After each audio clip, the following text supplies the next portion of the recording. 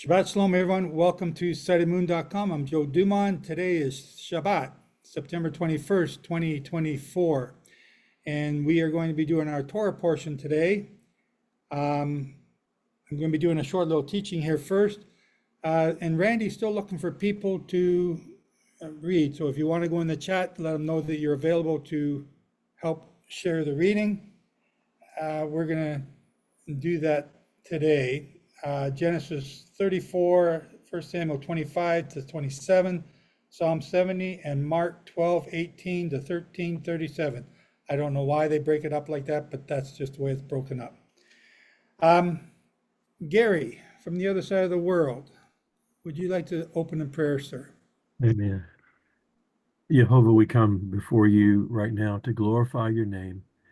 We're hungry, we're thirsty, not only for righteousness, but for all that you have to give to us today.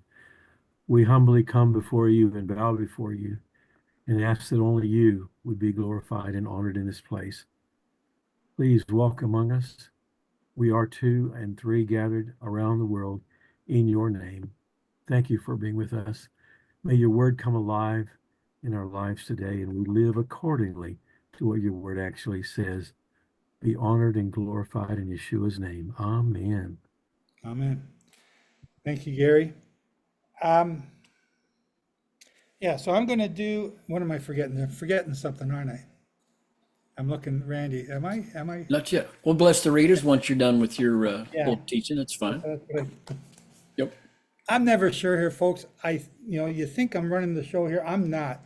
I'm told to get up here and talk, and other people do everything else and tell me what to say after. You forgot this, you forgot that. Okay, we are going to do, this is a teaching I have on my website. It's called Palm Sunday and the 6 days before Passover. And because we're in Mark, and we've been coming across this a few times, I wanted to do this short little teaching and just do the countdown to the days. So I want to share my screen. You see that, Randy? Yes, sir. Okay, I got to move you guys. Okay, so this is 31 AD. This is the 14th of Nisan, which is on a Wednesday. Thursday's the 15th, 16th, 17th, and then Sunday is the 18th, which is Wave Sheaf Day. The 10th day of the lambs, when the lambs will be picked, is on the Shabbat before. We also have a blood moon going down on the 15th. So these are just things that you can see when you, and again, this calendar here is based on the crescent moon being sighted. So this is what we're going to be talking about. And if you want to take a screenshot, Shift Command 3 is the ones you press. And you can take a screenshot of that. And then you have it. Or you can go to torahcalendar.com, look up 31 AD. This will be the second month that they have for the second month. Now we're going to go to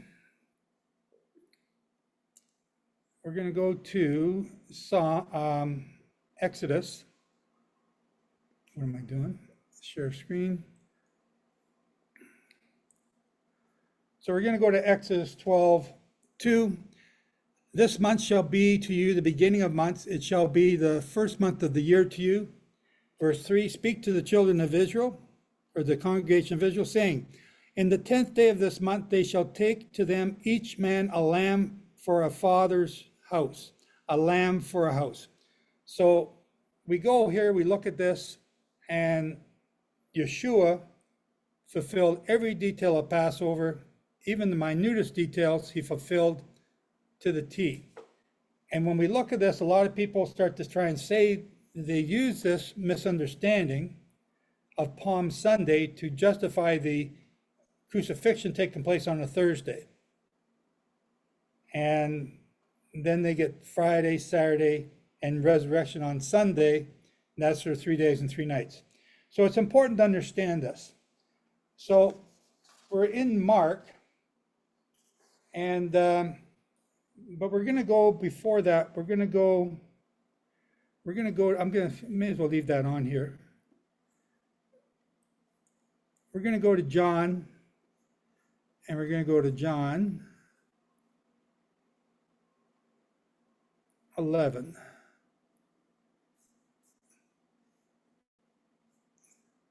So this is what we're doing, is the chronology here.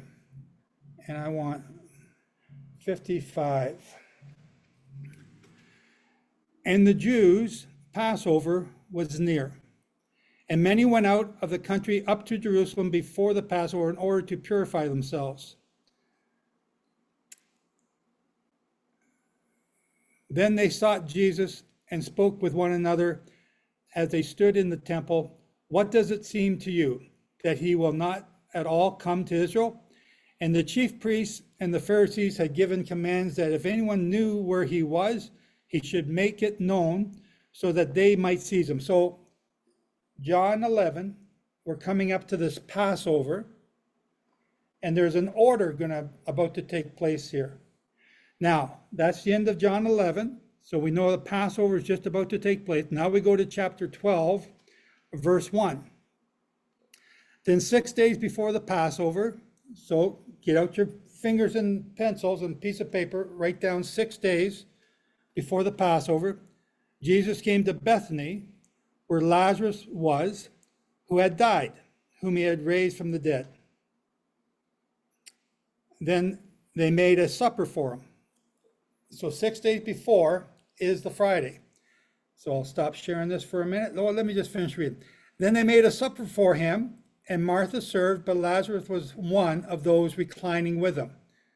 So we'll go back to this other chart.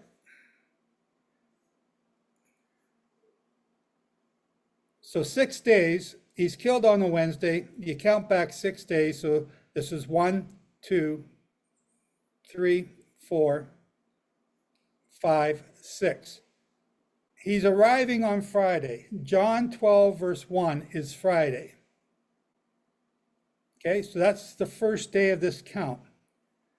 Now, we go back to verse 12, and they made supper for him, right?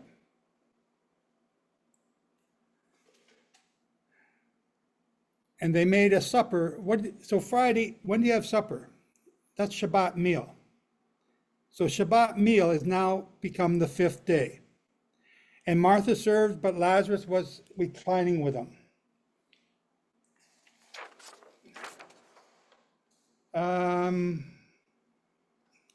Now we go to John 3.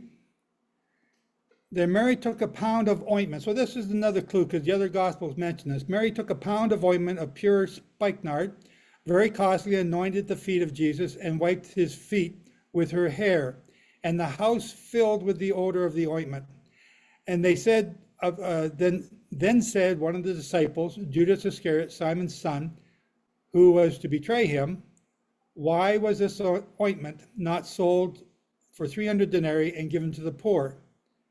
And he said this not that he cared about the poor, but because he was a thief and held the money bag and carried the things he put in it. Then Jesus said, let her alone. She has kept this for the day of my burial. For you have the poor with you always, but you will not always have me. So this is a moment here, because now you can mark this moment in some of the other Gospels. So Matthew, Mark, and Luke don't have this chronology. Or this, Matthew, Mark, and Luke have nothing about this meeting taking place at the home of Lazarus, is what I meant to say. All three of them begin with the coming to Bethpage, to the Mount of Olives, just before Jerusalem. So this is now, we've done Friday night, and now we're going to get into Saturday. Verse 9. Then a great crowd of the Jews learned that he was there, and they did not come for Jesus' sake only, but also that they might see Lazarus, whom he had raised from the dead. But the chief priests consulted that they might put Lazarus to death also, because many of the Jews went away and believed on Jesus because of him. So this is now Sabbath day. So they've had supper Friday night. This is now Saturday day. And the people are coming out to see him, to check him out, to see Lazarus. What day is this? Again, you look on our calendar here. This is on the Sabbath, which is the 10th day of Nisan. So they're all inspecting him. They've had supper. The ointment was poured. And then the people come out to see him and Lazarus on the Sabbath. Okay, now going back to our next date.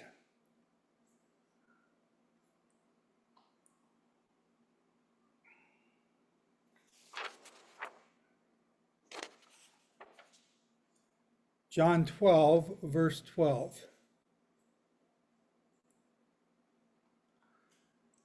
So on the next day, what's the next day after the Sabbath? The Sunday. When they heard that Jesus was coming to Jerusalem, a crowd who had come to see to the feast took branches of palm trees and went out to meet him, and they cried, Hosanna, blessed is he, blessed is the King of Israel who comes in the name of the Lord. Okay, so there is the next big thing. And finding an ass colt, Jesus sat on it, as it is written, Fear not, daughter of Zion, behold, your king comes sitting on a foal of an ass. But his disciples did not know these things at first, but when Jesus was glorified, then they remembered that these things were written of him, and that they had done these things to him. So the disciples didn't realize what they were doing, but this is the next big thing. So this is now what has become known as Palm Sunday. So now, we're going to move now to Mark chapter 11, and I think our Torah portion is on Mark 12. So this is perfect timing for this. Mark chapter 11, verse 1. And I'm going to read this again. And when they drew near to Jerusalem, to Bethpage and Bethany at the Mount of Olives, he sent out two of his disciples, and he said to them, Go into the village over across from you, and as soon as you have entered into it, you will find a colt tied, on which no one of men has ever sat. Untie it and bring it. So now we're getting more of the details which John left out. And if anyone says to you, Why do you do this? Say that the Lord has need of him, and immediately he will send him here. And they went, and they found the colt tied by the door outside, in a place where two ways met. And they untied him. And certain of those who stood there said to them, What are you doing, untying the colt? And they said to them, even as Jesus had commanded, and they let them go. And they brought the colt to Jesus, and they threw their garments on the ground, and he sat on it. And many spread their garments in the way, and others cut down branches of the trees and scattered them in the way. And those going before and those following cried out, saying, Hosanna, blessed is he who comes in the name of the Lord. Blessed is the kingdom of our father David, who comes in the name of the Lord, Hosanna in the highest. And Jesus entered Jerusalem and into the temple, and when he had looked around on all things, the hour already being late, he went out of Bethany with the 12. This is Palm Sunday. He goes, and so it's the same one we just read in John. He's now gone into the temple. He stuck his head in the door, looked around. Now he's leaving. So the two are now connected. So this is Mark chapter 11, and that's connected with John. So now we continue with Mark. Mark 11, verse 12. On the next day. So what's the next day? I'm going to get a little bit monotonous here, but that's okay. The next day, so that was Palm Sunday, which was the 11th. The next day, we're now talking about Monday, which is the 12th day of Nisan. Okay, Monday, the 12th day of Nisan. And we're going to share you.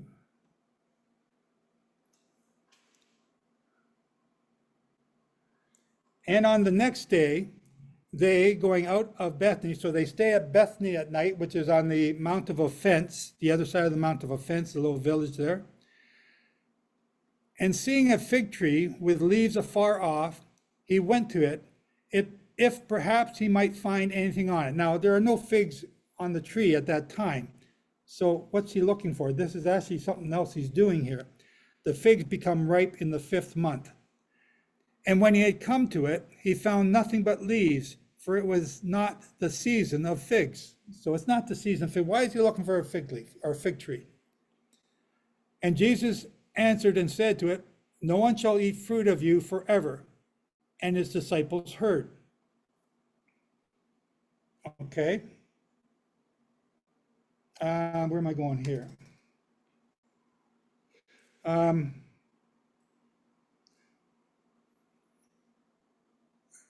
didn't mark down how far to read here. I'm sorry.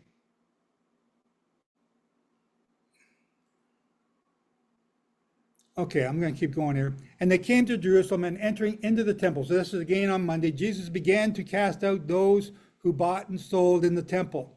And he overthrew the tables of the money changers and the seats of those who sold doves.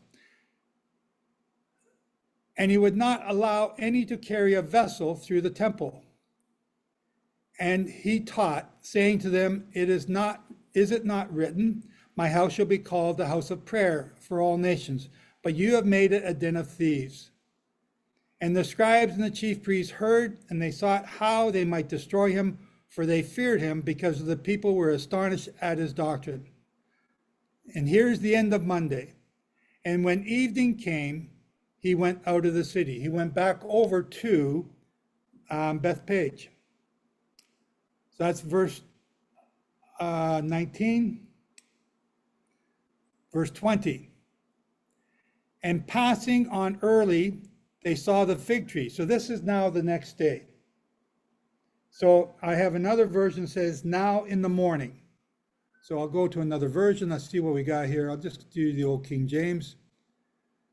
And in the morning, so this is now Tuesday, right? Again, I'll stop sharing. We've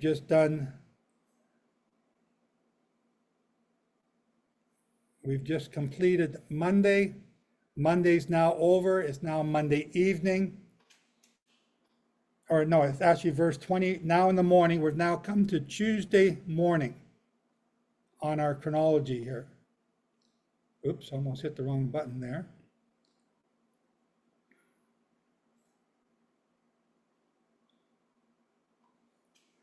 Okay. Mark 11. Let me see how far I'm going to go.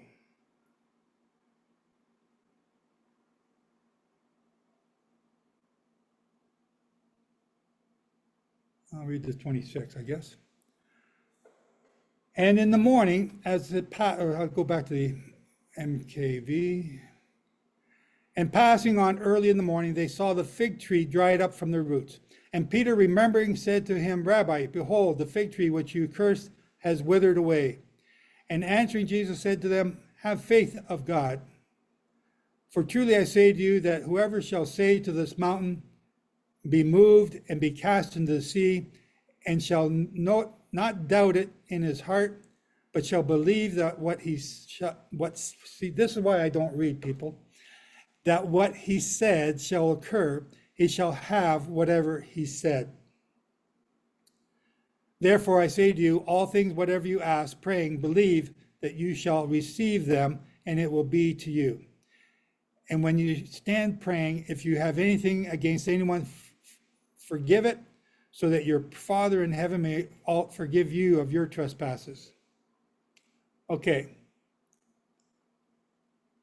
So this is now Monday morning, and they've noticed the fig tree. No, this is now Tuesday mornings, forgive me. Tuesday morning, and they've noticed the fig tree is gone. You can continue reading here, Matthew. We're going to read Mark 12 today, but I'm going to skip over that, and we're going to read part of 13 today as well. But I want to point out 13, verse 1. And as he went out of the temple, his disciples said to him, Master, see what stones and what buildings? And answering, Jesus said to them, do you see these great buildings? There shall not be one left upon another. So this is again on Tuesday. And how far am I going? And as he sat in the Mount of Olives across from the temple, Peter and James and John and Andrew asked him privately, tell us, when shall all these things be? So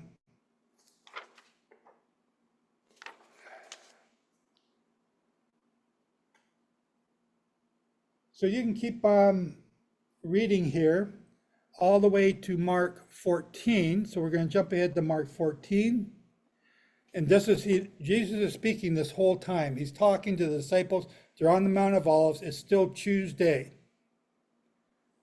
Now, Mark 14, verse 1. And after 2 days, it was the Passover and the Feast of Unleavened Bread. After 2 days. Let's stop here. This is an important point. He's talking to them Tuesday, right in here. You see my mouse? I can't see anybody. Randy, you see my mouse moving? Yes, sir. Okay, so this is Tuesday. The sun is not yet set.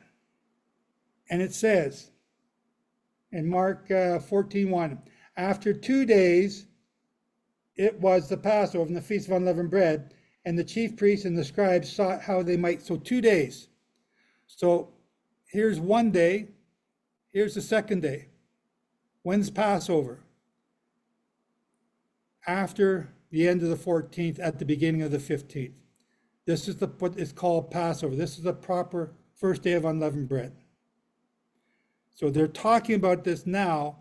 In 2 days' time is Passover, not the night of the 13th, beginning of the 14th. It's Tuesday afternoon when they said this. So this is critical that you see this. You look on your this picture here, this map, or the weekly calendar, whatever you want to call it, and you do these things chronologically, step by step, day by day. Tuesday afternoon, Mark 14:1, and after 2 days, it was the Passover and the Feast of Unleavened Bread. That's the 15th. That's the start here.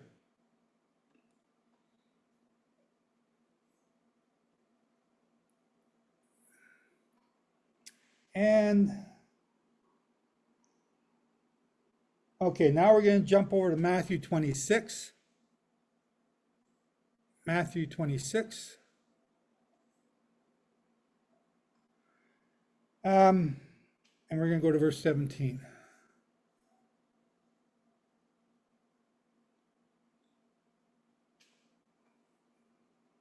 And on the first day of the Feast of Unleavened Bread, okay, so this is an oxymoron here because it's not the first day of the Feast of Unleavened Bread. The disciples came to Jesus saying to him, where do you desire that we prepare for you the Passover? So if it's the first day of unleavened bread, the Passover is already passed. So Passover has now become a general term for the whole feast season, like Christmas. Christmas is not just December 25th. Christmas is that whole week leading up to it, and up till New Year's Day. And he said, so again, this is still Tuesday afternoon. And he said, go into the city to such a man and say to him, Master said, my time is at hand. I will keep Passover at your house with my disciples. And the disciples did as Jesus had appointed them, and they made the Passover ready. And when evening had come, so now it's Tuesday evening, he sat down with the 12. And as they ate, he said, truly I say to you, that one of you will betray me. So now we begin into that whole Tuesday evening, night, and Wednesday morning, where he's going to be arrested and then the next morning crucified. Now I get into a big explanation about what we're calling Passover here. I won't do that here now. We'll save that for Passover season. So again, I want to go back to my calendar. So they asked him where do you want to prepare the Passover meal. They get the room ready and they get ready for the Passover meal, but they didn't eat the Passover meal because in this meal they got leavened bread, artos. And if it was Passover, why is Judas Iscariot going out to buy stuff that night? It's supposed to be a holy day. So then he's arrested this night, crucified next morning, which is the 14th, and he dies in the afternoon, same time as all the Passover lambs are killed for the Passover meal, which is at the end of the 14th, the beginning of the 15th. The high priest, the Pharisees, did not want to go into the praetorium, which is what we now call the stone of the rock or dome of the rock. They didn't want to go into the praetorium at this time because it was the 14th, early in the morning, and they wanted to stay clean to get ready for the Passover meal, which was going to be eaten that night at the end of the 14th when the lambs were killed at 3 o'clock. Yeshua is the lamb, that's when he's killed. So the 10th day, when the lambs are selected, is back here. 6 days before Passover is Friday, when Yeshua came and met Martha and Mary and Lazarus at their house. He had the meal, reclined with Lazarus, met all the people the next day, rode into Jerusalem on the 11th day of the month, destroyed the fig tree on the 12th day, got ready for Passover on the 13th, said it was 2 days away, said to the disciples, Passover is 2 days away, which is the 15th, prepared for supper that night for the Passover, but they didn't eat the Passover meal. And then he's killed the next day as the Passover lamb. And then the 15th now becomes the first high holy day, because they had to get him in the grave before the first high holy day of John, I forgot what it is, John 19. And now we begin our count. Thursday, so Wednesday night and Thursday day is day 1. Thursday night and Friday day is day 2. Friday night and Saturday day is day 3. He comes out of the grave at the end of the Sabbath. And just like the wave offering is cut after the Sabbath that night, the saints came out of the grave with him that night and went into Jerusalem, were seen by many. And he told Mary not to touch him because he had not yet ascended to the Father. Sunday morning, wave sheaf day, the 18th, he ascends to the Father, comes back, tells the apostles, look at me, stick your fingers in my hand. He's now gone up. That's the wave offering. That's the first fruits offering, as the first fruits of the saints ever raised from the grave. So that's the whole Passover week right there. One other thing, for those people that are lunar Sabbatarians and believe in the lunar Sabbath is either on the 14th every 7 days or the 15th, starting with after day 1. So day 1 is not counted. So the 14th and 15th are always your Sabbath. Well, here we have the Bible telling us that the 17th day is a Sabbath day, because on the first day of the week was Sunday, he ascended. That's not the 14th and it's not the 15th for the lunar Sabbatarians. So you've just proven that teaching or those people as being false right here. Okay. Well, we're going to start reading the Torah portion here in a couple minutes. Does anybody have any questions about anything I've just shared with you? And if you want this, you can go to the archives of sitemoon.com. It's called Palm Sunday and 6 days before Passover. And it's, 9 pages long to print off. Okay? So you can get that there. Glenn. Okay, can you hear me? No, you're speaking too loud. I'm speaking too loud. No, I'm only kidding. Go ahead. Is this better? All right, so I don't disagree with the Thursday ULB day. I don't disagree with Friday night starting the 10th day. I just have a little disagreement with regards to the riding on a colt day, which I guess it really doesn't matter. Um, to prove it for our timeline really doesn't matter. Yeah, well, it But does I matter. do. Well, let me get to my point here. Okay. Exodus 12, 3 through 6. If you read it, it says, shall kill it. Hang on. Let's see here. Well, go ahead and put it up if you would, because Yep, everyone I'm needs coming. to see it. Thank you. Exodus 12, what'd you say? 3 to 6? Yes. Go ahead. Okay, so it says the part that's important here is, hang on a minute, Exodus, getting a month to you. Let me just read from 3. Speak to all the congregation of Israel, saying, in the 10th of this month, which as we've determined was Friday night, if we do rendering sunset to sunset, Yeah, and of course includes the Sabbath, yeah. they shall take the, can't quite read that, take to them each man a lamb for father's house and a lamb for house.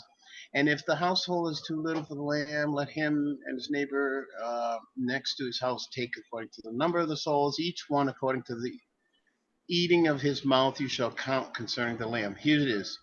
Your lamb shall be without blemish, a male of the first year. You shall take from the sheep or from the goats, and you shall keep it up until the 14th day of the same month, which would be the 14th is that Tuesday night, which is he's having his No, the 14th supper. was Wednesday.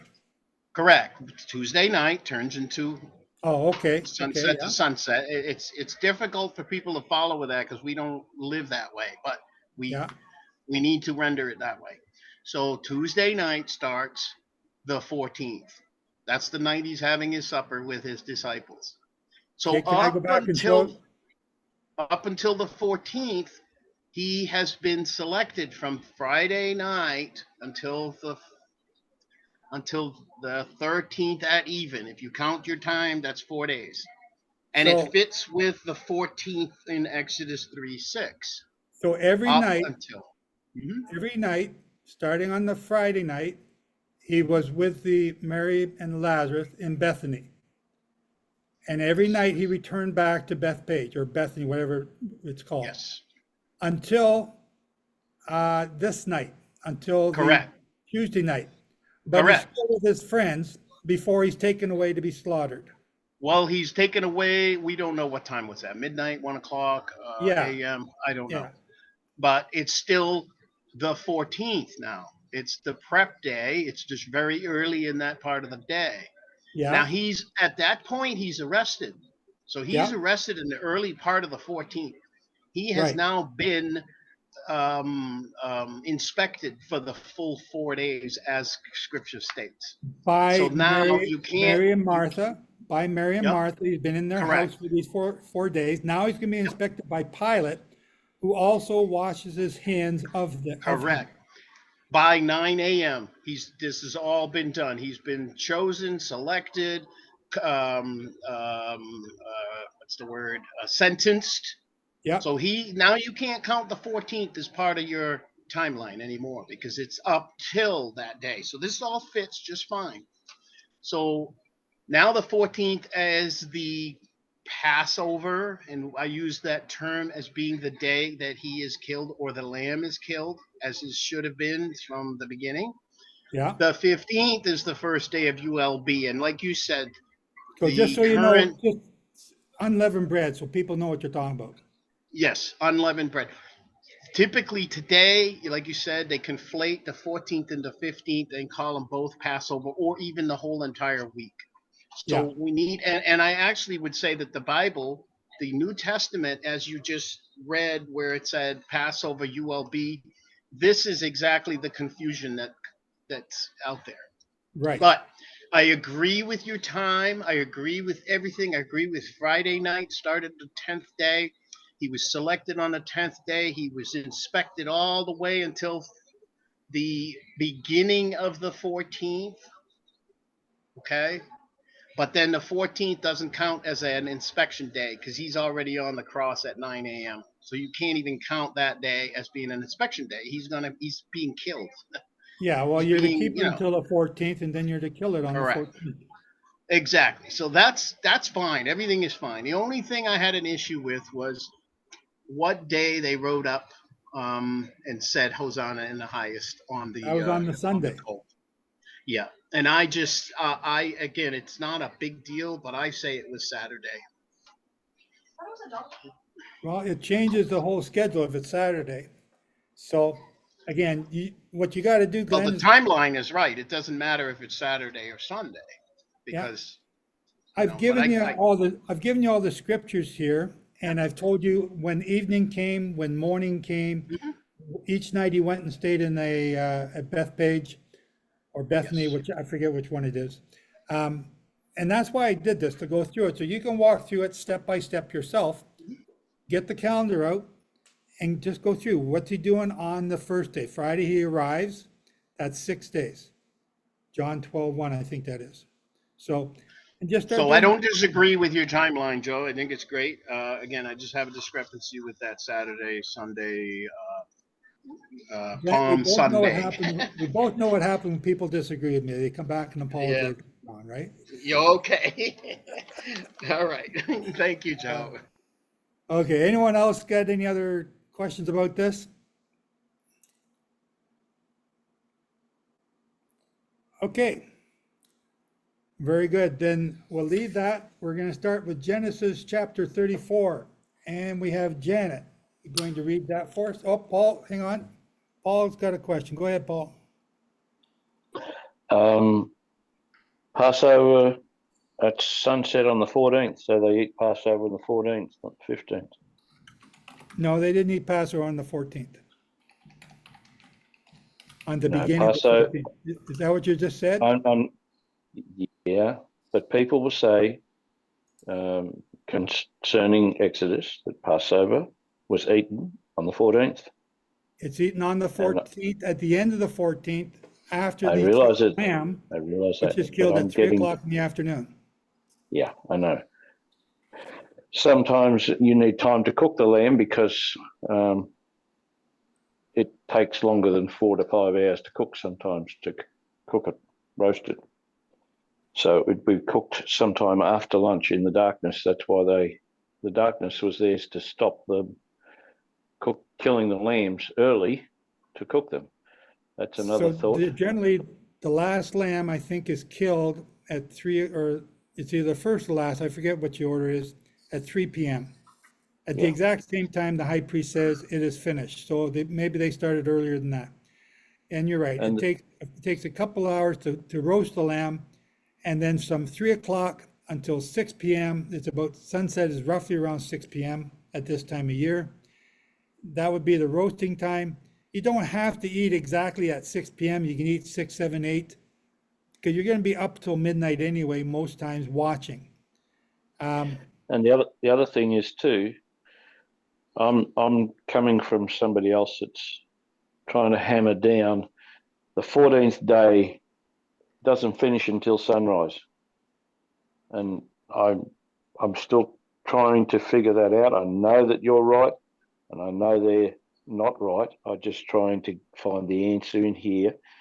Is there a time at when they did the Passover in Egypt, they ate the meal, and it says at midnight? Now, does it say at midnight on the 15th day, or is it midnight the following night on the 15th day? Because And you can be thrown out. Numbers 30, I want to say 33, I'm not sure, but Numbers 33, or maybe it's verse 33, and I'm not sure what chapter. It says that they ate the Passover and they left in the morning in the dark. They And left that would in have the been on morning. the 15th day.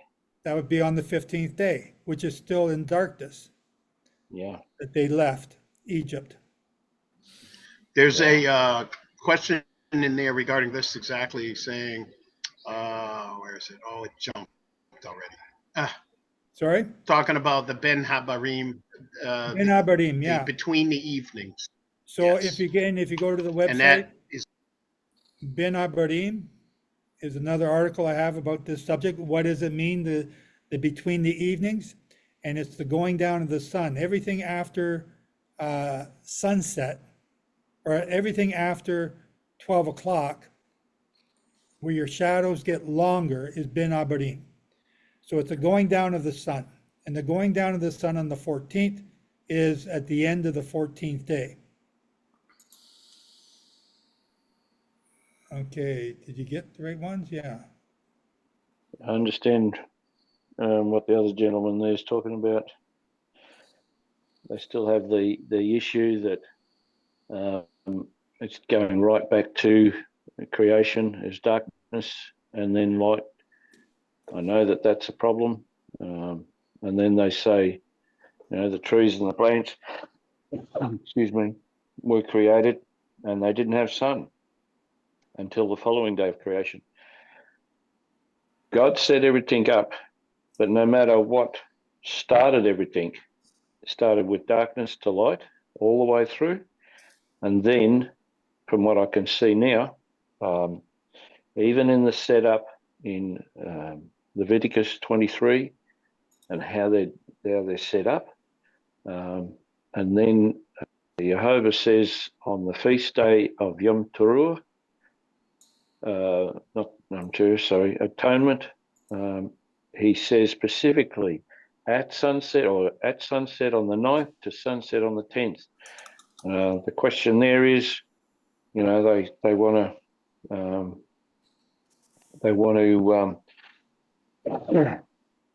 say, oh no, it's sunrise, but that's just sunset, which God's telling Moses, and it goes all the way back to evening and morning in the creation, and yet we want to argue, we want to come up with different understandings to please the ears of it works better this way or it works that way.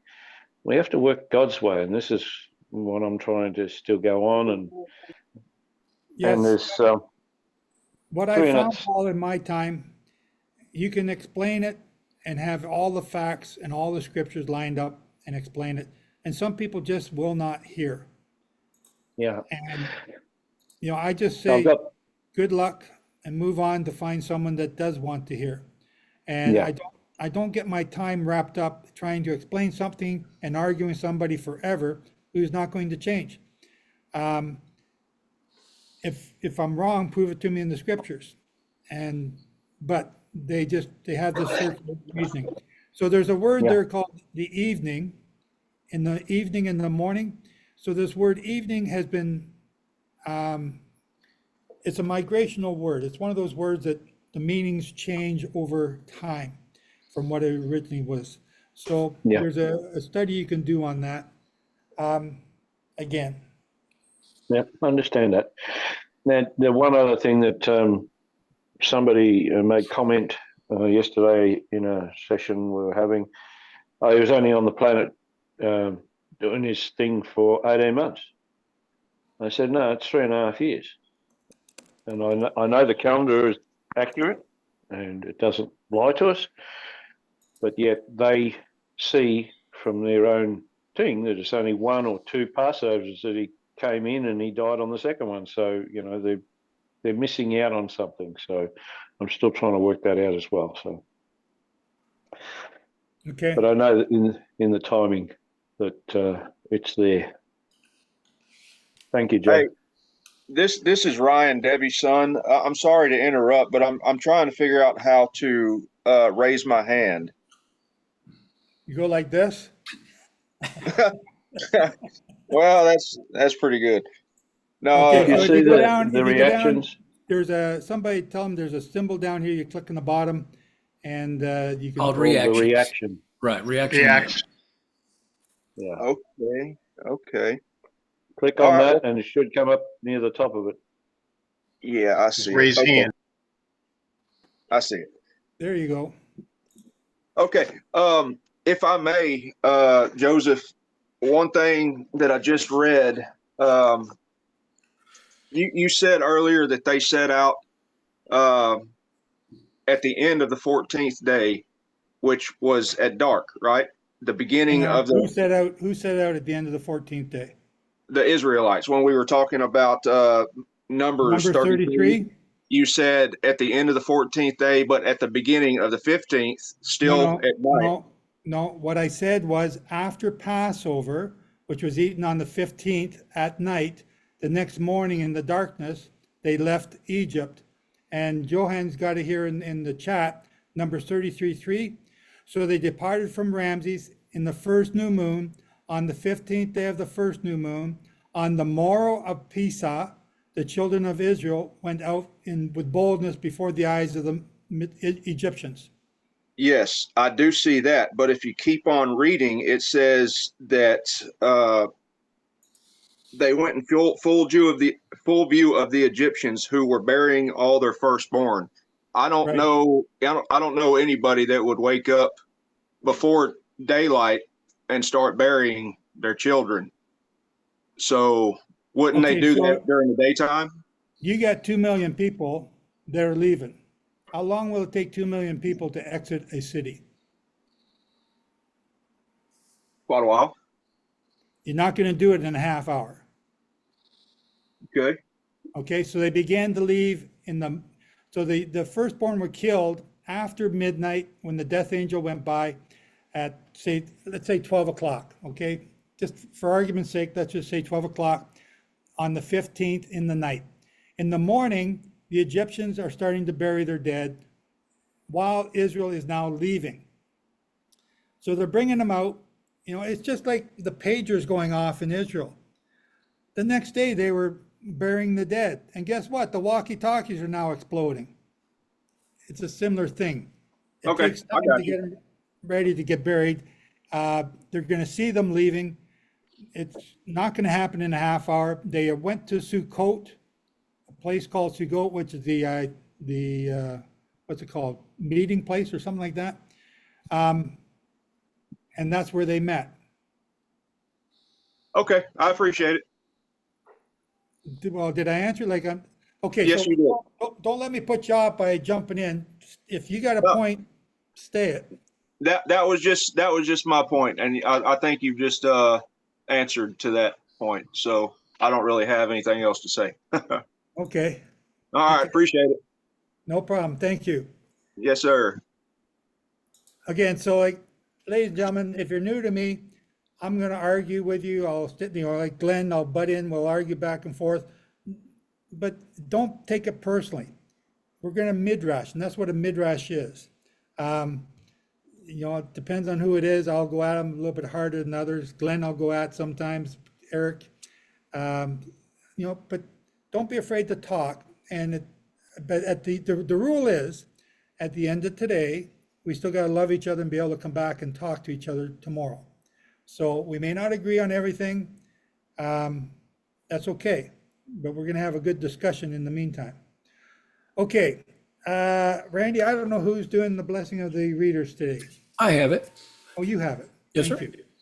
He who blessed our forefathers, Abraham, Isaac, and Jacob, may he bless Janet, Glenn, Tom, Ella, Shane, Yohanan, because they have come up to raise the Torah, and because they shall re-roll the Torah.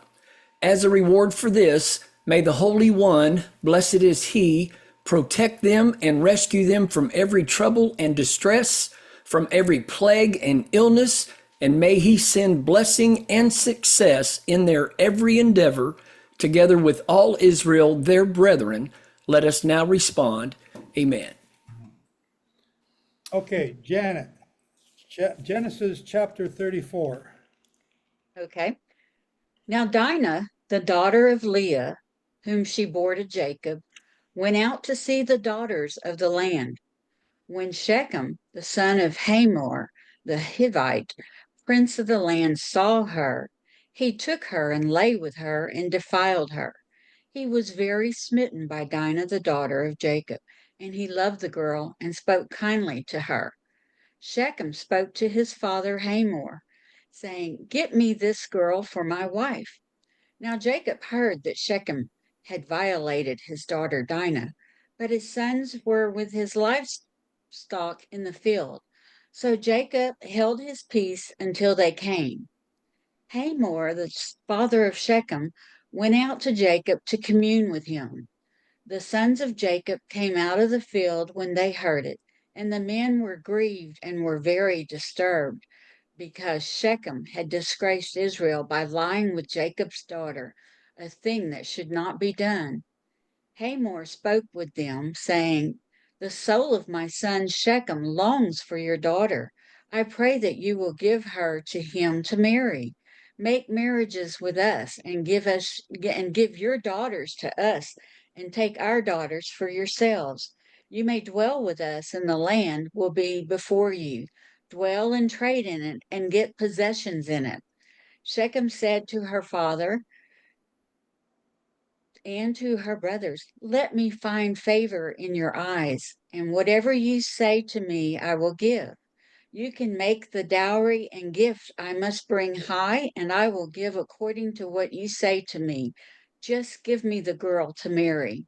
The sons of Jacob answered Shechem and Hamor, his father, deceitfully, because he had defiled Dinah, their sister.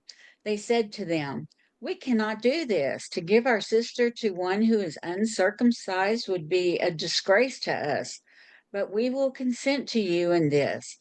If you will become as we are, that is, every one of your males be circumcised, then we will give our daughters to you, and we will take your daughters to us, and we will dwell with you, and we will become one people. But if you will not listen to us and be circumcised, then we will take our daughter and we will leave." Their words pleased Hamor and Shechem, Hamor's son. The young man did not delay to do the thing because he wanted Jacob's daughter. Now he was more respected than all the household of his father. So Hamor and Shechem, his son, came to the gate of their city, and they spoke with the men of their city, saying, "These men are at peace with us. Therefore, let them dwell in the land and trade in it, for the land is large enough for them. Let us take their daughters as our wives, and let us give them our daughters. Only on this condition will the men consent to dwell with us and be one people, if every male among us will be circumcised as they are circumcised. Will not their livestock and their possessions and every animal of theirs be ours? Only let us agree with them, and they will dwell with us."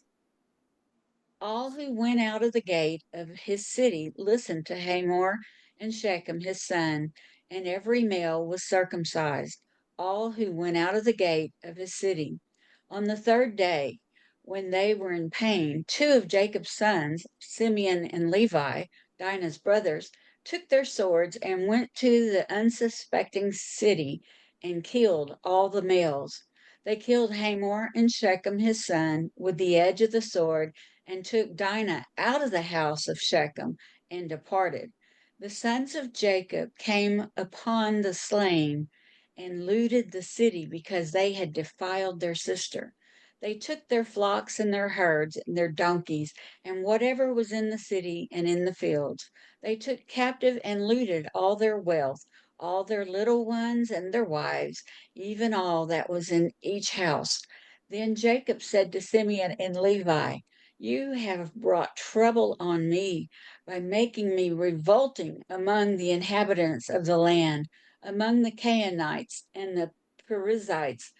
Our being few in number, they will gather themselves together against me and slay me, and I will be destroyed, both I and my household." But they said, "Should he treat our sister like a prostitute?" Thank you, Janet. There is a lot in here. Does anyone want to start? Okay, then I will. Let's start with, what does their names mean? And we are in Genesis 34. Genesis 34, verse 2. And when Shechem, the son of Hamor. Who are we talking about here? Okay, so one of the things that you got to keep in mind whenever we are reading something that involves Israel or the people of Israel, like Abraham, Isaac, now Jacob. There's something else taking place here. So Dana is symbolic of the nation of Israel. And she's just gone out and been raped. Now, some people say she wasn't raped by Shechem. So let's just look at the name here. It actually says humbled in my version. It doesn't say Yeah, but what does raped. humbled mean? Yeah, exactly. We're going Put to you look in your that up in a place. moment. So just make a note that don't forget to come back to that. I want to look up Shechem. The back or shoulder, son of Gilead, and grandson of Manasseh, Manassite. That's not what I want. The name of a Hivite, 2 Israelites. So just drill down on it a little bit. The shoulder, the shoulder, the shoulder, shoulder, shoulder, shoulder. The neck between the shoulders as the place of burdens. So actually, it's describing the city of Shechem as between the 2 mountains there in the valley. How did I get this before? Let me see. That take me right back to where I was. Shechem. Do you incline, shoulder burden?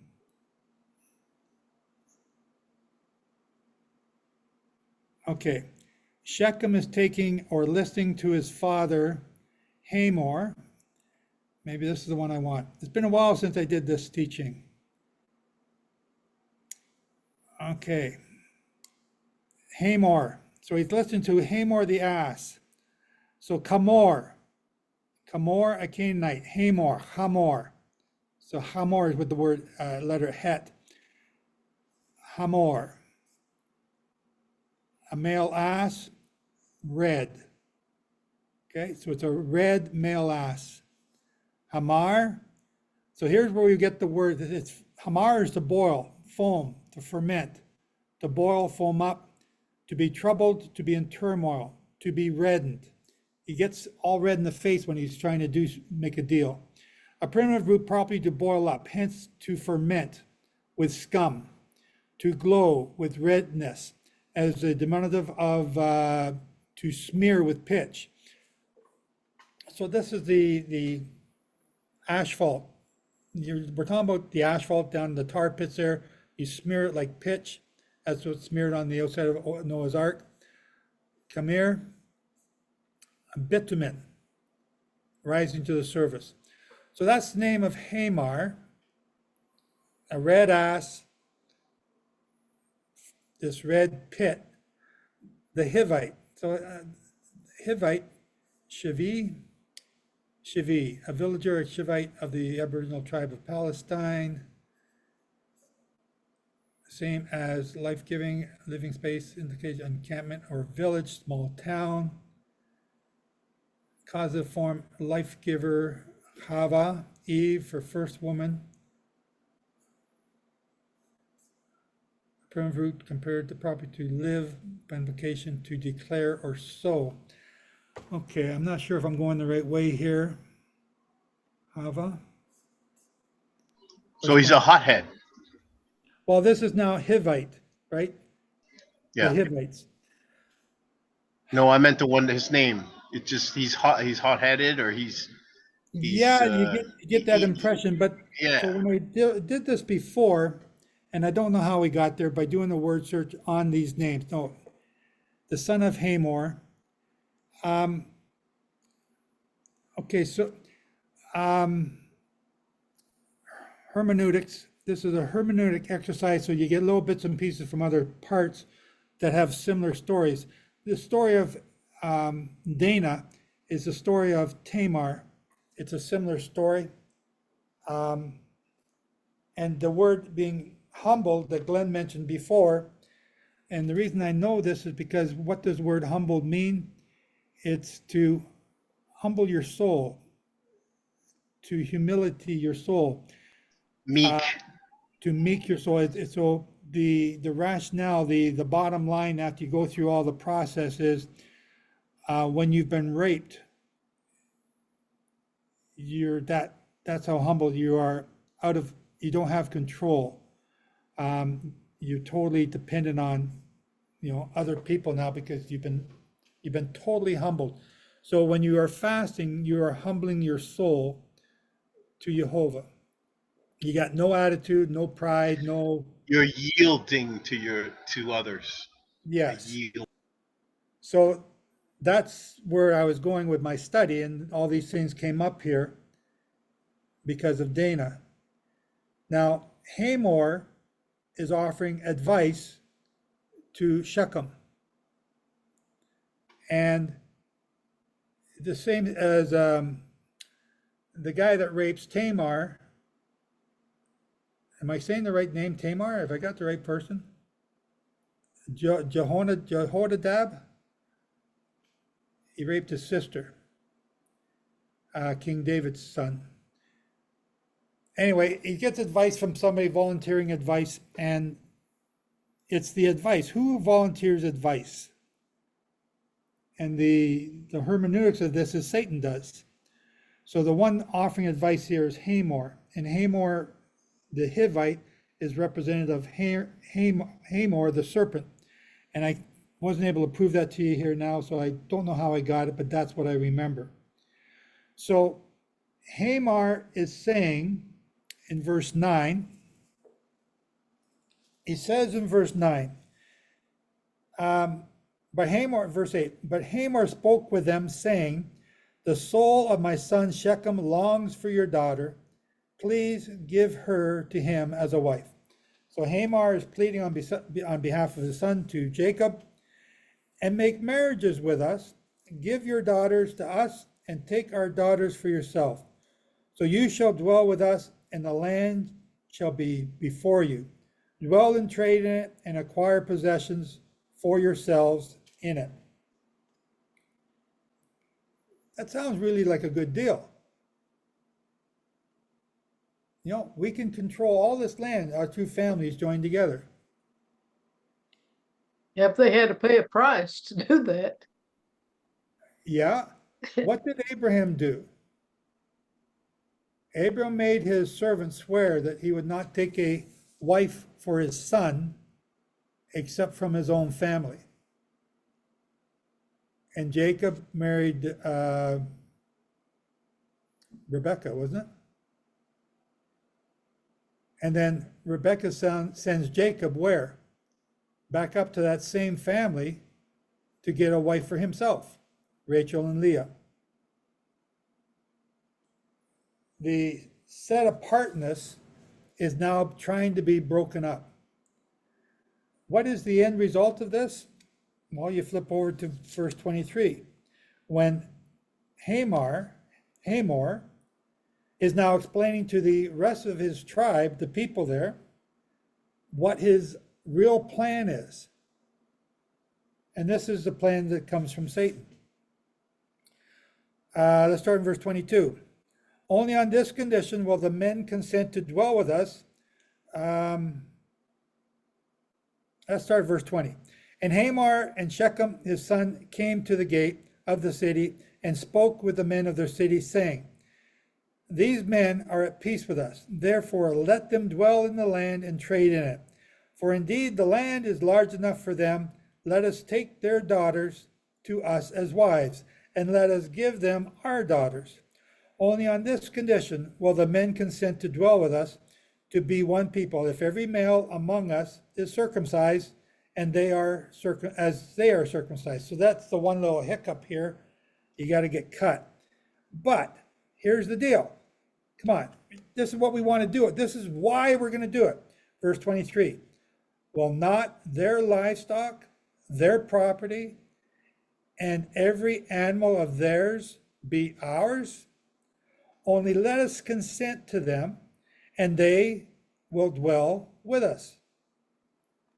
We're going to get all their stuff by marrying in with them. That's a pretty good deal. What's going on here? It's the breeding out of Israel. Breeding Israel out of the pureness that Jehovah's got them set up to be right now.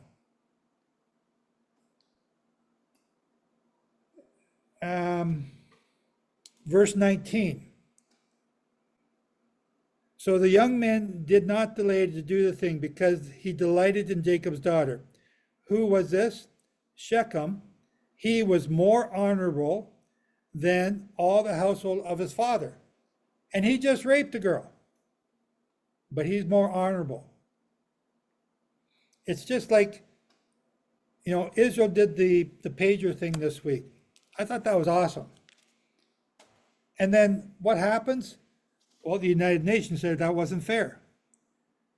The United Nations hasn't said anything all for a year about all the missiles coming from Hezbollah sent on innocent people in cities, not military targets, just random shots in the air. The same as Hamas did in Gaza last year. But now that Israel strikes back, well, they're the bad guys again. It's turning things upside down here and mixing it so that Israel gets taken out of the picture and out of the plan of God, starting right now when they're just a small group of people.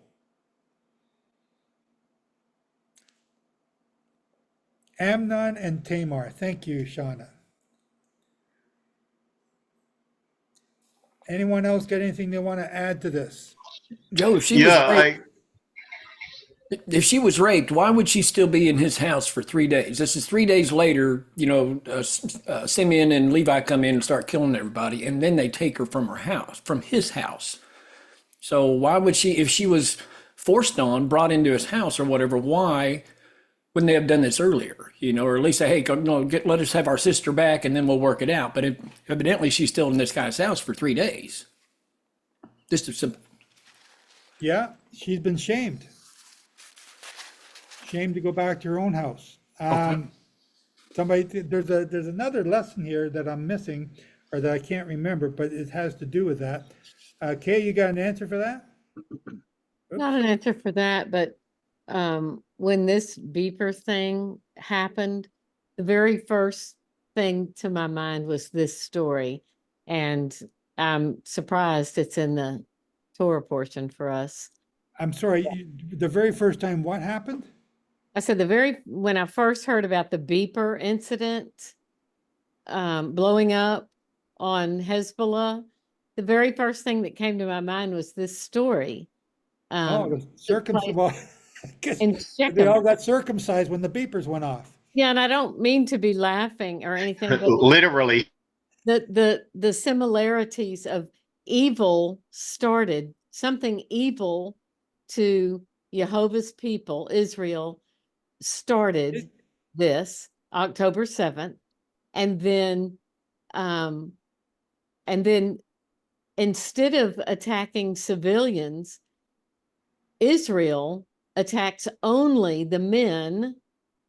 This was only men, and the evil men, the Hamar, whatever that guy's name is, with his name we just looked up, and it's so successful. And the body part that was in the news, if they had this beeper in their pocket being blown off, and the attack on the eyes of evil people who refuse to see and humble themselves before God, the eyes that were blinded.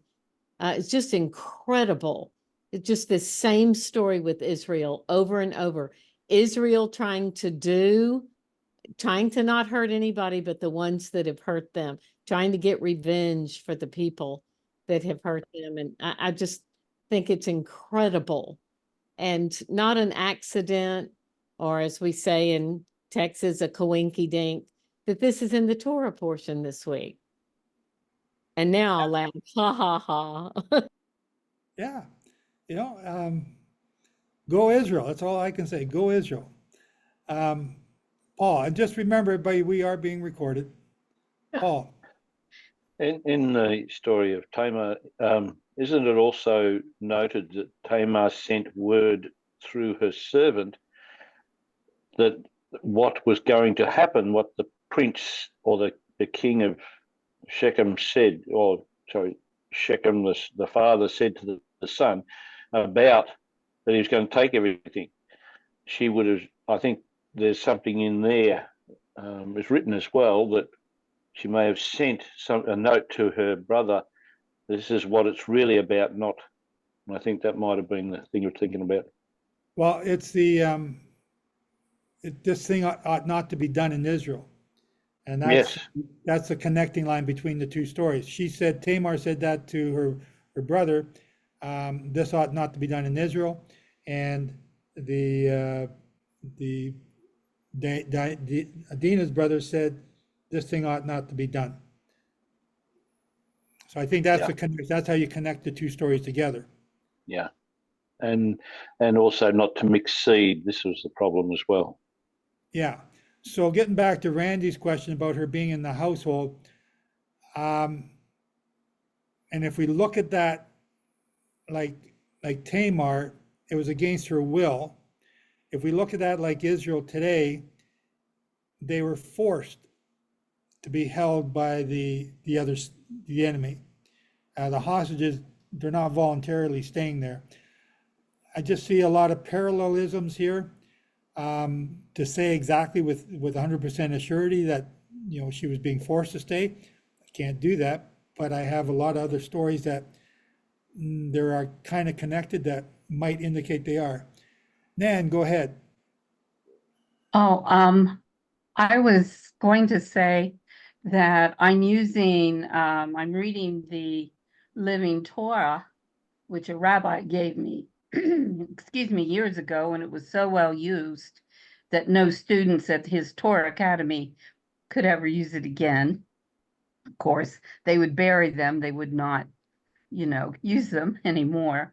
And the footnote for this particular segment is from rabbinic viewpoints, and it says that since the citizens did not penalize Shechem for his crime, they were considered accomplices, which would be from the Maimonides. And furthermore, the people of Shechem were planning to attack Jacob and plunder him, and they give a reference for that. And besides this, the city deserved divine punishment since they were notorious for seducing and raping the daughters of strangers. And they have a reference for that. But it says in verse 1 though that she was the one who left and hung out with the daughters of the land anyway. So it wasn't that they took her from where she was at. She left and she was hanging out, playing with the girls or whatever. And that's when she got seen and taken. So I'm just trying to figure out the whole forcing thing here. That's all. Well, this is just the rabbinic. This is just what the rabbinic footnote has for it. But my thought would be that why they say they were raping or taking other people at that time. Do they have a footnote? This comes from the resource is from Sava Levi 6:8 through 11. Ramban. So I'm not sure which resource that is. I have that kind of resource on my phone, but I'd have to search and then to probably be in Hebrew. But okay. I thought that's an interesting footnote if we can prove it. Well, do you want? I can take a picture of it and just kind of forward it to you, if you'd like it. Yeah, you can. You can. For later, but. Yep. No, I'd like to look that up. Yeah. And the other thought I had was that Jacob seemed to have done it good faith, because if you see his reaction to his sons after they'd gone in and murdered everybody, he was irate. So he had done this in good faith. So if he had given good faith, then his daughter was there waiting for the wedding. It would seem to me from reading this, that was the intent at the time, His reaction to what they had done, rather it was the hand of God that caused them to do that. The boys, I'm saying. No, you're right. He was dealing in good faith, and at this time, from what I see or what I perceive, Jacob was being weak with yes. Shechem. And the boys stood up and they did what was right. So, Right. but, you know, Randy, you got a problem with her being held, or you think she was there voluntarily? It just says that she went out and, was hanging out with the girls of the country. So, and that, she wouldn't have been seen if she was still, with family or just whatever close by. She was in their country doing whatever they were doing, and that's where she was seen. But yeah, I'm still with you. And it says when he humbled her, because I get there's a certain way, if you want to marry a woman, there's a certain way of doing it, the bride price agreement and all that. So that's the only thing I've seen different there. But I'm having a hard time understanding if it's not willingly or, if she was forced. So. Yeah, now I got some people who disagree with me that she was raped. I make the Hermetic connection to Tamar. This thing ought not to be done in the land. And the brothers calling her a harlot at the very last verse there. And again, why wouldn't Jacob just speak up immediately? Why would he wait for his sons or keep it from his sons until, later on? If it was a well-known thing, Dad should have spoke up right away, I was thinking. Yeah, well, maybe, like I said, he's having a weak moment and he feared this hothead, a guy who gets red. They're outnumbered. Right. Maybe, Okay. right? I don't know. Like we're just speculating here. We don't know. Yes, We sir. weren't there. Ella.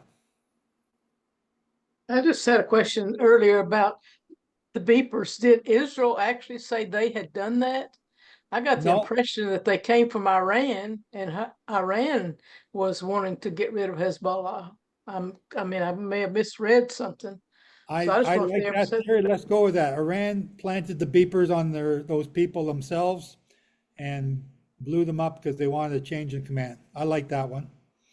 Yeah, I'm just curious. I don't think Israel Israel said never they did admitted to it. No. So I just wondered. let's blame Iran. We'll blame Iran. Well, they came from there, so I mean, Israel wouldn't be buying beepers from Iran, I wouldn't think, with bombs in them. Israel wouldn't do that.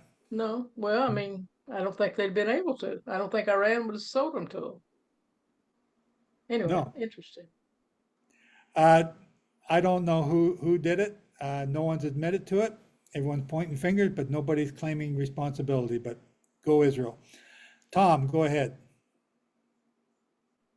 Yeah, I tend to, it seems to me that she was seduced and felt, and I think part of the humbling is the idea that he was uncircumcised, that he had sex with Dinah. So that was part of I think that was a major issue here. Well, it's He before defiled it before marriage and before he even got permission to have her from Jacob. Right, exactly. Didn't she wander off to see them? Yeah, it seemed like she was just hanging out with the girls, right? Yeah. Well, that's why they generally in those days stuck with men for protection and for the men being their head.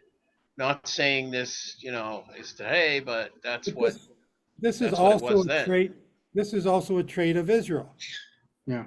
Israel likes to go and look at other gods. Let's go see what that's about. Let's go see if we can learn something more about Jehovah by examining the God of Buddha or the God of Mary or the God of. Let's go and see what we can learn from these other gods. Maybe they got something that we don't know. Yeah, I think the fact that it says Jacob too at the end there, that Jacob was it and not Israel. I think there's significance to when it uses especially after he was named Israel. Sometimes the text shows Jacob acting. Sometimes the text shows Israel acting, and I believe the Jacob is the the human, the fearful human, and it does say that Jacob was the one who rebuked his sons there at the end. And it's and that I have to give some weight to that, at least for the way I read it. So you're thinking because they use his name Jacob that he's more. It's showing the fearful Jacob, not the upright Israel. Yeah, he's concerned with men's thoughts. Yeah, he's afraid of the men. nations around me are going to think Just I'm this or that. wrestled with God. Yeah, And now he's afraid of men. Well, aren't you? I don't know about you, but I'm not always. Sometimes I'm more upright than others. Sometimes I'm less fearful than others. I'm saying that out loud because there are times when I'm super wow because of something that just took place, and other times I'm like a little sheep underneath the bed, waiting for everybody to disappear. And I get it. We have these roller coaster up and downs. Because Jacob doesn't take the initiative. When Shechem Oh. comes with the deal, it's the sons that answer, Jacob, it's like he's just, standing by passively, which is kind of interesting in itself. From the same mother, not all the brothers. It was just the two that came from Leah and Jacob, which Dinah came from them as well. So, Yeah. Yeah. Ryan. Oops, what am I doing? Yeah, real quick. In 34:5, it says when Jacob heard that he had defiled Dinah, his daughter, his sons were with his livestock in the field. So Yaakov restrained himself until they came. Hamor, the father of Shechem, went out to Jacob or Yaakov to speak with him, just as Yaakov's sons were coming in from the field. But if we go back to chapter 33 from last Shabbat, it says here in verse 17 that Yaakov went on to Sukkot, where he built himself a house and put up shelters for his cattle. This is why the place is called Sukkot. And then, having traveled from Padan Aram, Yaakov arrived safely at the city of Shechem in Canaan and set up camp near the city. So it seems to me like the sons were still at Sukkot, maybe dealing with the cattle and the livestock, and Jacob being just outside of Shechem. This is why it says that the king came out of Shechem to Yaakov. So there's probably a days or so journey. I'm not sure. We don't really know. But of course, we do know that what it says here is that Jacob's sons weren't around. They were probably gone a day or two until they came back. And then this is when everything kind of married together, where they saw, Shechem coming out, or Hamor coming out to meet with Jacob, and everything was basically made in the open then. Yeah. So you're defending Jacob, saying that he had nobody to back him up. And that's why he sort of caved in here, because he's all by himself. Yeah, because it says his sons. It doesn't say how many of them. It just says his sons were with his livestock in the field. I mean, that's probably everyone. Yeah. And he was by himself. Okay. Okay, Paul, go ahead. He would have had other men around, because he had 116 odd servants all up with his sons. So there's a lot of people there that would have been able to help. But Jacob also had the problem that this is a foreign country. And yes, Shechem could have come out and taken a lot off him just in one fell swoop. But there's also the story going around, who is this man, Jacob? His grandfather is that bloke that was in the fire at Nimrod, and he walked out of it. We got to be careful of that bloke, because that story was going around too. So Well, we you got to don't be know that careful. story is going around, because that story comes out of the book of Jubilees. And the book of Jubilees hasn't even been written yet. Joshua, not Jubilees. And yeah, there was a lot of things that the men of Jacob had to face from that point on, and then they left for a while and came back. So, they had issues. They all had issues, they're mixing, so they had to stop it. But yeah, there's a lot of things around that was playing on their minds. Okay, Glenn.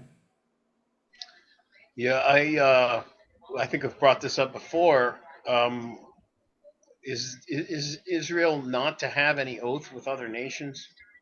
And did they not do that? And then if you do have an oath with anyone, you're supposed to keep your oath. And it seems to me like one of two things happened there. Either it was a deliberate ambush once they had violated Israel, or Jacob didn't know about it, and it sounds like he didn't. They went back on an oath. Now, I think when we read where the Jacob's sons proposed the circumcision, I don't think they were expecting them to say, "Oh yes, let's do that," but they did, and that kind of snapped the trap on Shechem. So, but again, they made an oath and they violated that oath, and that oath does involve God, because that is one of God's sign to Israel was circumcision. So now once they're circumcised, they are in oath with the covenant. And now the Israelites have turned around and just killed a group of people that they, I dare say, have become their brothers. And now they're not. They're dead. Yeah, you raise some really interesting points, but Jehovah doesn't say any of that or mention any of that at all. The not marrying or making an oath or not marrying into other clans, that I don't think that's said until Mount Sinai, which is still 100 or 200 years away. Good point. We just got. Yeah, I've got Numbers 30.2, but I also heard it elsewhere, and I can't find the make no oath with the nations around you. Yeah, but maybe somebody could find it. But again, you're right; it's all at Sinai. Yeah. that's at Sinai, not here. So again, but do they become part of Israel as soon as they get circumcised? Well, that is a sign of covenant to Abraham. Anything about that? Sorry. I say that's the oath between Jehovah and Abraham, and it is the covenant sign between them. So now they're imposing, I don't know if imposing, they're oathing with their neighbor to do that, to come on board with the oath between Abraham and God. Okay, so Jehovah was never mentioned. But circumcision was, becoming one was. Jehovah was never mentioned. I was looking for that. And no one said, we will do everything God said. There was blood with the circumcision, but there was no meal. And so mentioned. So I personally do not think that these people, this king and his son and their people ever agreed to make Jehovah their God and to follow him in all his ways. They wanted, which you brought out, they wanted the land and the women. Okay, so what about, because JW brings up a point here, what if the Ishmaelites and their descendants, they're also circumcised? Are they part of the covenant with Jehovah? Yes, they are. With Abraham.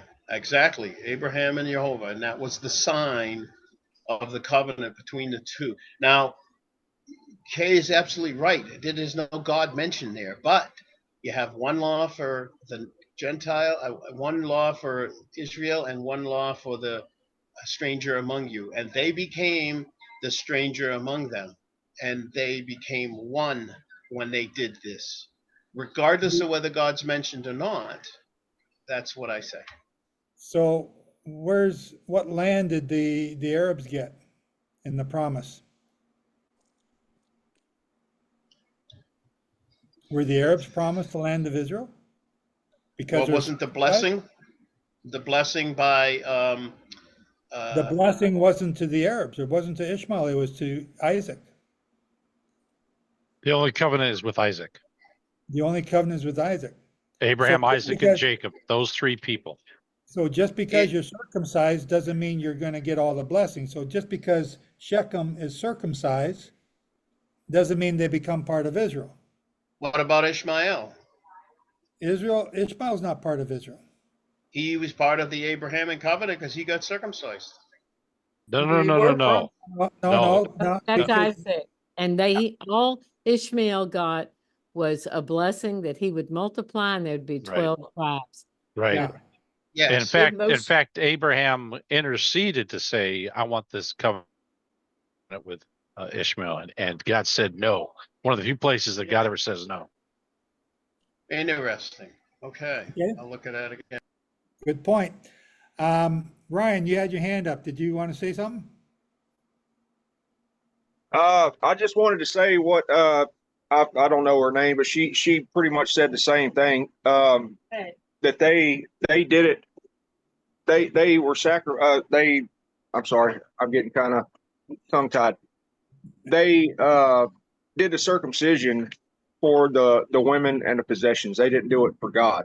And I think to be in covenant, what you would have to be doing that circumcision for God, not just for the possessions in the land. Agreed. Nan, go ahead. Okay, I'm gonna make sure my mute's off.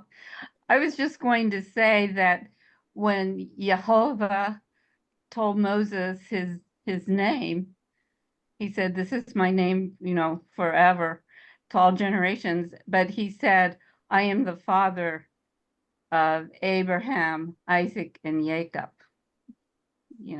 He Didn't mention Ishmael, did he? No, he did not. And But he that was circumcised. that's all he said. So, that's all I had to say. Very good. Anything else here, anybody, before we move on?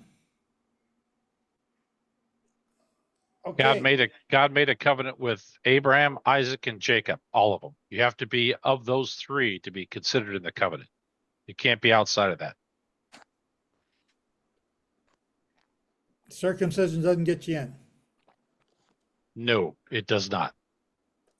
It's, God did say, I'm the God of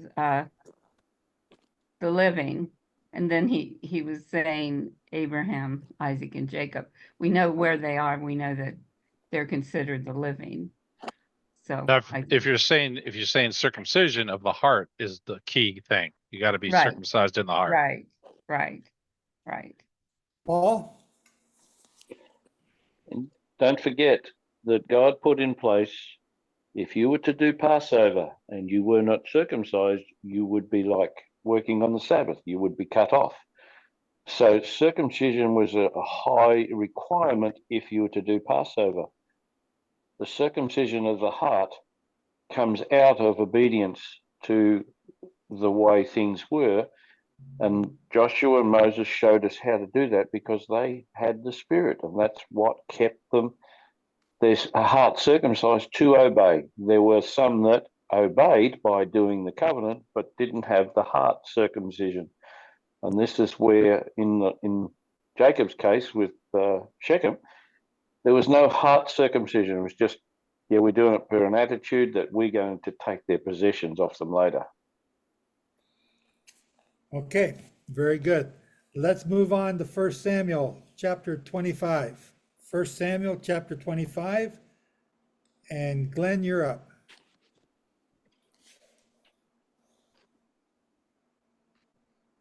Okay, 1 second. So,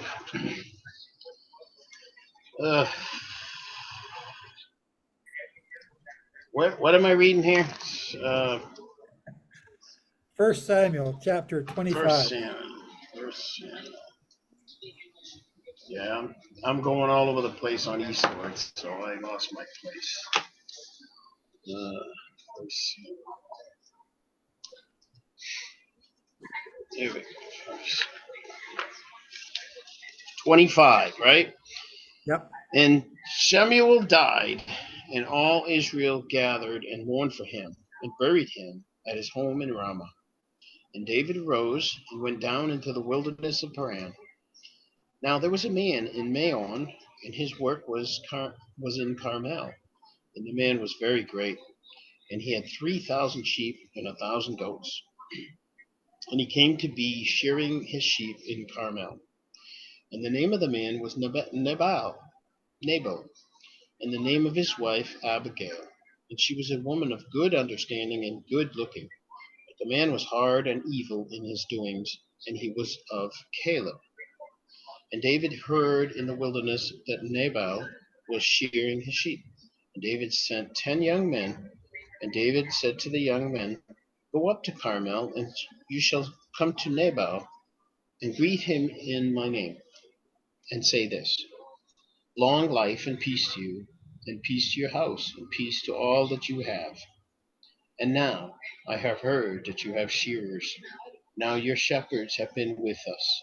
We did not put them to shame, and not a speck of theirs was missing all the days they were in Carmel. Ask your young men, and let them inform you. So let the young men find favor in your eyes, for we come on a good day. Please give whatever comes to your hand to your servants and to your son David." And the young men of David came and spoke to Nabal according to all these words in the name of David, and waited. But Nabal answered the servants of David and said, "Who is David, and who is the son of Jesse? The servants who are running away from their masters have become many nowadays. And shall I take my bread and water and my meat that I have slaughtered from my shearers and give it to men coming from who knows where?" And the young men of David turned around on their way and went back and came and reported to him all these words. And David said to his men, "Each one gird his word." So they each girded on his sword. On his sword. So they each girded on his sword, and David also girded on his sword. And about 400 men went to David, and 200 remained with the baggage. And one of the men informed Abigail, the wife of Nabal, saying, "See, David sent messengers from the wilderness to greet our master, but he scoffed at them. But the men were very good to us, and did not put us to shame, nor did we miss anything all the days we accompanied them when we were in the fields. They were a wall to us, both by night and by day, and all the days we were there with them tending the sheep. And now know and see what you should do, for evil has been resolved against our master and against all his household, and he is too much of a son of Belial to speak to. And then Abigail made haste and took 200 loaves and 2 skins of wine and 5 sheep made ready, 5 selim of roasted grain and 100 clusters of raisins and 200 cakes of figs, and loaded them on donkeys. And she said to her servants, "Pass over before me. See, I am coming after you." But she did not inform her husband Nabal. And it came to be, as she rode on the donkey, that she went down under the cover of the hill, and there was David and his men coming down toward her, and she met them. And David had said, "Only in vain have I protected all this one has in the wilderness, so that not a speck was missing of all that belongs to him, and he has repaid me evil for good. Let Elohim do so, and more also to the enemies of David, if I leave one male of all who belong to him by morning light." And Abigail saw David, and she hastened to come down from the donkey, and fell on her face before David, and bowed down to the ground, and fell at his feet, and said, "Oh, on me, my master, let this wickedness be on me, and please let your female servant speak to your ears, and hear the words of your female servant. Please let not my master regard this man of Belial, Nabal, for as his name is, so is he. Nabal is his name, and folly is with him. But your female servant did not see the young men of my master whom you sent. And now, my master, as Jehovah lives, and as your being lives, since Jehovah has withheld you from coming to bloodshed, and from avenging yourself with your own hand, now then, let your enemies be as Nabal, and even those seeking evil against my master. And now, this present which your female servant has brought to my master, let it be given to the young men who follow my master. Please bear the transgression of your female servant.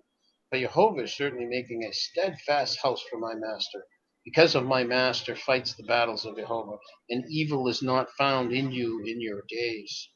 And if a man rises to pursue you and seek your life, and the life of my master has been bound in the bundle of the living with Jehovah your Elohim, then the lives of your enemies he shall sling out as from the pocket of a sling. And it shall be when Jehovah has done for my master according to all the good that he has spoken concerning you, and has appointed you rule over Israel. Do not let this be a staggering and stumbling of heart to my master, that you have shed blood without cause, for that my master has saved himself. And when Jehovah has done good to my master, then remember your female servant. And David said to Abigail, Blessed be Jehovah Elohim of Israel, who sent you to meet me today. And blessed is your good taste, and blessed are you, because you have kept me this day from coming to bloodshed, and from avenging myself with my own hand. Nevertheless, as Jehovah Elohim of Israel lives, who has kept me back from doing evil to you, if you had not hurried and come to meet me, not a male would have been left to Nabal by break of day for certain. And David received from her hand what she had brought him, and said to her, Go up in peace to your house. See, I have listened to your voice and have accepted your face. And Abigail went to Nabal, and see, he was at a feast in his house, like the feast of a sovereign. And Nabal's heart was glad within him, and he was exceedingly drunk. So she told him not a word, little or much, until morning light. And it came to be in the morning, when the wine had gone from Nabal, and his wife had told him these matters, that his heart died within him, and he became like a stone. And it came to be in about 10 days that Jehovah smote Nabal, and he died. And David heard that Nabal was dead, and he said, Blessed be Jehovah, who has pleaded the cause of my reproach from the hand of Nabal, and has kept his servant from evil. For Jehovah has returned the evil of Nabal on his own head. And David sent and spoke to Abigail to take her as his wife. And when the servants of David had come to Abigail at Carmel, they spoke to her, saying, David sent us to you to ask you to become his wife. And she arose, bowed her head to the earth, and said, Here is your female servant, a servant to wash the feet of the servants of my master. And Abigail hurried and rose and rode on a donkey with 5 of her female attendants, and she followed the messengers of David and became his wife. David had also taken Ahinoam of Israel, and so both of them were his wives. But Saul had given Michal, his daughter, David's wife, to Palti, son of Laish, who was from Galen. Thank you. I did not realize that Saul had taken Michal and given her away. I didn't know that until today. Wow. How can he do that? How can Saul take David's wife and give her away to somebody else?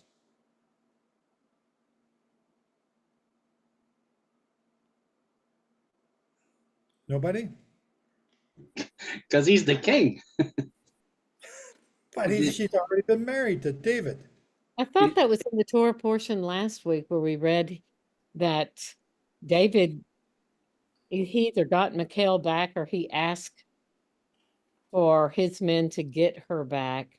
And I think he did. And Paul T, son of Laish, cried and wept and mourned for her because he loved her. So yeah, heart-wrenching stories here, right? That was in last week's Torah portion? I don't remember. I've just read it recently, so I'm guessing we read it somewhere. Remember reading it because I never knew she was given away to somebody else. Well, I would like to comment on this beautiful story because it reminds me. Hang on. Why are you calling this a beautiful story? Oh, it's so beautiful. No. Abigail and David. It's a beautiful story. Don't ruin it for me, Glenn. I want to share. This guy has worked hard and built up an empire. Hasatan. And now some guy out of the wilderness, a bunch of thugs out of the wilderness come up and say, give us some meat for our men because we've been protecting you. What? I've been protecting my own stuff. Why should I give you guys anything? Why is Nabal as a bad guy here for not just, you just give out your stuff to anybody that comes up and says, I've been watching over you and now you owe me? It's a picture of you. It's a Okay. picture of me. Yes, listen, we all live in a world where Hasatan is affecting us, and he has so much control over all of us. And we have a king, and when we bow before him and we go to a lot of trouble to change our life, to cook all this food she's done. I mean, have you ever But cooked a David's meal? not the king here. David is He is to her. He's Jehovah's king. no, She's Saul is the anointed king. of Jehovah. Look what she calls him. Look what she names him. To I her, know, to but her. I'm standing up for Nabal here right now. Well, Saul is the king. stand up for Hasatan if you like. But you see what happened to Nabal, and it wasn't good, and that's what's going to happen to Hasatan. Don't Okay, you love, but go back don't you love to watch before. princess movies where Pardon the me? poor little girl that's so abused by the stepmother or whoever, Nabal, you know, she meets this gorgeous guy, David, the king, and she bows and honors and gets eternal life. It's such a gospel story of redemption. She gets to be his wife. Is that so cool? I mean, can I get an amen from some girls here? Because I don't think Joe gets it. But she's already married. Amen, Kay. He She's married died. to She's a Nabal. widow. She's free to marry. She doesn't remarry. She doesn't do adultery. Nabal died. That was in the story. We just read it. Now she's And then free. go back to the beginning here. Uh-huh. Or before you read the rest of this chapter, just go back to the beginning. You know, I'm out there shearing my sheep. I built up my empire. I'm shearing my sheep, and now some guy that I don't know, he's a villain that's being sought after by King Saul, comes up and demands I give him some of my sheep just because he was parked in the valley beside my sheep. Is Nabal wrong for not giving him stuff? Of course he was. How so? Well, they were hungry, and he's got so much. Why would he not be kind? But we got this going on today all around us. We got people coming up and saying, give us money because you're rich. So give them some money. But we don't. Go to McDonald's and get some gift cards, 2 hamburgers for $5, and pass those out to people when you get to the red light and they look pathetic. And what they do with it is not But your. when you come up to the squeegee guy on the corner, you roll up your window and look the other way. You do that too if you're not prepared with cash or with McDonald's. What is the difference between that and this story? He had it. He refused. It was rude, and he was fixing to die. Is But the squeegee guy equated to King David? No, We drive by him all the time. We turn our heads away all the time. We just, another bum. This story is also related to Melchizedek and the tithe of Abraham. It says here that the lady knew the responsibility that she had to look after those who were looking after her husband's flocks, to give a tithe. A tithe was to bless the men who were looking after Israel and her property as well, husband's property. This is where They earned it. mixed up. This is where we get mixed up with the understanding. The culture of the day was to bless the soldiers that looked after you from raiders that came. They had raiders everywhere. When David looked after them, and not one thing went missing. Why not take your sheep and give them to Saul's soldiers? King Saul. Because that Saul's soldier was only out to kill David. He wasn't chasing the other blokes much. He didn't care for the people of Israel. He only cared for his own position. According to my king, King Saul, this David guy is a villain. And he's being hunted by the chief of staff. Why should I give him anything? Because he's also the anointed king when he goes. And David respected that. And Saul knew it. But he had what is called... I'm talking here on behalf of Nabal. Nabal's got this villain that Saul's after coming and demanding he give him a bunch of sheep. Just because I'm sharing my sheep, and just because you're camped in the valley beside me, doesn't mean I have to give you my sheep. And that's not the story. The story is he actually helped them, even by the witnesses of Nabal's people said he helped us. Is the bottom line. He helped us. So they earned something. They earned at least not protection money, just give me something to eat, for Pete's sakes, right?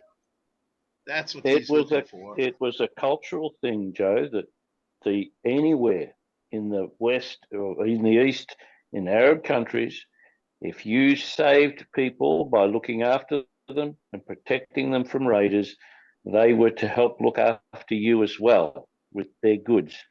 Where does it say that? Something that, no, it's a cultural thing. You know it's a cultural thing.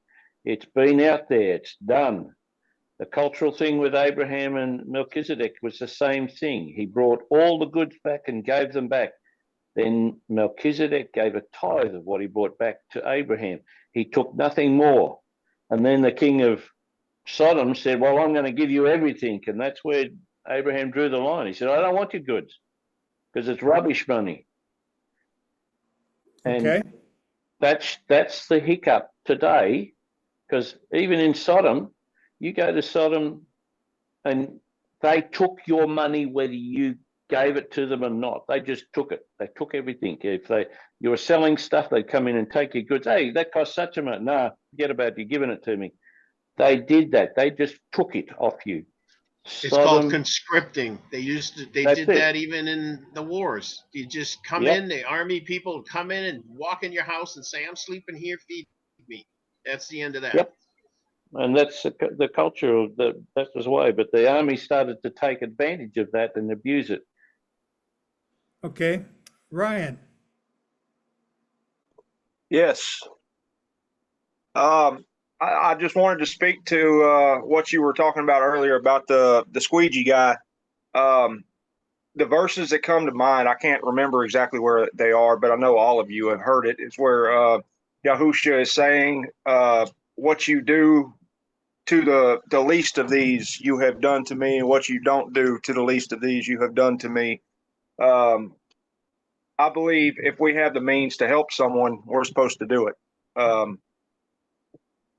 No matter who it is, if it's somebody that you know is a drug user, I don't think that's our position to say, no, I'm not going to give you this because I know what you're going to do with it. I think if we help somebody and leave it to God what they do, and if they use it for drugs, that's God's it's on them. It's not our position to condemn somebody or think that we know what they're going to do with it. But if we have the means to help, we're supposed to help. And that's all I got. Okay. Ella, go ahead. Just a question about the 5 wise ladies, I would call them, who followed Abigail when she left. 5 of her lady servants went with her. Is there any significance to that statement? I don't know. 5 of her female servants followed her. Why would that be in there? Well, she also gave, verse 18, she gave 5 sheep and 5 seahs of roasted grain. Is it significant because it's 5? Well, I just wondered. I mean, she followed and went after David. She left, but 5 of her servants went with her. I just thought that was kind of unusual. I don't have an answer for that. What I was going to point out, which I think Glenn started to before I I beat him up on it a little bit, was that in verse 30, it said, this is Abigail speaking, and okay, now that we get down further in the story, okay, he's going to hate me. And it shall come to pass, when the Lord has done for my Lord according to all the good that he has spoken concerning you, and has appointed you ruler over Israel. They knew, she knew, the people knew that King David was going to be the next king. And they knew. It was a common knowledge throughout the country. So Nabal must have also known. So again, now, if Nabal did know, why is he being so harsh to the future king? Well, now becomes the answer because of his name. He's a fool. He's an idiot. And then this is confirmed in verse 38. Like you guys, I beat you up sometimes. You got to come back with scriptures. And then it happened after about 10 days. So 10 days later, Yehshua struck Nabal dead. The next day, after he wakes up from being drunk the night before, when he was about to be killed, Abigail tells him everything, and now this pale look comes over his face. So yeah, maybe Nabal is a jerk. And but at the time, what was he thinking? Why wouldn't he give it to this guy who's asking? And he should have known, because they knew, or Abigail knew in verse 30, he's going to be the future king. Right? He should have known. So we're not just giving it to every Tom, Dick, and Harry that comes up and asks for money. This Tom happens to be a future king, because Samuel, who we read right at the very beginning, Samuel had just died, anointed him king. That's why Saul hated him. So now, I'm not just giving it to some guy that walks in off the streets, a bunch of gang members coming up and, hey, we took care of your sheep, pay us. No, this is a future king. Nan, go ahead. My first thought about considering who he is and who David is in his sight after he's amassed his empire is what James says, bitter envy, jealousy, and strife. Where does it come from? What? Because the man's a fool. Well, it comes from greed. It comes from greed, bitter envy, jealousy, strife, and greed. He's an idiot. He's a foolish, evil man. The word, it told us he was evil. It gave us his description. Even I had in my footnotes that his name was Fool. Yeah, what's the scripture that says a guy had so much wealth he decided to tear down his barns and build a whole bunch more? And it says, "You fool, do you not realize that tonight your life is going to be taken from you?" Is that one of the things that Yeshua said, parable? Yes. Is he talking about this story here? Could have been. Could have been. Paul. The other thing too is, was Nabal open to doing covenant the way God said to do it, or was Abigail doing it right? And God honored the person doing it right. Ladies, doing it right. She defended her husband. She defended her husband, but she said, as God, as God requires, my husband will be taken care of by God. He's blessed by God. God blessed him, all right. Blessed him. She saved his life. Yeah. David was going to smite him. He was going after all the men, not just her husband. Right. Perhaps she had some, but she would have lost the property totally. Yeah, she was trying to stop a massacre. Yeah, but so the young man told her what had happened. She didn't know about it. And the young men told her at the same time, David did do all these things. He did protect us. He did all these things that, he sent David's messengers were sent with. So this is when the story, that guy should have told Nabal that at the beginning, but he wasn't. Nabal either didn't know or didn't care, or, okay, who cares? But Abigail, when she heard the story, wow, okay, we've just insulted the guy who's been protecting us, right? Now she's Yeah. going to do something about it. Yeah, and she became what is called a princess because she understood the ways of God far more than her husband, and Okay. therefore was appreciated by David in that the way she carried herself, and that's what deemed David to her attention. So Eric has just brought up an interesting point. Eric, do you want to talk, or can you not talk right now? Okay, then so let's say David is representing Yeshua, and Yeshua has now been taking care of us, protecting us, and taking care of all of our life messes and keeping us from harm. And now he's sending somebody asking you to help support him. What do you do?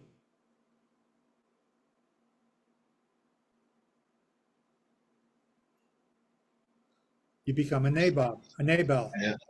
It's a good point. Screw you. I'm not giving you nothing. No, I'm not helping you. I don't need, no. You're about to get slaughtered and you don't know it. What are you doing to help Yeshua? What are you doing in these last days to warn the world what's coming? You guys know. You're the men in the field. You're the ones out there seeing the sheep being protected. You guys know. What are you doing? Because you all know that the world is about to be destroyed. Trying to be a shepherd and not a hireling. Well, it's time to find an Abigail to save us. That's the women are good for that. Or to be an Abigail. Or to be an Abigail. And, Yeshua told us the greatest commandment, love God. So that's first what we do. We need to obey Jehovah and find out what that means and, pursue that. And the second is just like, I think he's Ryan. He's a new voice, beautiful voice. He's under his mother's name here. But he said, when you do this to the least of these, when I was hungry, when I was thirsty, when I was in prison, when you do this, and they said, when did we see you hungry? When did we see you thirsty? When did we see you in prison? And he says, when you've done this to the least of these, you've done this unto me. So there's your love God, love others. So and humble yourself. And let me seize on the moment. We are now about to go in 4 months' time in front of the NRB, the National Radio Broadcasters Association. We're going to show them our banner, like the part of what I got behind me here. And we're going to do that. And we're reaching out to the Christian community to show them how little time is left. We're going to need some help. We need some prayers. We need big time prayers. We need prayers to open the doors. We need prayers for us to meet the right people. We need prayers so that the team that's going to go there doesn't put our foot in our mouth, that we say the right things to the right people, that Jehovah sets up the meetings that we're going to do. We need you to be the Abigail, to pray to Jehovah, to help us to reach out to these people so that they can see how close they are to the end. And we need your help. We need your prayers. We need we need more prayers in front of Jehovah that this goes well. There's a bunch of work that we have to get done in the next 4 months, next 3 months. And We just need your prayers. I'm not asking you for money. I'm asking for your prayers. And I'm asking for you to help in that way, that Jehovah open the doors, Jehovah inspire us to say what we need to say, that we get the things done that we have to get done to get ready for this in that time. So I'm asking you, yes, I said that the National Radio Broadcast, NRB, yeah. Okay, so I'm asking you. We've been doing this stuff. Now I'm asking you, I'm taking advantage of what we've been saying here. I'm hoping not to be a fool. So, okay, is there anything else anybody wants to say on this before we move on? Chapter 20.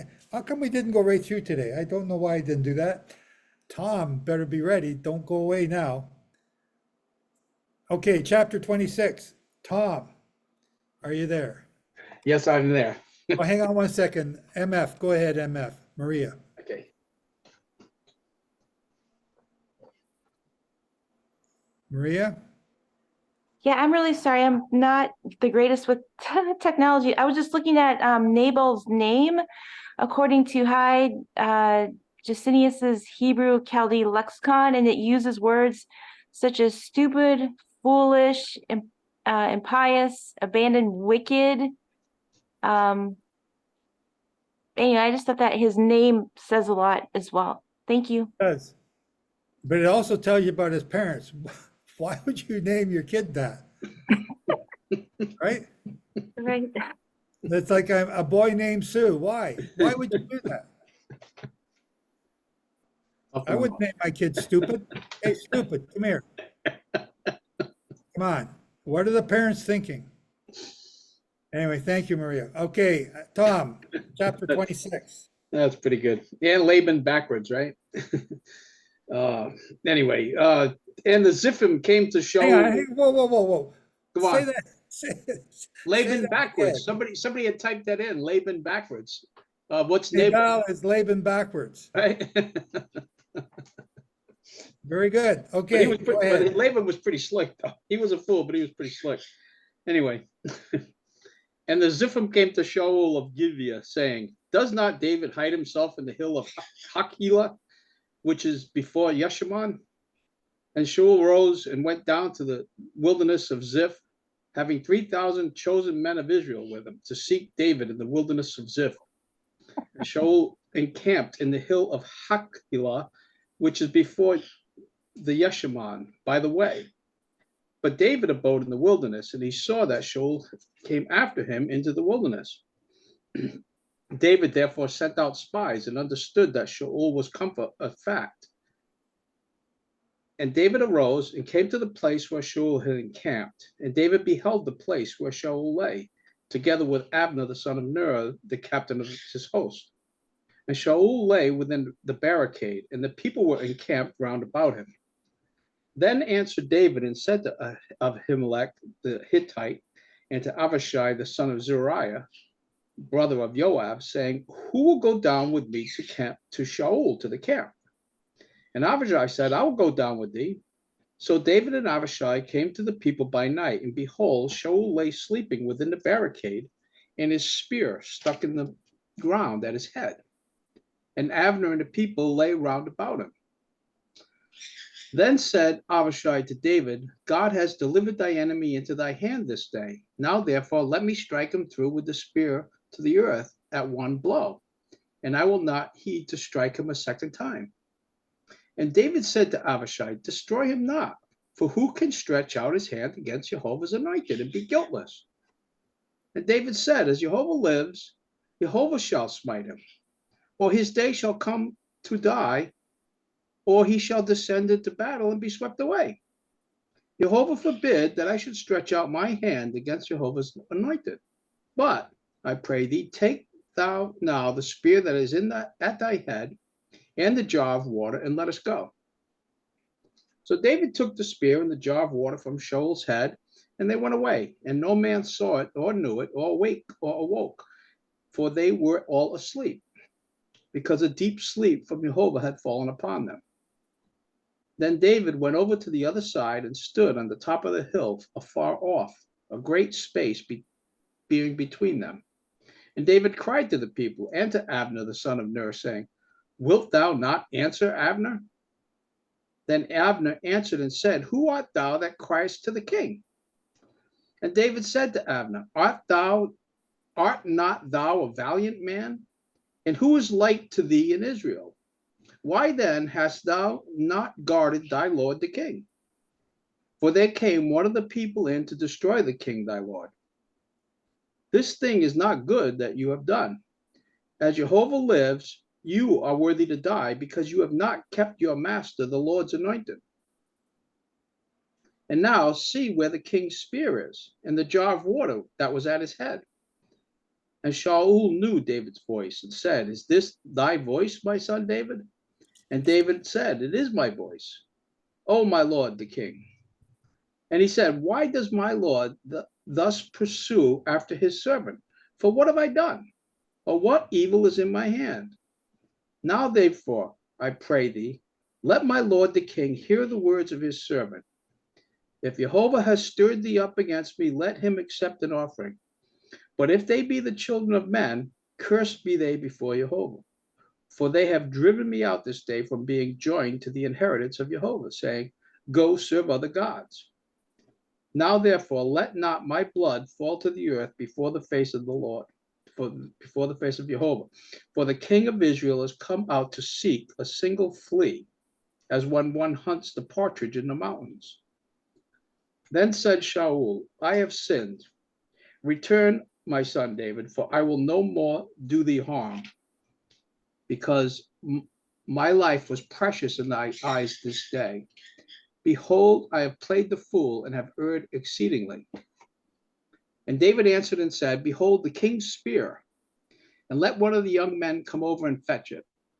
And Jehovah requite to every man his righteousness and his faithfulness, for Jehovah delivered thee into my hand this today. But I would not stretch out my hand against Jehovah's anointed. And behold, as thy life was much esteemed this day in my eyes, so let my life be much esteemed in the eyes of Jehovah, and let him deliver me out of all tribulation. Then Shaul said to David, Blessed be thou, my son David. Thou shalt both do great things, and also shalt still prevail. So David went on his way, and Shaul returned to his place. Thank you, Tom. Ella, you want to continue on with chapter 27?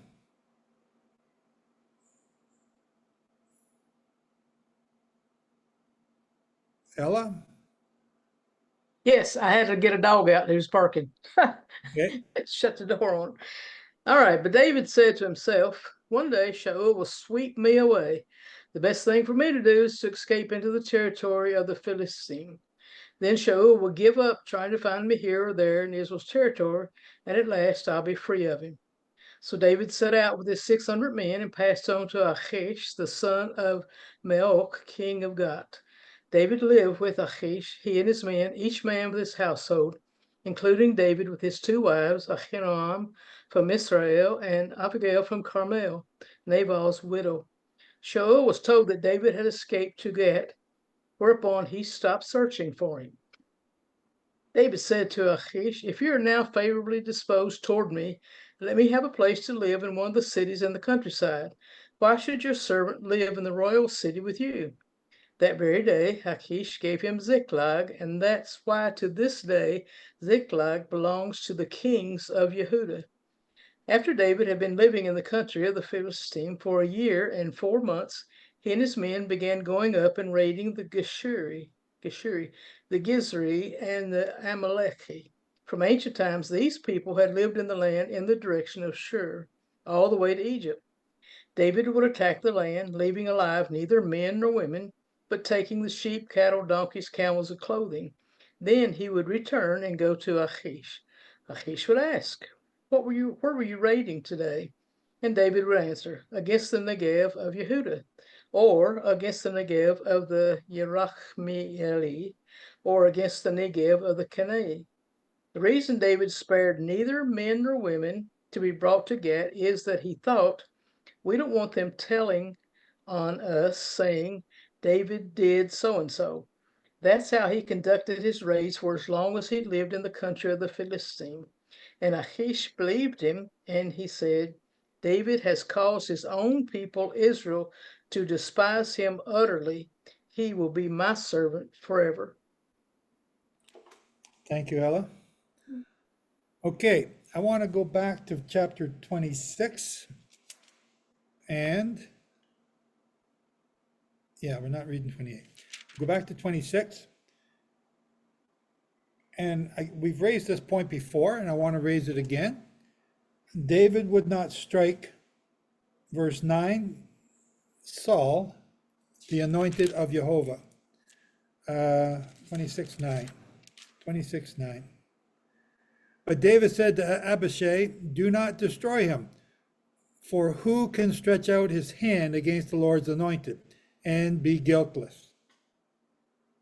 And he does the same thing in verse 11. And the Lord forbid that I should stretch out my hand against the Lord's anointed, but please take now the spear and the jug of water that are by his head, and let us go. And then in verse 23,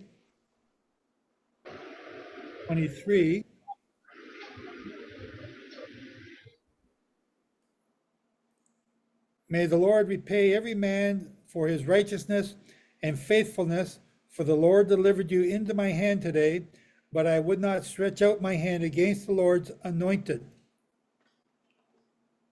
Now, didn't he say the same thing in a previous chapter when he was cutting off a corner of his garment?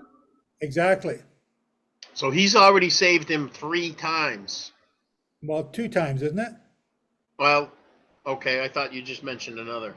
No, I've read 3 scriptures.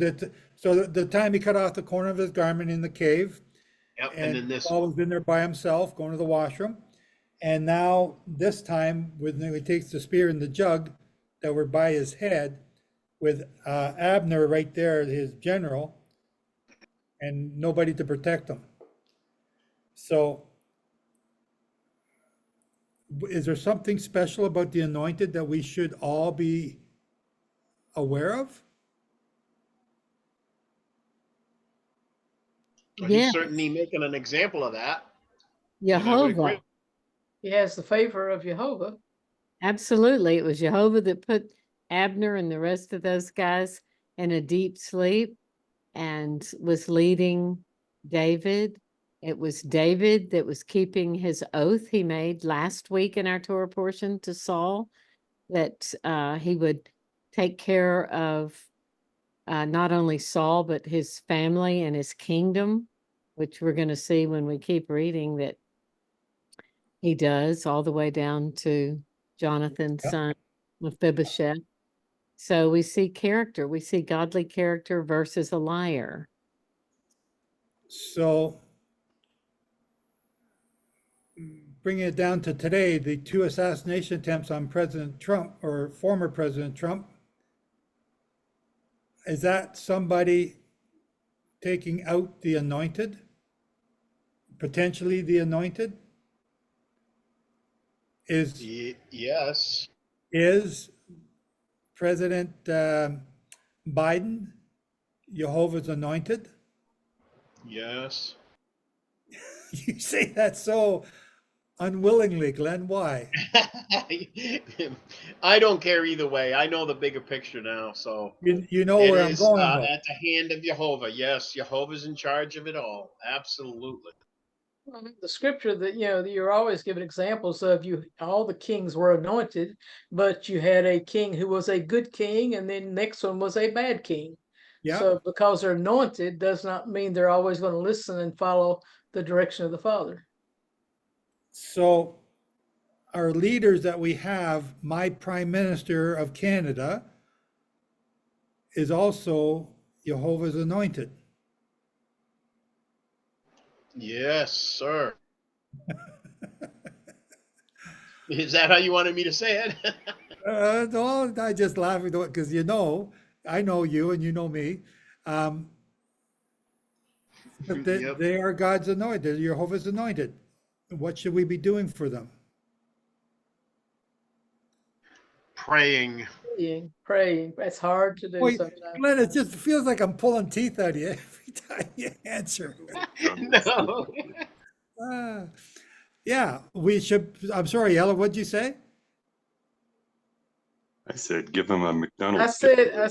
yeah, no, I said praying is what we should do for our leaders, but it's really hard to do sometimes. You know, we could pray, I guess, that Father take them out. Yeah, Mike, I So didn't hear you, pray. Mike. Well, it loses the humor now, but I said, give them a McDonald's gift card.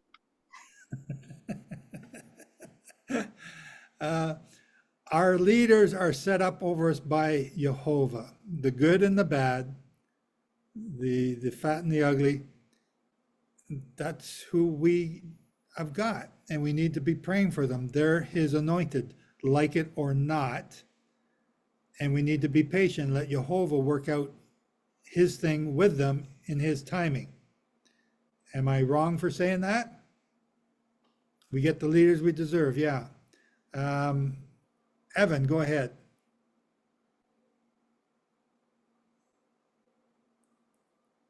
You have to turn on your mic, Evan.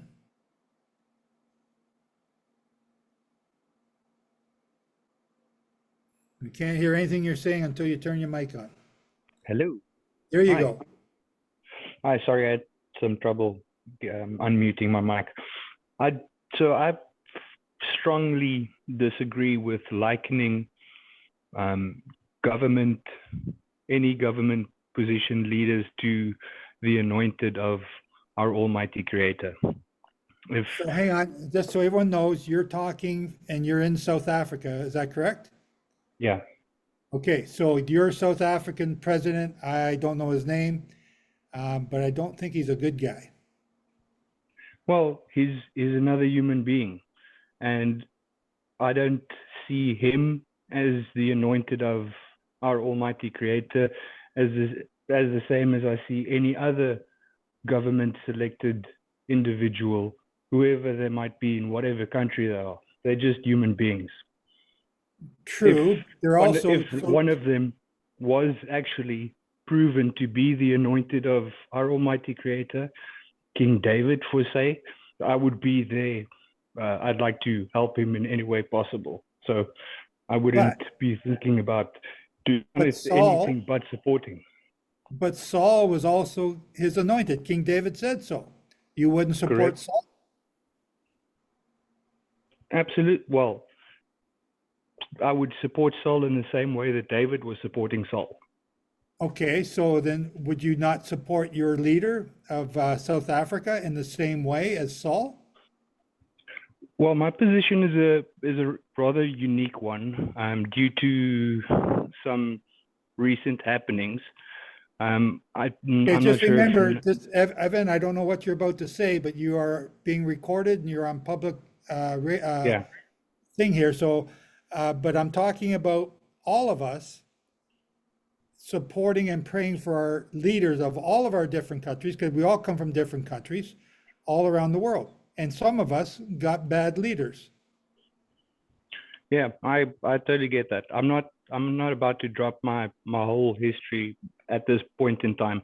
All I'm saying is that the system that set up worldwide government, I think we're supposed to be getting out of that.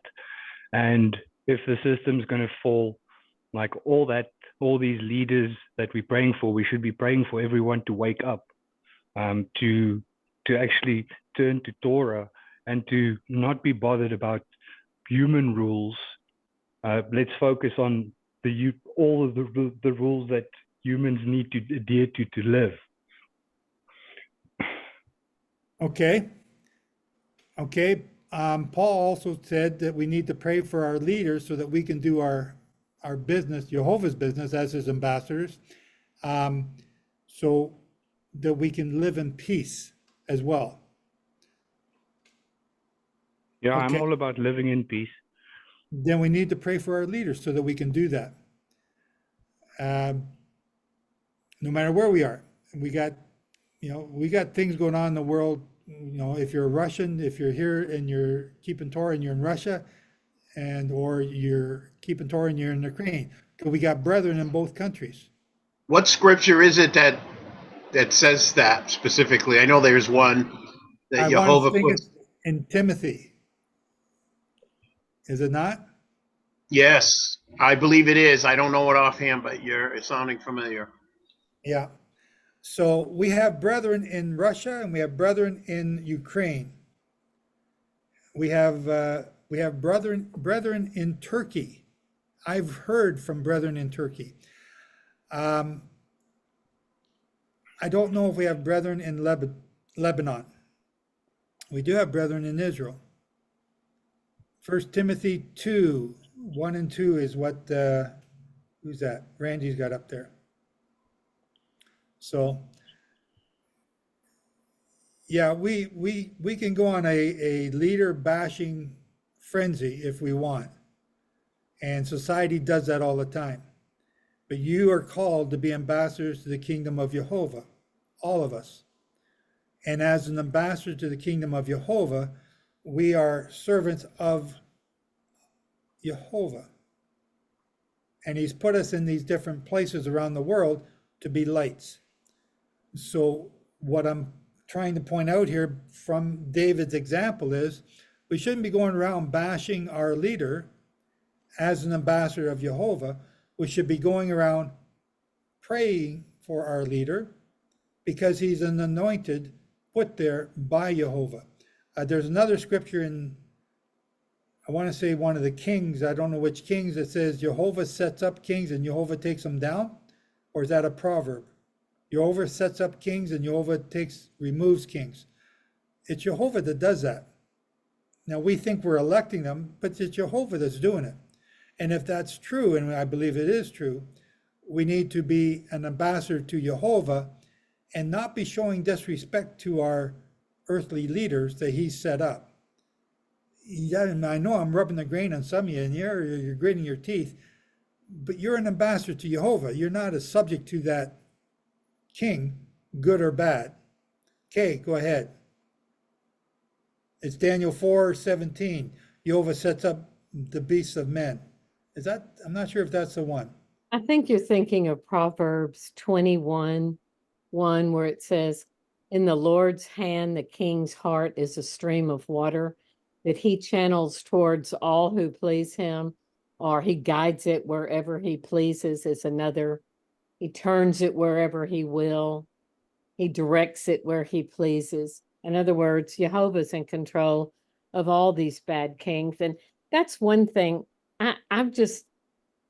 we're in election here in America, and I hear so many insulting, horrible, horrific things about so many that are involved, whether it's a president-elect or the person they chose for a vice president or who their father, just so many horrible things. And I don't like to listen to this about anybody.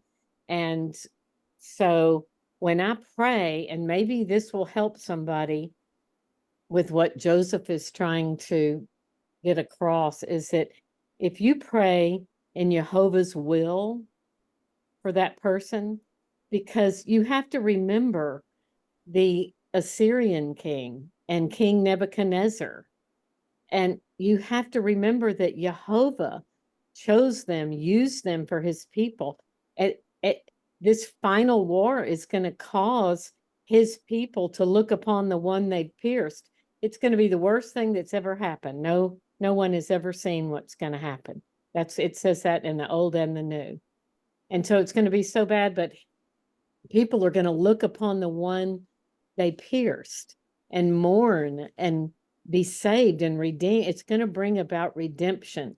So if you can get over the offense of the behavior of kings and the things that are said and pray to Jehovah, may your will be done on earth as it is in heaven. He is holy. His ways are higher than ours. His thoughts are higher than ours. And we can't always understand what he's doing. When you can't see his hand, you must trust his heart. That's the words to a song that I stole for this very moment. But I hope that helps somebody through the shalom of praying for someone even if we pray for their heart to change, when you pray for the people of Hezbollah and Hamas, I mean, should we even pray for them? And the answer is yes, for God's will to be done in the lives of all humanity, for protection, but definitely his will. I hope that helps you. That's the only way I'm able to maneuver through the emotions right now. It's disturbing. Amen, Kay. Amen. You said much more elegantly than what I could, what I'm trying to point out. Yeah, you're right. The kings of Assyria were appointed by Jehovah, and he even sent Jonah to warn them. And Jonah didn't want to do it because Jonah hated those kings, those people. But they're people, they're Jehovah's creation. Hey, we're cheering that the Hezbollah got their eggs cracked here this week. And we're saying, yeah, oh man, way to go, Israel. And I've said it here on the radio or on this program. But those people are also people. They're human beings. They could come to learn Torah.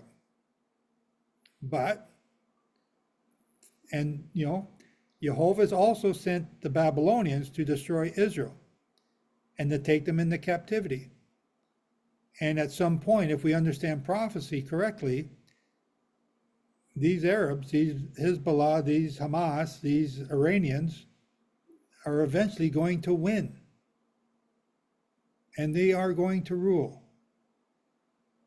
And we need to pray. We need to pray, not for who is going to win, whether it's Trump or Harris or, Canada looks like we're getting set to have some elections too, maybe. It doesn't matter. We need to pray that whoever's there, that we're able to do Jehovah's business.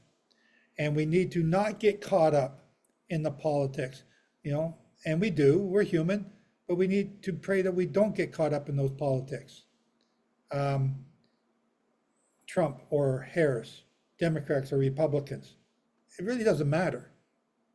I'm Canadian. Evan's in South Africa. Some people here in other parts, Australia, other parts of the world listening, right?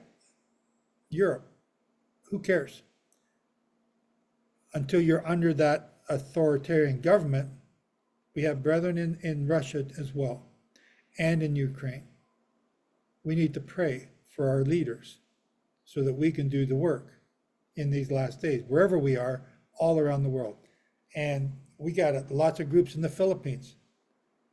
We need to pray for our leader all the time and not be so concerned that, our leader is the Antichrist or our leader is the this, or stop with all those conspiracy teachings and pray for your leader. Pray that we get this work done. Pray. Again, we got this prophecy coming up here, I believe in 2025, either that or 2026. There's a great nation going to fall into the sea of flame. That great nation, I believe, is one of the Israelite nations. Is that the state of Israel with Netanyahu? Is that the United States or England with whoever that leader is? We need to pray. We're getting very close to the end. And we need to stop all these shenanigans of, gossip and back talk about our leaders, and just pray for them and be an example of what an ambassador is for Jehovah. An ambassador who has to serve in a country that he doesn't like, who has to talk to a leader that he doesn't like. We are those ambassadors that have to do that job. And we need to start thinking like that. So I really appreciate what Kay just said. Pray. Okay. Anything else on, I got another question here. We've read, I think Ella just read, chapter 27:6. And David went to, and Achish gave him Ziklag that day. Therefore Ziklag has belonged to the kings of Judah to this day. Where's Ziklag? Does anybody know where that is? And I don't know, I'm just asking a question. It's in the territory of Judah. Yehuda, it's above where Judah is, I think. What is that town today called? I had a map here, I looked at it.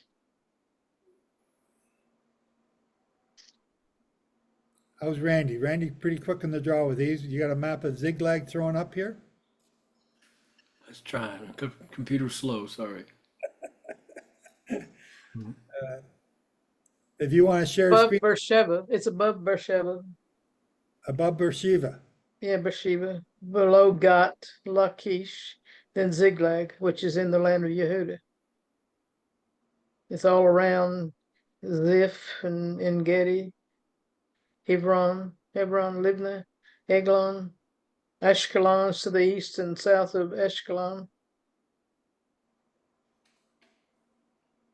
How do you make out, Randy? You got one yet, or do I move on? No, sir, go ahead. I'm sorry. Okay, I'm going to move on. We're going to read Psalm 70. And Shane, are you here, Shane? Is Shane back, or is he going? Yes, he is. Yes. Oh, he's here. Okay.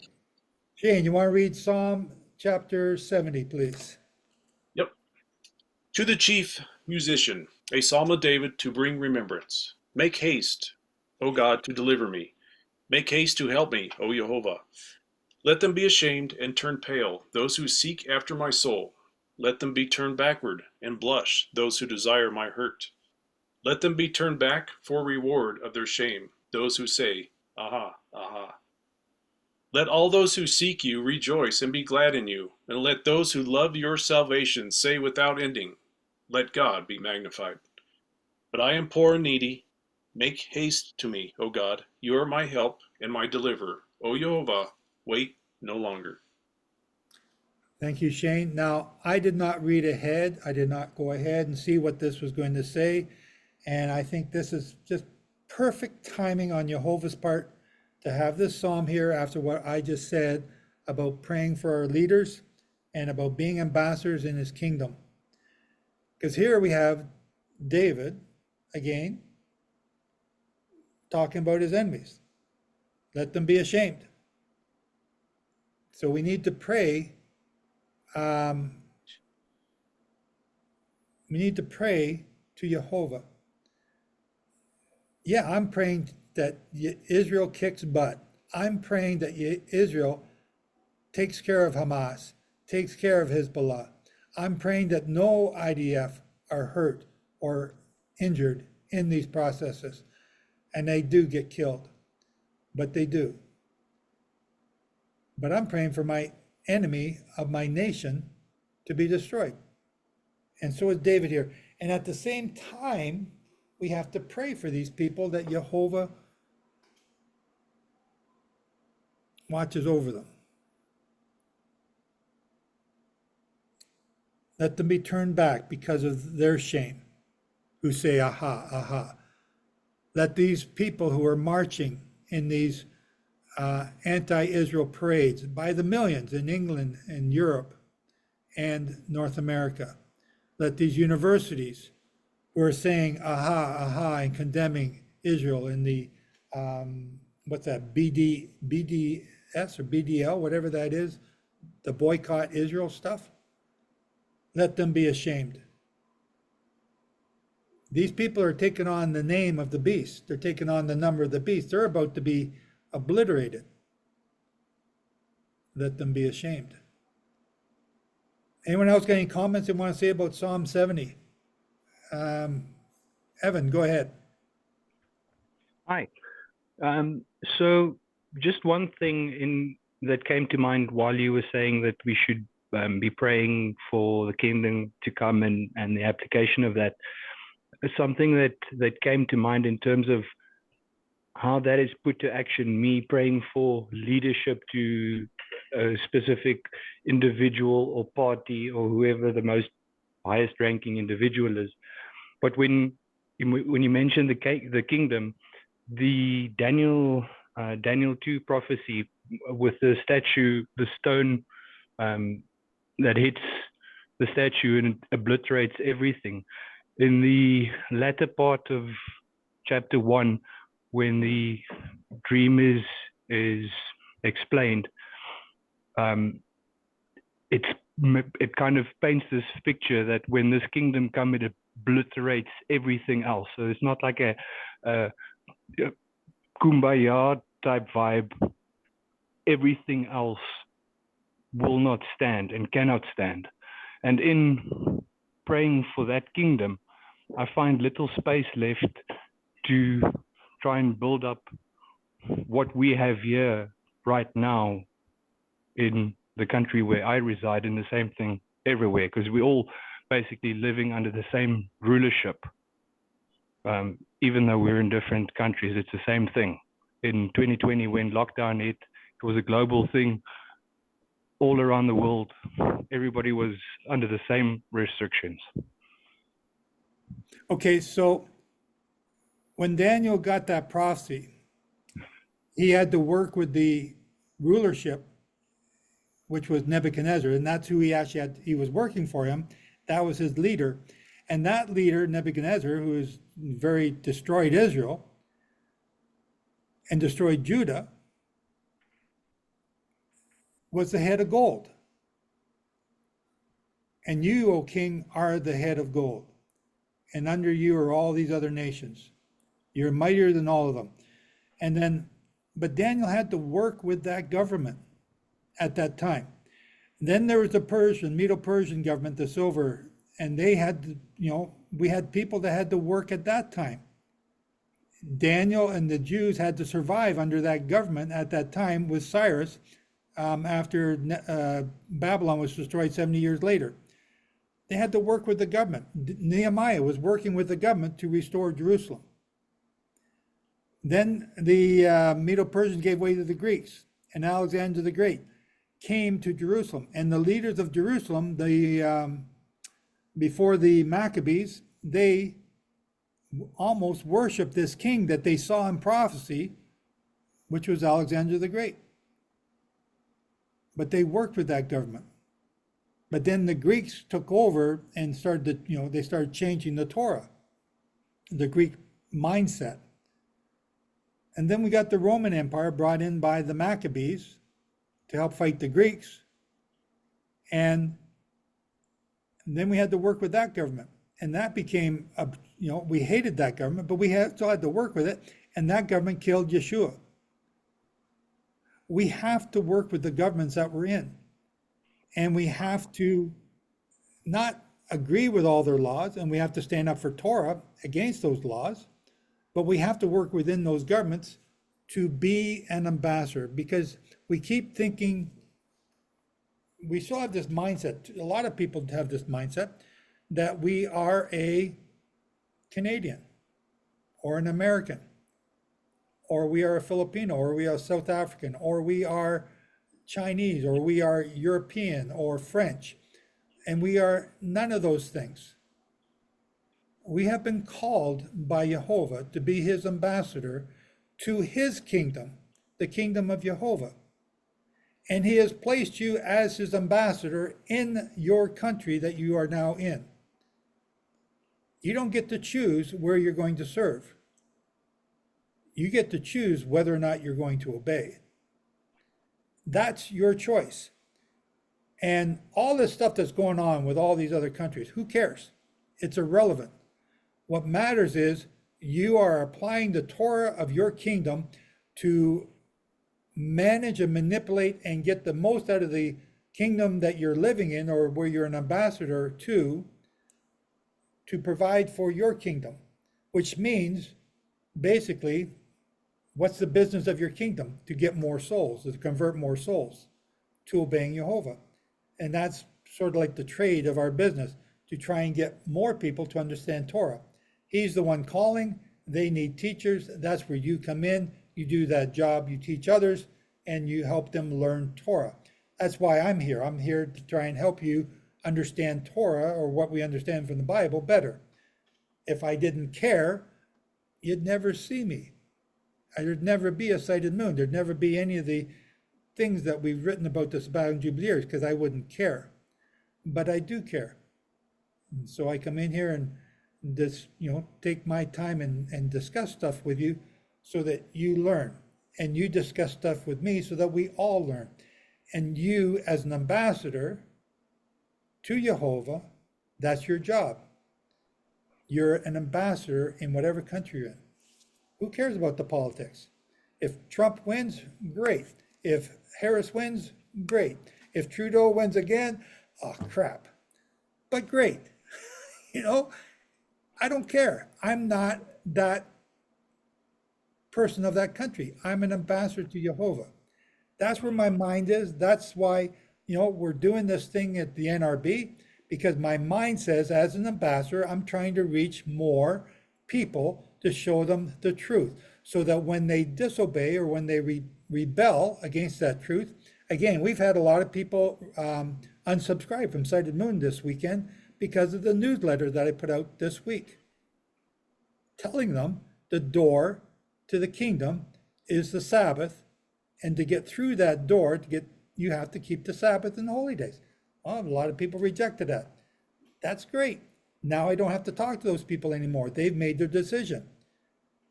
We got to do the same thing. We got to help people decide which they're going to get. Are they going to get the protection of Jehovah, or are they going to get the curse of Jehovah? I'm starting to preach here. I need to stop. Sorry. But that's, somebody said something about Trudeau. Yeah, okay. Anyway, we all got the leaders that Jehovah has put in place. His anointed. The anointed of Jehovah. So we need to pray for them. We need to repent from condemning all our leaders. We don't care, because my king is Jehovah.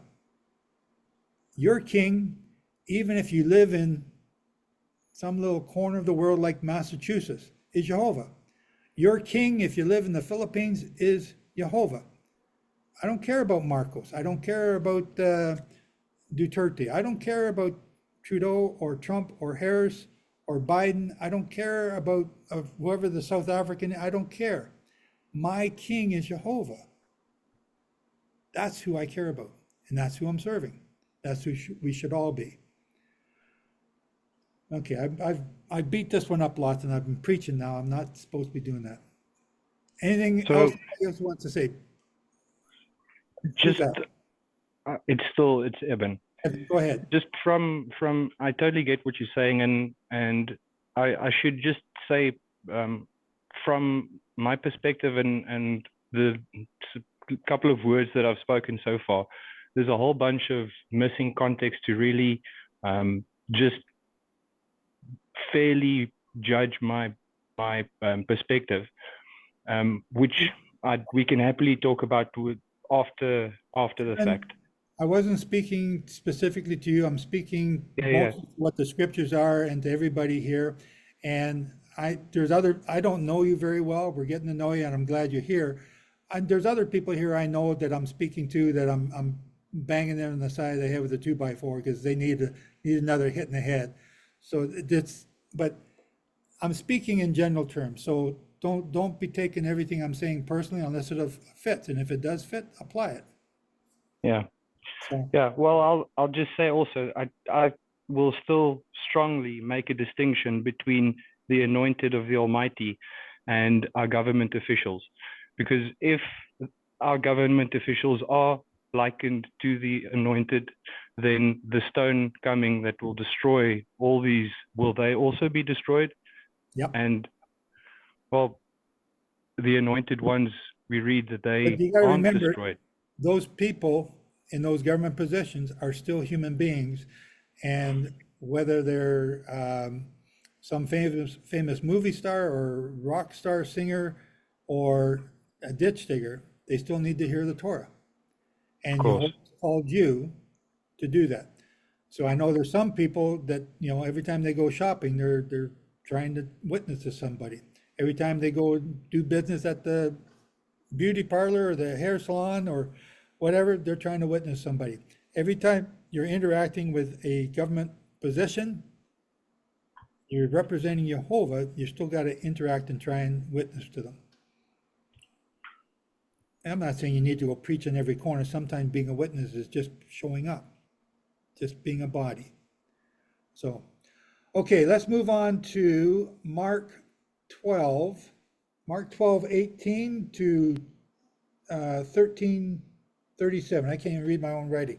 And Johan's going to read that, also from South Africa. I will be reading from the Scriptures translation, verse 18. And Sadducees, who say there is no resurrection, came to him, and they asked him, saying, Teacher, Moshe wrote to us that if a brother of anyone dies and leaves his wife behind and leaves no children, his brother should take his wife and raise up offspring for his brother. There were 7 brothers, and the first took a wife and died, leaving no offspring. And the second took her, and he died, leaving behind no offspring. And the third likewise. And the 7 left no offspring. Last of all, the woman died too. In the resurrection then, when they rise, whose wife shall she be? For 7 had her as wife. And Yehshua answering said to them, Is this not why you go astray?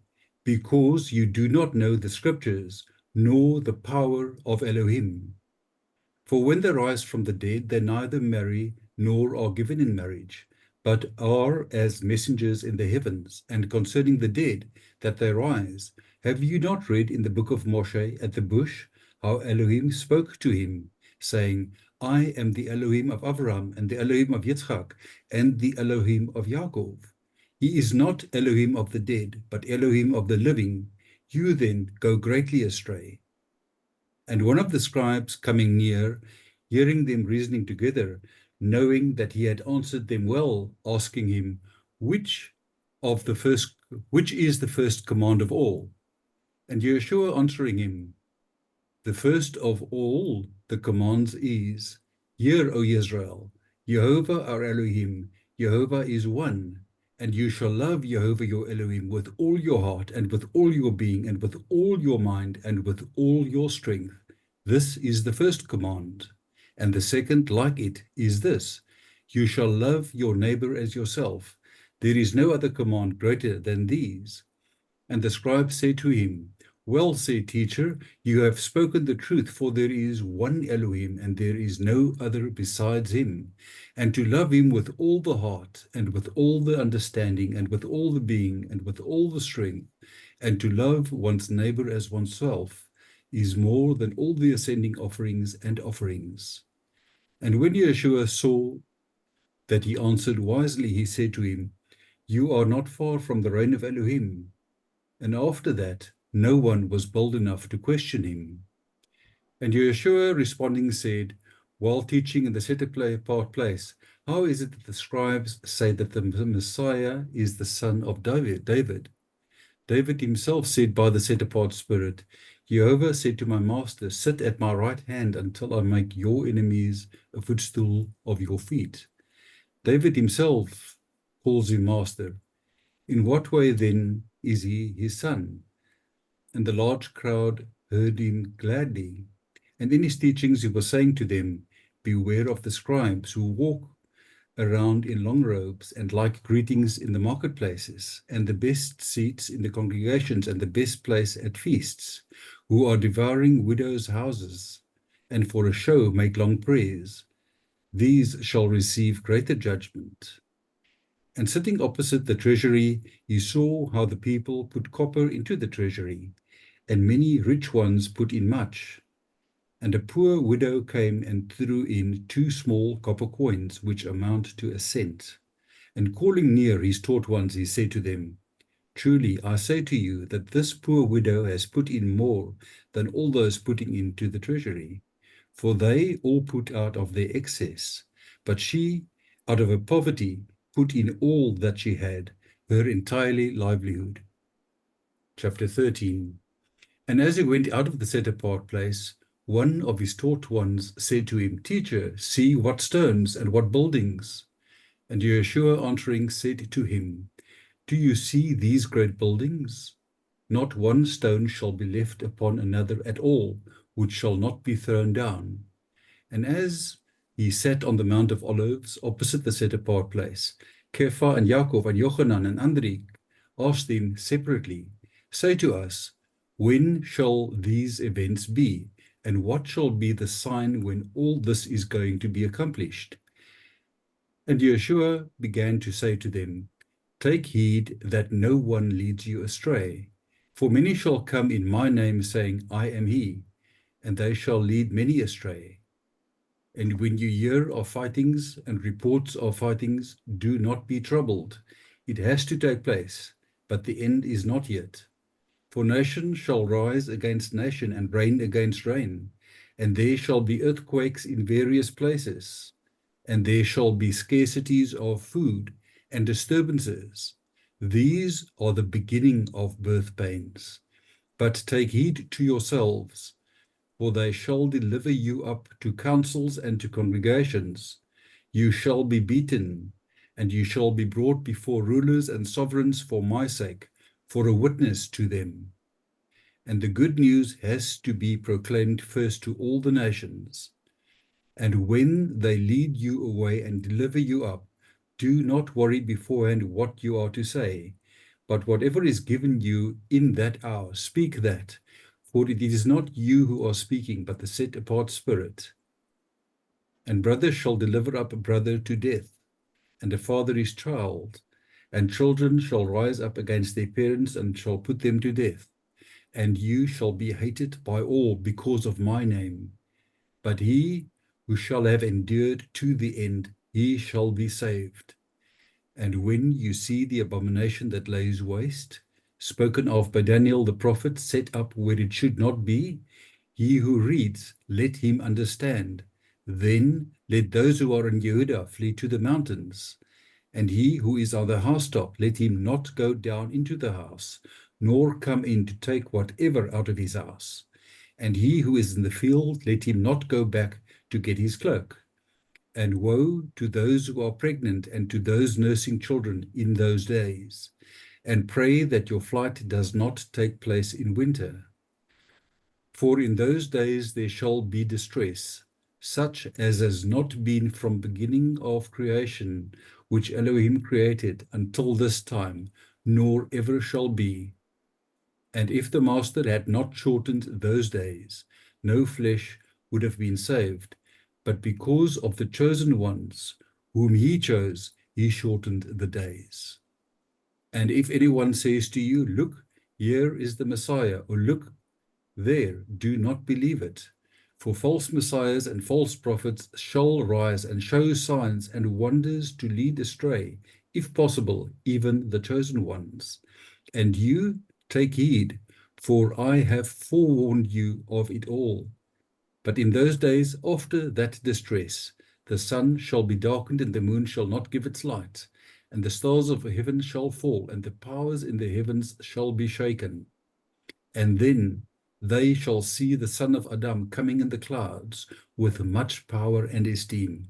And then he shall send his messengers and assemble his chosen ones from the four winds, from the furthest parts of the earth to the furthest part of heaven. And learn this parable from the fig tree. When its branch has already become tender and put forth leaves, you know that the summer is near. So you also, when you see these things taking place, know that it is near at the door. Truly I say to you, this generation shall by no means pass away until all this takes place. The heaven and the earth shall pass away, but my words shall by no means pass away. But concerning that day and the hour no one knows, not even the messengers in heaven, nor the Son, but only the Father. Take heed, watch and pray, for you do not know when the time is. As a man going abroad, having left his house and given authority to his servants, and to each his work, and commanded the doorkeeper to watch. Watch therefore, for you do not know when the master of the house is coming, in the evening, or at midnight, or at the crowing of the cock, or in the morning, lest, coming suddenly, he should find you sleeping. And what I say to you, I say to all, watch. Thank you, Johan.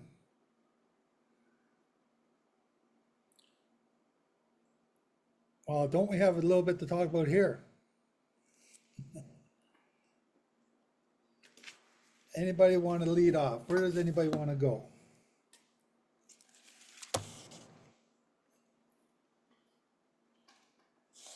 Okay, first of all, what day of the week are we in? What day of the week is this talking about here? We just talked about that here before we started. When is he saying all this stuff?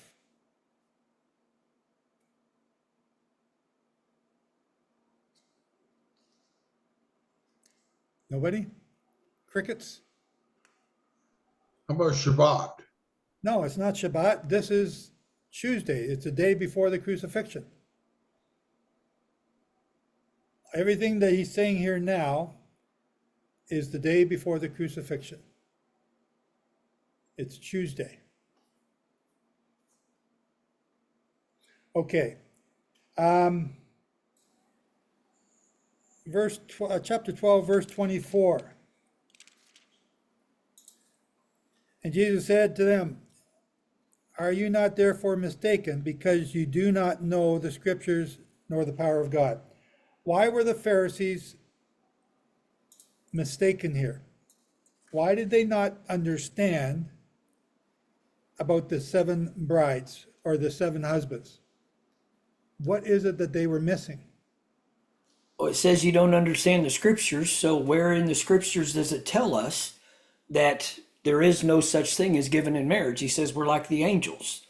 So I'm trying to go back on my references. I'm not seeing anything that's telling me, but of course we understand that angels cannot reproduce. They cannot make babies, even though if you want to read some other writings or something, they say that, you know, these angels took women and they made giants or something like that. But again, that's just a story. That's not the scriptures. So it just says they erred in the scriptures because they did not know them. So again, where is it at saying that there is no such thing? Okay. So again, what is the answer here? So just carrying on from what Randy just said, but concerning the dead, that they rise, have you not read in the book of Moses, in the burning bush passage? He's telling you where to look. I'm the God of Abraham, Isaac, and Jacob. I'm the God of the living. What's he saying here? At this time, when he's saying this, Abraham, Isaac, and Jacob were dead. What's he talking about? He is not the God of the dead, but he is the God of the living. You are therefore greatly mistaken. Why are they greatly mistaken? They're talking about whose wife is this woman going to be. She's married to 7 brothers. Whose wife is she going to be? And they don't understand, and he's saying they're greatly mistaken. Why are they greatly mistaken?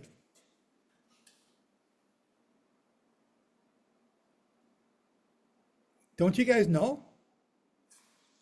Because nobody's going to be married in heaven. He gave them the reason. They're Why is missing. that, Kay? Huh? Where does it say that? What verse are we on? We are in chapter 12, Mark 12, 24 to 27. Okay. Well, actually, more than that. It's actually 17 to 27. So Matthew 12, 17. Okay, the Sadducees, blah, blah, blah. Whose are they? But concerning the dead, all right, 26. But concerning the dead being raised, haven't you read in the book of Moses about the burning bush? How God said, you've gone for to strike. Somewhere he said that's not how it's going to be in heaven.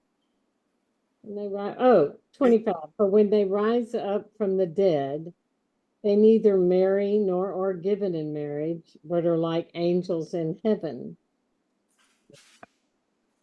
So where do the scriptures tell you that? I just read it. No, that's Yeshua speaking. He said, do you not know the scriptures? Where does it tell you that in the scriptures? Oh, hold on a look. See, I don't even have notes in my things here telling me here's the note to look at. Oh, Nan, go ahead. somewhere in the Torah. It said the book of Moses. Good guess. Are we talking about Exodus 6? What's Exodus 6 say? Let's see. Well, I'm not looking at it, but I can very quickly. It's It says, get here really quick. I should have it underlined and. But I don't see, I haven't seen where he says more than this.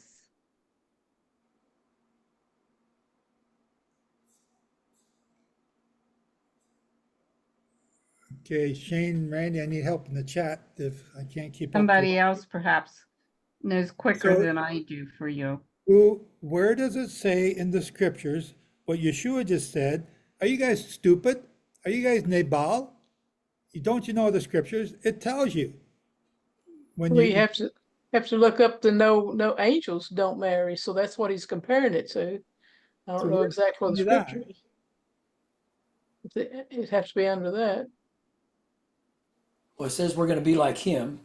You know, what's right now it's hidden, but then it'll be revealed to us. I'm just going off of 1 John. This is one of the references. It says we'll be like him. So is he married? You know, I don't know. I say, you know, we're gods. Is what is in the chat now. So basically, and I'm not saying anyone in particular, but basically what I'm hearing from all of us is that we're no different than the Pharisees or Sadducees. We don't know what the scriptures say about this. We're all brain dead.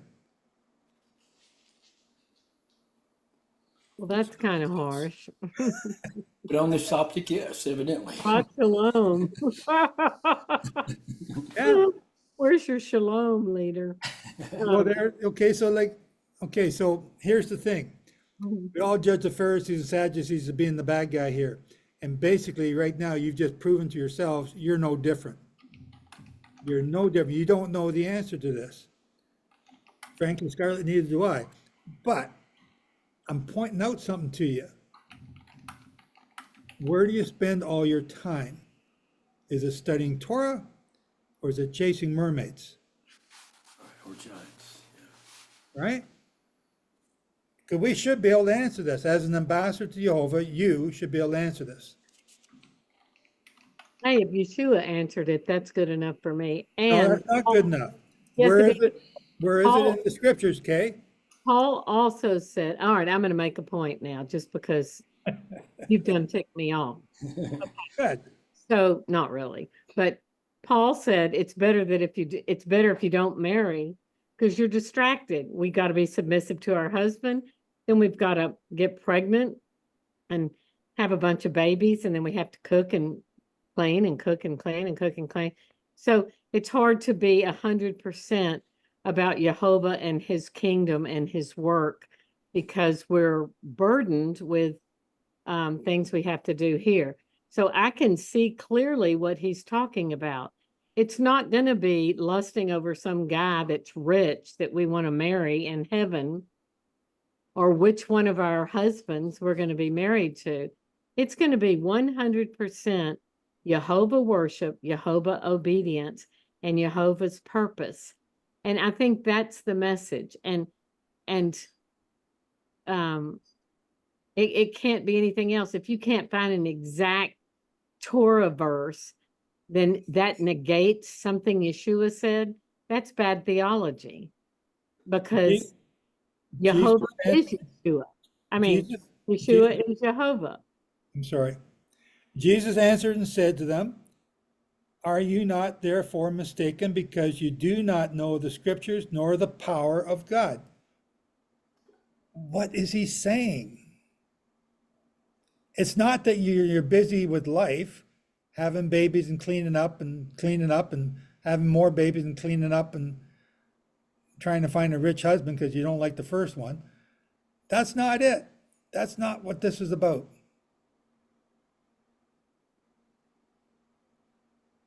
I think it's about Jehovah and his purpose solely. The You're kingdom, called, his you're called kingdom. to be an ambassador. Right. It's fitting in with the theme that we've been talking about here all morning. You are called to be an ambassador. Stop thinking about your petty little life and all the details. You are called to be an ambassador. So start acting like an ambassador. It's all about the king and the kingdom. Yes. Okay. Now, I don't have an answer to this. I just seen it and I said, well, what is the answer? And I don't have it. So I thought I'd put it to you guys because you guys are much smarter than me. Apparently not, but I thought I'd try. Have I still got Kate ticked off yet? No, Wow. I just think you answered it, and I don't think you're ignorant like these guys. These guys rejected Yeshua and rejected Jehovah. No, yes, no, they no, were- hang on. These guys are studying Torah. These Pharisees and Sadducees are studying Torah. But Some what guys, they call Torah is not what you're calling Torah. well, hang on, but some guy walks up and says to you, I am, and you're going to fall down and worship him? Or are you going to say, you are what? Again, so like, but then at the other side of the coin, the apostles saw him and they believed that he was him, the Messiah. And then Nicodemus was sort of sitting on the fence. You're going to go through this period of questioning and judging the person who says they are who they say they are, trying to determine if they really are, or if they're just another imposter. Because he goes on to say in verse 13,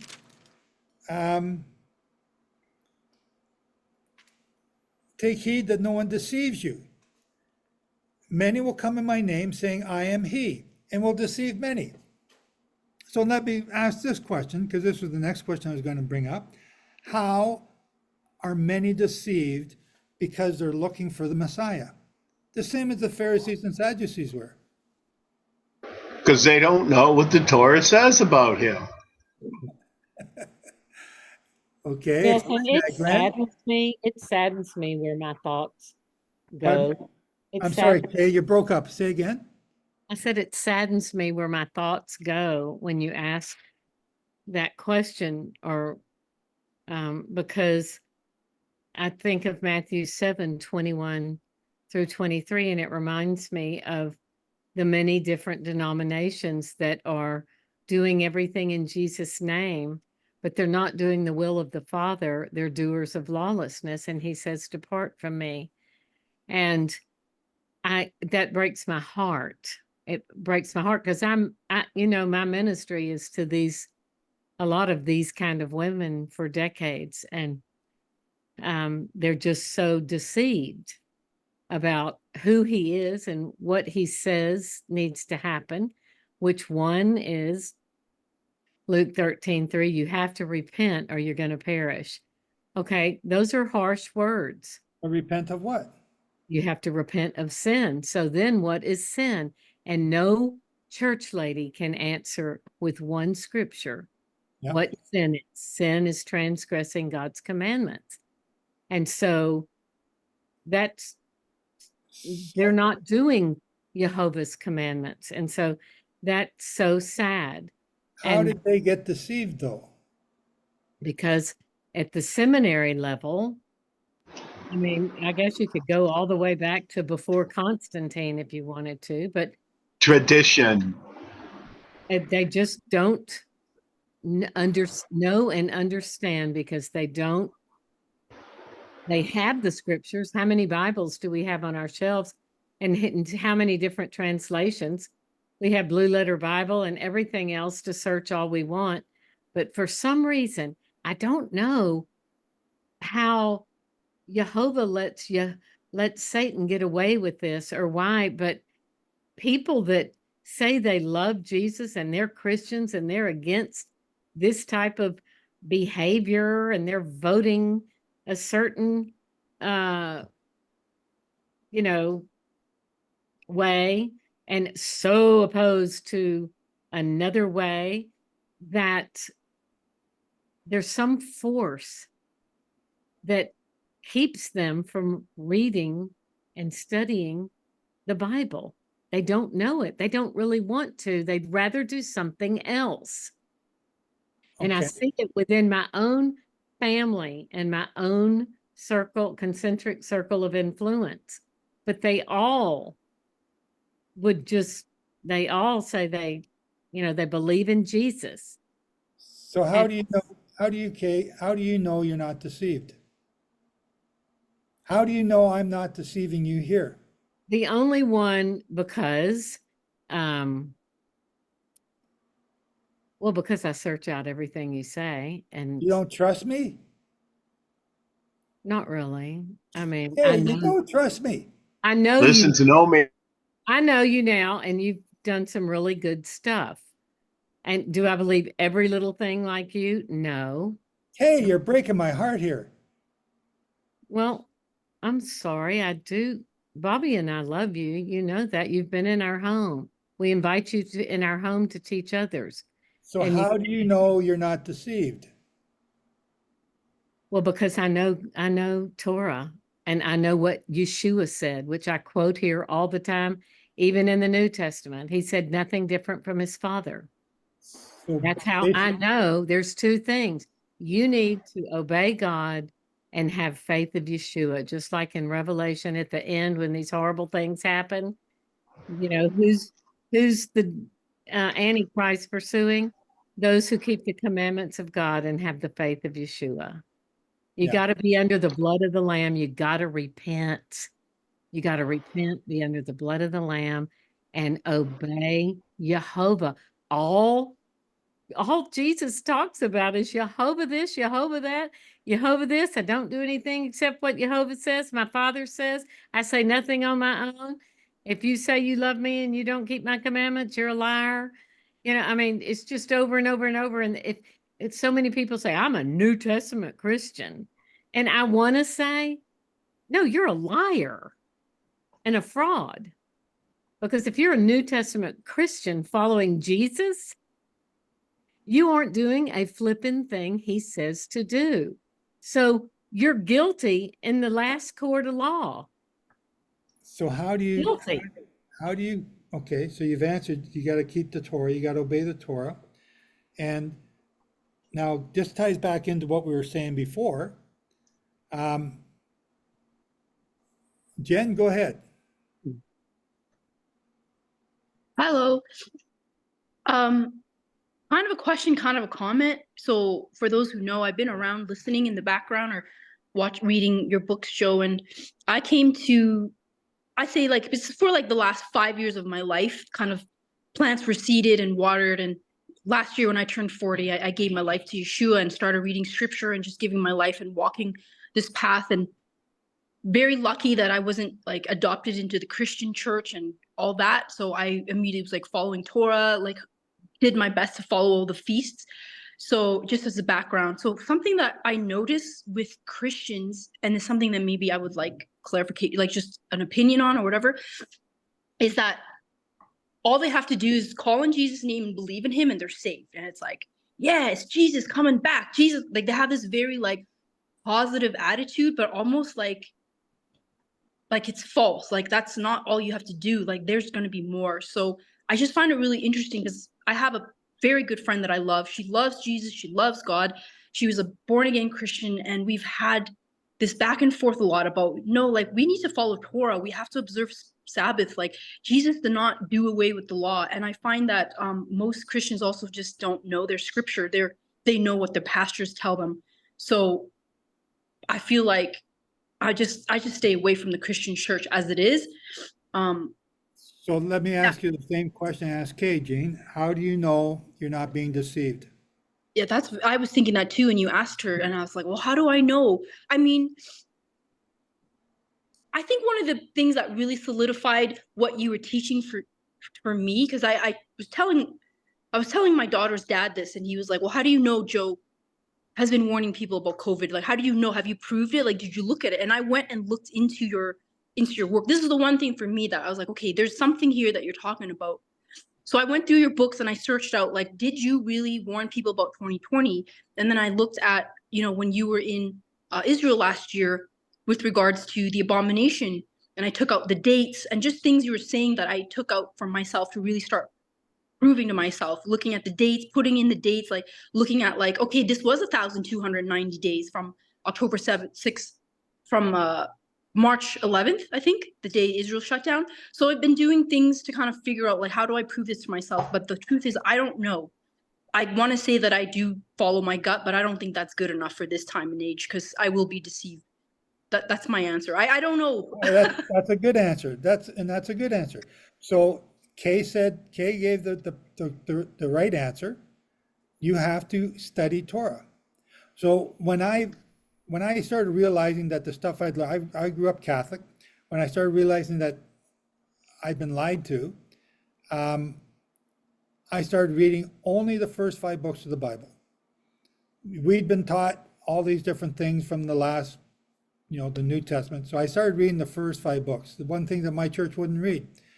And I studied and studied and studied, and then I had to prove the Sabbath, and I couldn't prove it false. And I tried for 6 months. I couldn't do it because, if you're going to study the Torah, then the Sabbath is part of it. But if you're going to study, well, for me, it was Catholicism, then of course we can change the Sabbath. Then of course we can make it whatever day we want. And of course we're going to worship on Sunday because we're different. We're the Catholic Church. We're the biggest church, So that identity crisis that we all go through was when I opened up my Bible and began to read it and began to see that the things that was being preached to me from the front wasn't lining up. And again, so how do you know a false prophet? How do you know if you're being deceived? You open up your Bible and you find this proof that's it. So you just said, Gene, that you're trying to check. Did I say things about 2020? Yeah. We've got recordings from 2008. We got the Prophets of Abraham, 2010, when it was published. Okay, so those are published things. What about the abomination? Yeah, we've been saying similar things since 2022 for sure, giving you an exact date. But that doesn't mean you can trust me. You have to go back to the Bible. And if you can quote it in the Bible and connect the dots. So all I'm trying to do is connect the dots front and back to show you where to find stuff. And then explain to you why I see it this way because of my understanding of the Torah. So how do you check? You got to go to the Bible every time. How come Eve got deceived? She tried to reason with Satan. The same person who came to make the deal with Yeshua, and what did Yeshua do? He quoted back scripture every single time. Brian, how do you know whether or not you're being deceived? Well, I used this analogy before. Maybe I've brought it here before. I think at some point in time, we're always thinking we're walking in the truth. And then as we learn more of it, we realize, maybe I wasn't walking in the truth as well as I should have. The analogy of the wineskins.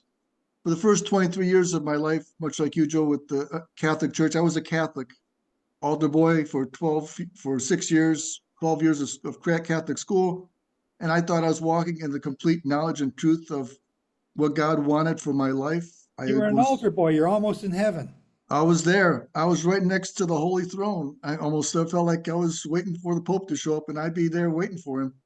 But, I was walking in that truth, and God bless him. I mean, I have nothing against the tenets of the faith that I learned as a Catholic. I learned the basics of the death, burial, and resurrection of Yeshua, of Jesus at the time, and he was coming back again, the virgin birth. I learned all the basic truths that I needed for my life at that moment. But then after I turned 23, 24-ish, I came into the charismatic renewal movement that was the Jesus movement. And I started experiencing the gifts of the Holy Spirit and walking in that for 32 years.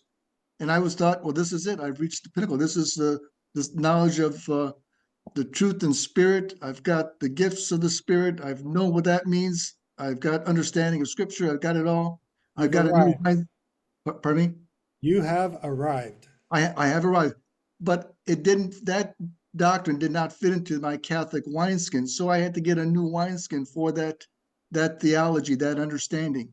I didn't get rid of the old wineskin. I still kept my Catholic wineskin because I still drew from it the basic tenets of my faith. So I've been drinking off the 32 years of this charismatic gifts of the Spirit type wineskin. And then for the last 14 years, I got a new wineskin of Torah observance. It's like, okay, do I get rid of the other two wineskins? No. I've come into a knowledge of the truth under Torah.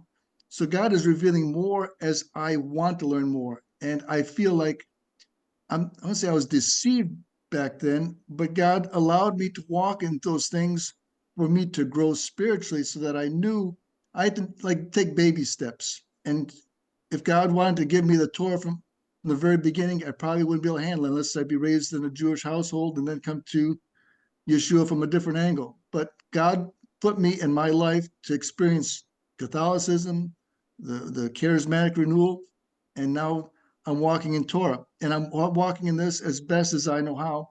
Am I deceived? I don't believe I am. I believe it all aligns with Torah, much like Kay said, and you're acknowledged that we have to base our actions on Scripture. And sometimes, as I've been walking this walk, I realize the I don't need to be praying to saints and saying the rosary and praying to Mary. I mean, there are things that I learned along the way, like, okay, this is the gospel according to the Pope kind of thing. Like, this is what the church tells me I need to do, but that's not what the Scripture tells me to do. The Scriptures say, pray to God, pray to the Father. Yeshua is pointed all the time to the Father. Matter of fact, I told somebody last week, I was talking about the last thing that Mary said at the marriage feast, at the wine feast, when Yeshua changed water to wine. The last thing recorded of Mary saying to the servants, do as he says, period. It doesn't say anything. If he doesn't do what he says, come back to me and I'll see what I can do for you and intercede for you on your behalf. And I'll go to Jesus another direction. She didn't say that. She didn't say pray. In other words, don't pray to me. She's saying, go to him, period. Do as he says. Do as my son says. And she just sort of bowed out of the picture. She has not a recorded line in Scripture after that. There's nothing else we hear from her. So that tells us right there, we're not to go to Mary to pray and to ask for her intercession, because she would have said, if he doesn't do what I ask you, what you ask him to do, come back and see me. She doesn't say that. So that's one of those things you learn as you grow in understanding of Scripture and researching and studying. It's not something that you just come across, but being deceived. Hopefully, God, as the closer you get to God, the more you know the truth. Just like we talked about, the way you understand, identify a counterfeit bill is not to identify the counterfeit, but to identify what a real dollar bill feels like, so that when you see a real $100 bill, anything false comes along, you can identify it because you know the truth so well. You know what a real $100 bill looks like. You can spot the deception. And the same now as we walk totally in Torah, because if we walk completely step in step with Yeshua and understanding Torah and keeping his commandments and the Shabbat, then you'll know the truth. And when deception comes along the way, then you can identify and say, no, that's wrong. And so I just wanted, because you've made some great points, but to know, okay, so the question is, take heed that no one deceives you, for many will come in my name and saying, I am he, and deceive many. How do you know you're not being deceived? And you're saying, which is, I believe is correct, you got to know what the real McCoy looks like so you don't get deceived by all the fake ones. And that is, you must study Torah. You got to study Torah, period. Period. Yes. Right. Okay, Ella, how are you not deceived? How do you know? Well, hopefully by comparing whatever you say to the word.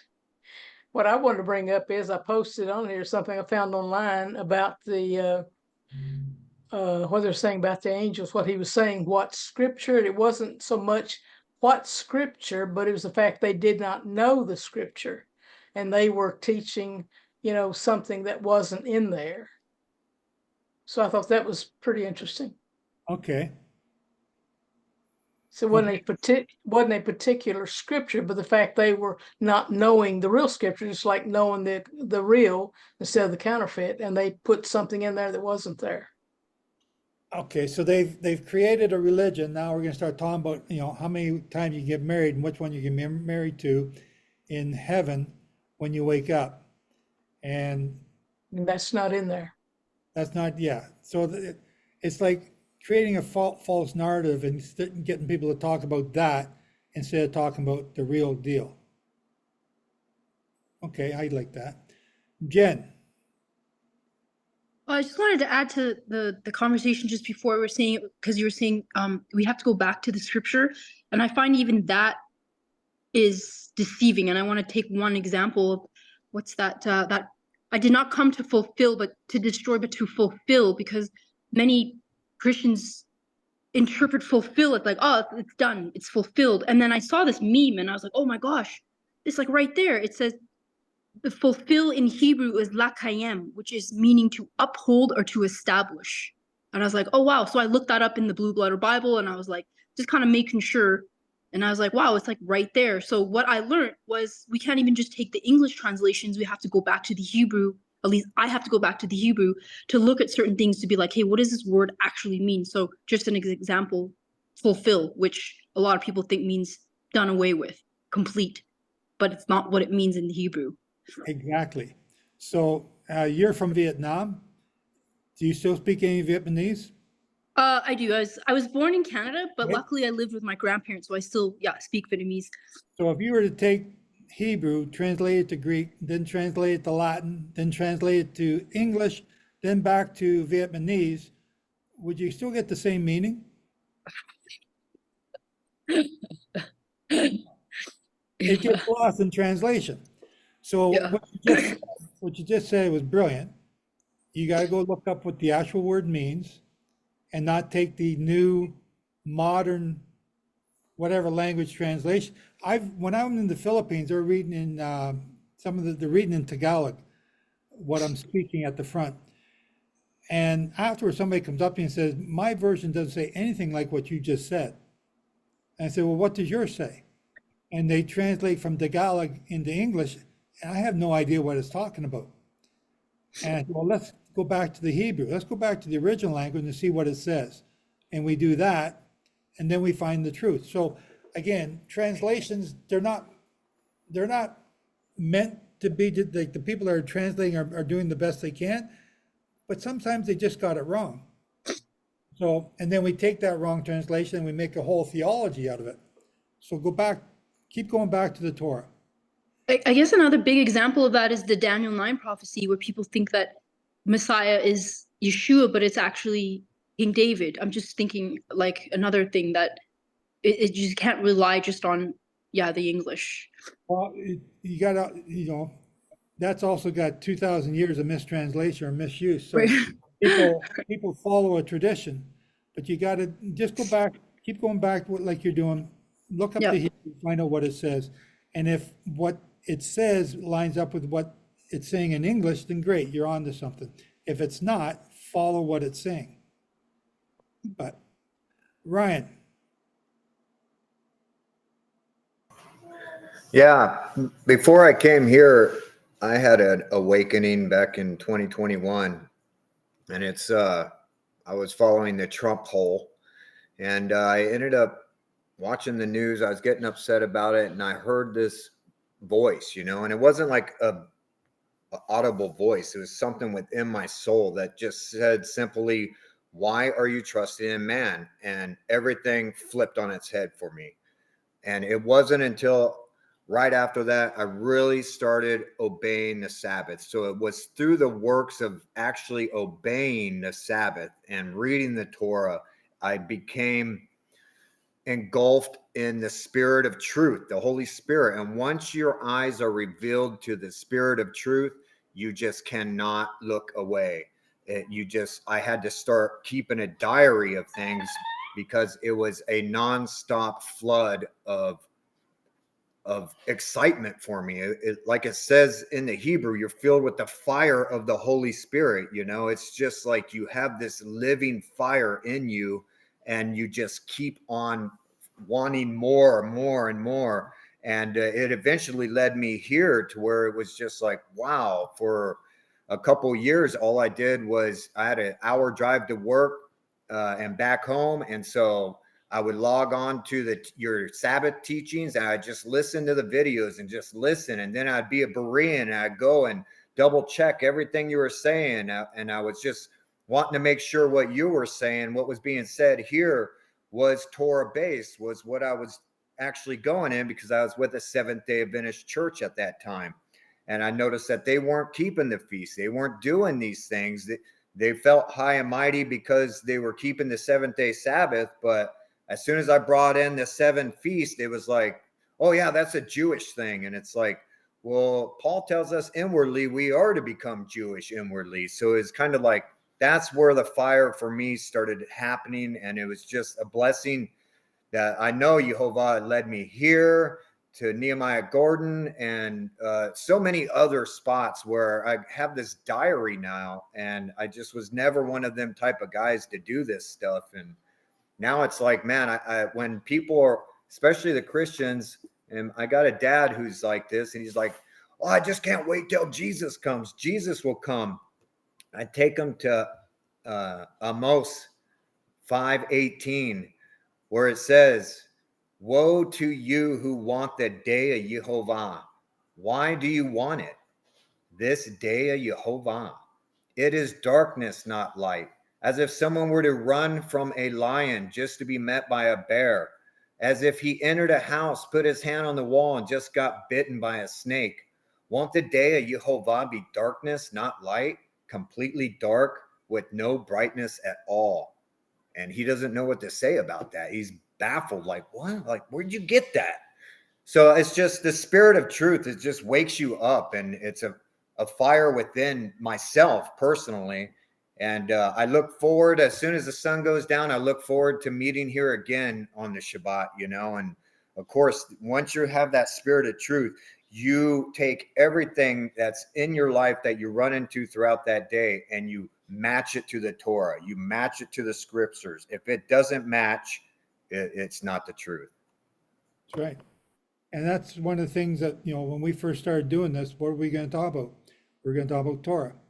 And we had a vote, and everyone voted. We're going to talk about Torah. We're not talking about all the other stuff. You know, there's lots of other people talking about that. Go join them. But we're not going to talk about that here. We're talking about Torah here. And that's the thing that I like, because, again, you know, I got people like Kay, you know, that are going to take me to task if I start screwing up with the scriptures here.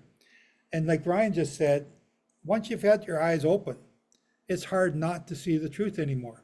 It just, you can't not see it. Oh, Kay's got her hand up. Well, 2 things. One is, Ryan, thank you so much. And I forgot the little girl's name from Canada that's Vietnamese, but Jen. Jen. Oh, thank you, Jen. Your testimonies. You know, testimonies are so powerful. Everyone in this group has come from some denomination or from darkness or something. And so we all struggled to want to know Yehovah and want to make sure about what we've been told about Yeshua. And the most beautiful thing that we all have in common, besides being washed in the blood of the Lamb and wanting to follow Torah, is Yehovah calling us. Who am I? I'm the worst person on earth. Who am I that he would call me and put in my mind this thirst, you know, like the deer that pants for streams of water, or make me want to know what his word says. What did he do? You know, I'm older than everybody in here, but there was a movie called Close Encounters of the Third Kind. And everybody heard this bum, bum, bum, bum, bum, if you've seen the movie. And they all started building this same shape out of dirt or whatever they could find. They just started being obsessed. And the Bible describes what happened to all of us and why we have this powerful testimony about Yehovah. And it's in John chapter 14. And Yeshua says, in verse 15, John 14:15, if you love me, and a lot of you have said, I just started keeping the Sabbath. I mean, how hard is that? And so, but he said, if you love me, if you just start doing something, you will keep my commandments. So your testimony says you love him because you are keeping his commandments. And he said, if you love me, you will keep my commandments, and I will ask the Father. He turns the attention right to Jehovah, and he, Jehovah, will give you another helper so he may be with you forever. The Spirit of truth, from whom the world cannot receive because it does not behold him or know him. And the proof is they're not keeping his commandments because they don't love him. And so that's such a beautiful testimony. And, you know, I've never heard from Jen before. And Ryan always says beautiful things with his beautiful voice. And I just wanted to tell you, your testimony is powerful and it touched my heart. Thanks, KK. Nan, go ahead.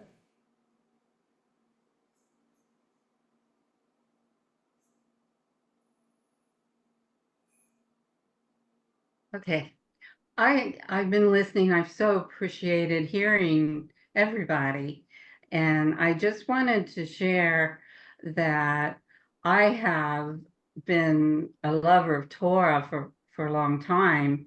And I fell in love with Hebrew right after I became radically born again as a Protestant at a Catholic renewal, which was interesting. It was a Christ Renews His Parish weekend, and I'd cried out to God 5 months before I got there. And somehow a friend who was Catholic asked me to come because she didn't want to go and she knew I'd go. And she didn't know that I had cried out to God.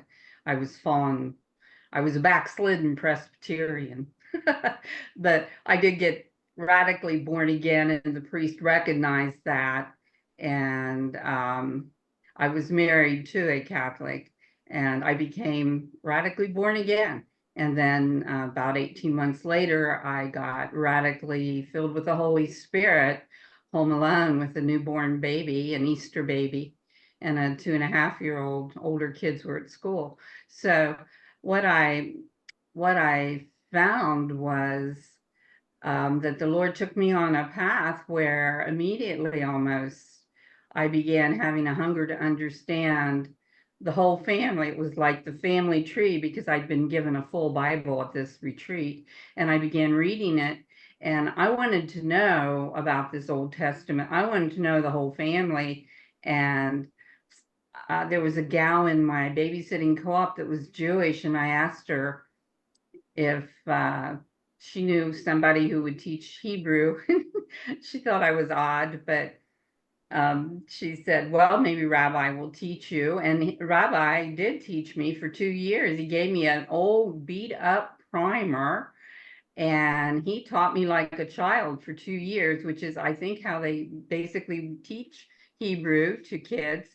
And I never understood why he taught me Hebrew for 2 years. This born again Christian Catholic who didn't fit the wheel exactly, but he did teach me, and it was a lovely experience. And so the call of my life went on for me to become very involved with Christian Jewish relations and all of that. I kept loving Hebrew, and eventually some rabbi I ended up doing Christian radio, and I was interviewing a rabbi at a Catholic or a Jewish school, Torah Academy, and he's talking to me, and he says, "Oh, I got something for you," and he runs out and he comes back a few minutes later. He was the head of the school, and he said, "Here, you need this," and it was the Living Torah, and it was like the most precious gift I thought I'd ever receive, because it was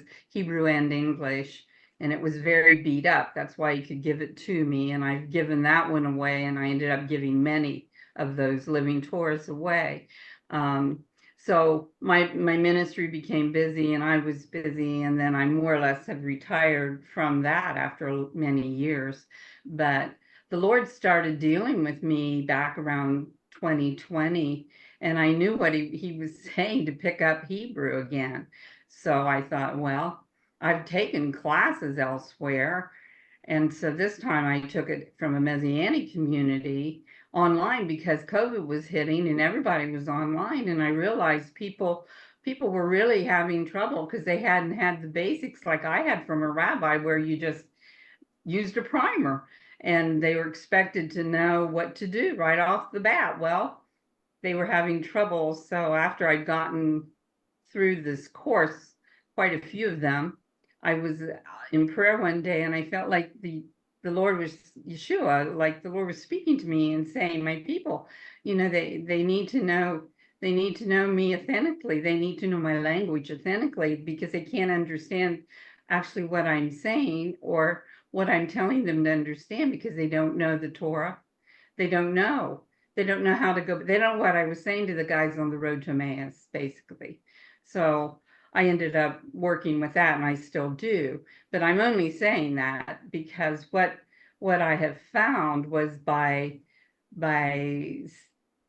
looking deeper into the Hebrew, after I'd been through all these years of Jewish-Christian relations and supporting Israel and all that, was that I was getting my eyes opened even deeper, and I began understanding Rabbinic Judaism, and I began understanding things that I thought I knew. And even in my knowing him, even as a spirit-filled person, and it has been marvelous. And so as I would have students, and I would find these nuggets, just even his name, Yeshua, you know, and how it's throughout the Old Testament. And so recently, as things have been crazy in political things, and of course with the Catholic Church, you know, I realized that I realized that what the Lord is saying is keep Shabbat, and I kept hearing the word, don't follow the doctrine of men. I kept hearing, be careful with this, don't do this, you know. So how long And have you been keeping Shabbat? I was listening, and I'm studying, I'm testing everything, and I said to the Lord, you know, I was praying and I said, Lord, what I need is clarity. I need clarity.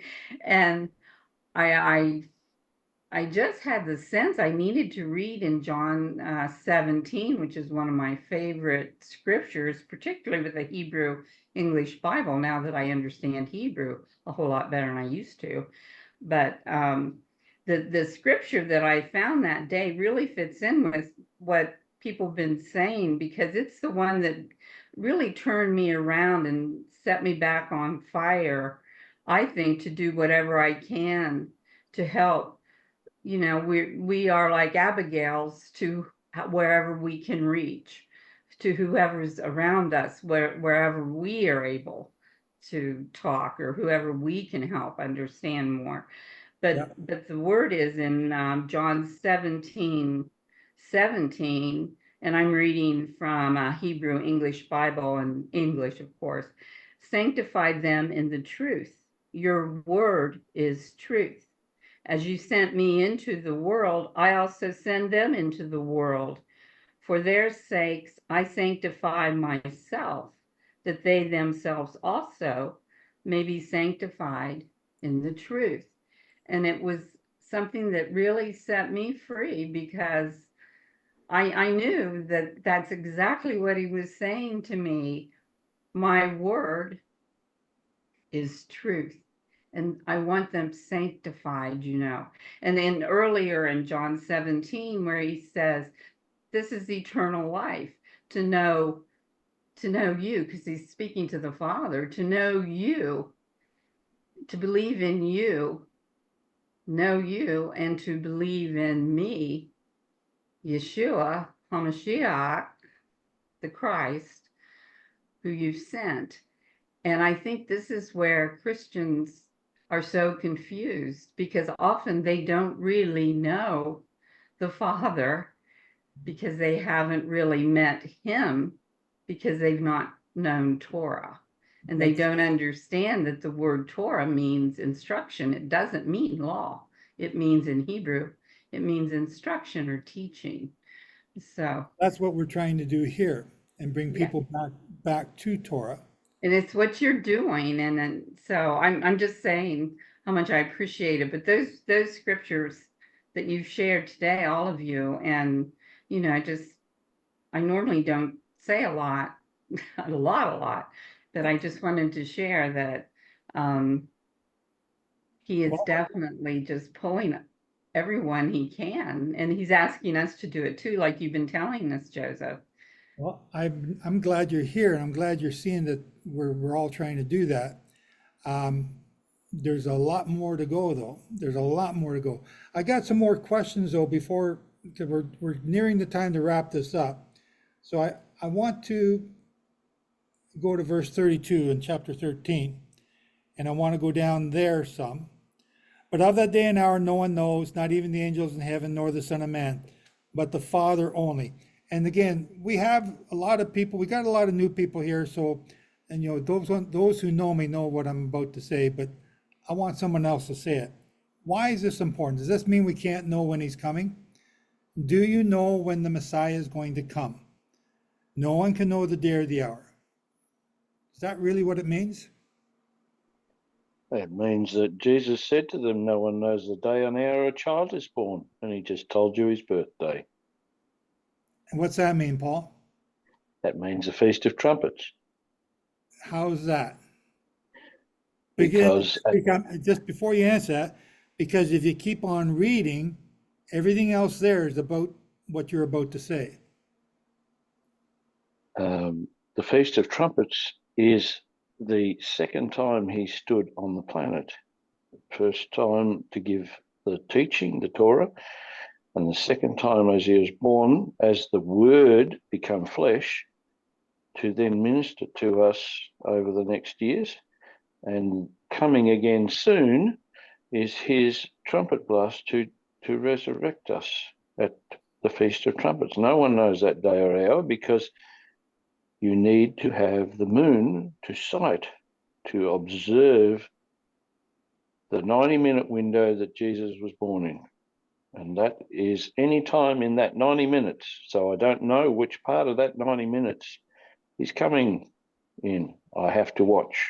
So why does Yeshua say not even the angels or he knows the day or the hour? What's he talking about? He's talking about to watch in the Feast of Trumpets. To watch the what? Moon to watch for the sight of the crescent moon. The preparation for that time, no one knows that time that it's going to show. You've got to keep watching, and all of a sudden it's there. If you don't watch, you'll miss it, and you'll miss out on that time. Okay. Brian, you had your hand up? Yeah, I was just going to, Paul, sorry, hit on that. The sighting of the new moon on Yom Teruah is undetermined if they're going to see it on one day or the next day. Is it the 29th? Is it the 30th? So that's why no man can say, yes, for sure, it's going to be on this particular day.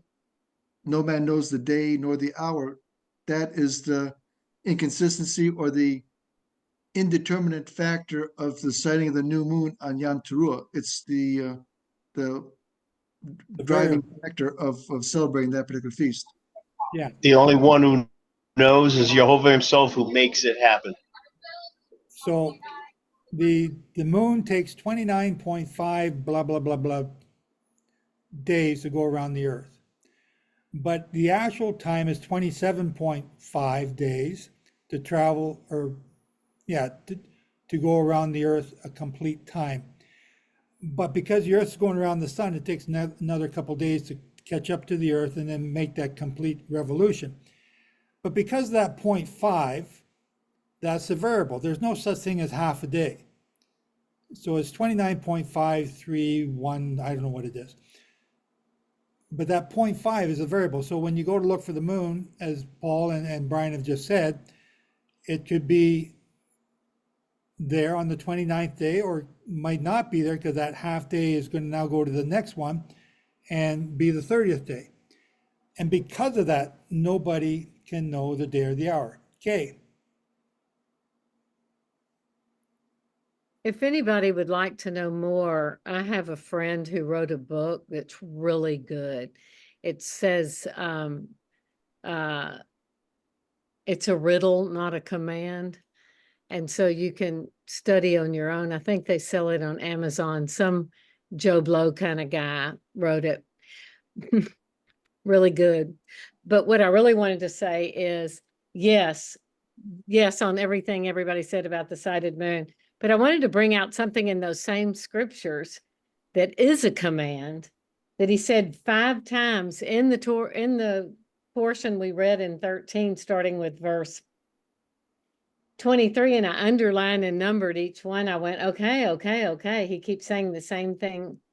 And he's talking about false messiahs and false prophets rising up and showing signs and wonders to lead us astray. And that always freaked me out. But he said, but be careful. That's the first command, he said. See, I've told you everything beforehand. So he's prophesying here. And then down in verse, the first one is in verse 9 of 13. He says, watch out for yourselves. So we need to be accountable ourselves to know. And he says, then the third time he says in verse 33, keep on the lookout, stay alert. That's the fourth one, for you don't know when the time is. And then he says he gives this example after leaving his house and putting his servants in charge and giving each his task. He commands the doorkeeper to watch. He says, watch again. And then in verse 35, he says, therefore, stay alert. And for you do not know when the master of the house is coming.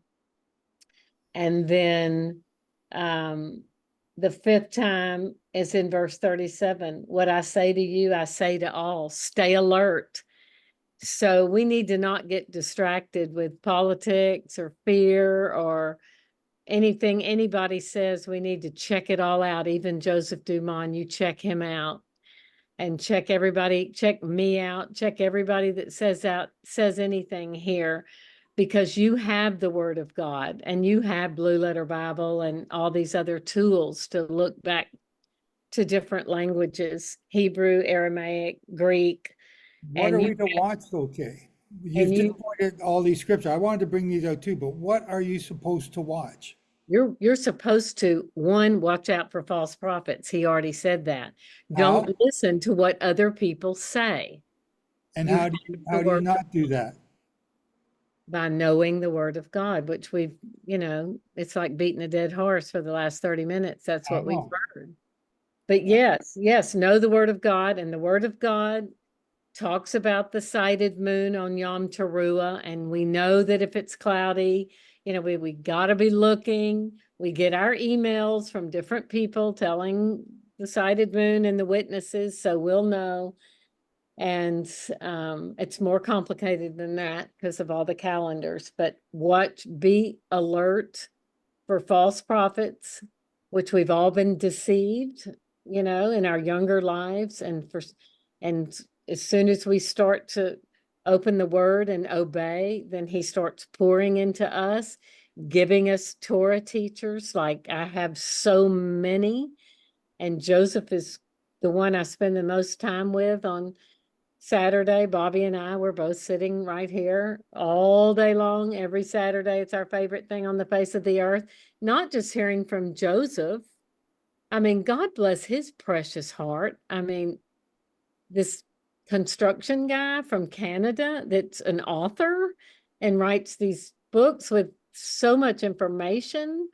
That's such a gift. But all of you that share are just priceless in my book and Bobby's book. And so watch out what you learn, watch out who's telling you something. You have the Word of God, and you have Torah teachers devoted to Torah and teaching Torah. And you have the Holy Spirit, number one above all, which is Jehovah himself, that is teaching you because he gave you that helper. Do you know the difference between you now and you then? is you have the want to spirit. You want to know. Nobody's making you and dragging you to some denominational church. You're here because you want to be, because you love Jehovah, and you're trying your best to study and know his commandments. Study to show yourself approved, a workman unashamed, and walk in that as best you can wherever you are right now. If you're new and you just heard about the Sabbath last week, you are on the right path, baby. Yes, indeed. Wherever you are, if you have that want to and you're seeking, that's where you need to be, not knowing it all. There's no know it all. None of it. Can I ask somebody? I'm asking Randy in the side here in the chat privately, but he's not able to find the right word I'm thinking of. There's a word, the Hebrew word for watch. I believe it's the very similar word to the word guard. But I need the Hebrew word, not the Greek. And if somebody can find that, there's a good lesson there. Paul. Mr. JW wants to know where the moon and why the moon is sighted, because there seems to be a problem that he has issues that the moon was done away with and the sun in Galatians, that we're not to observe it. So can we just detail that a little bit? So, okay, just 1 second before we do that. Sean has got Natsar, to watch, to guard, to keep. And I think that's the word I was looking for, to Natsar. So the word Natsar also comes from the Netzer, which is the branch. The branch used, we think 6 times, 7 times in the Old Testament, referring to Yeshua, the branch. He's a Netzer, and the Netzer brings things back. So on an olive tree, you have a root that goes underground, and up springs a Netzar, which is another tree starting out from the same root. And the idea is that it brings nutrients back to the main tree. An apostate will take stuff away, an apostle brings it back. So there's a lot of connections here with this word. And you being a watchman and Netzar, a branch, are to be looking for the crescent moon once a month, but you're looking for the Messiah. You're looking for our King. You're looking for that kingdom, and you are to guard. You are to keep. You are to, what does it say about remember the Sabbath day? Maybe that's the word I'm thinking of. Guard the Sabbath day. Guard the holy days. You are to protect them as an ambassador to that kingdom. And Joe, Paul, I'm coming back to you. Who is that, Eric? Or is that somebody else? I'm sorry. I was just going to say there's that word shamar there too, 8104. Shamar, yeah. And where's Shamar at? Oh, I missed that. Okay. Shamar is remember, I believe. Guard, protect, attend, beware, be circumspect. Yeah, so they're in the chat there. Shane's got them, Sean has got them. Eric, go ahead.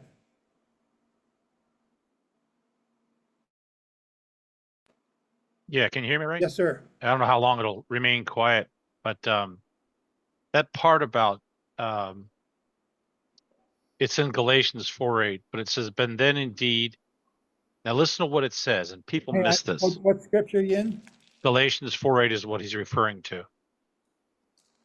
So what he's saying and what he's saying in Paul, if you don't listen and pay attention to what's being said here, you're going to miss the point he's trying to make. It says, "But then indeed, when you did not know God, you served those which by nature are not gods."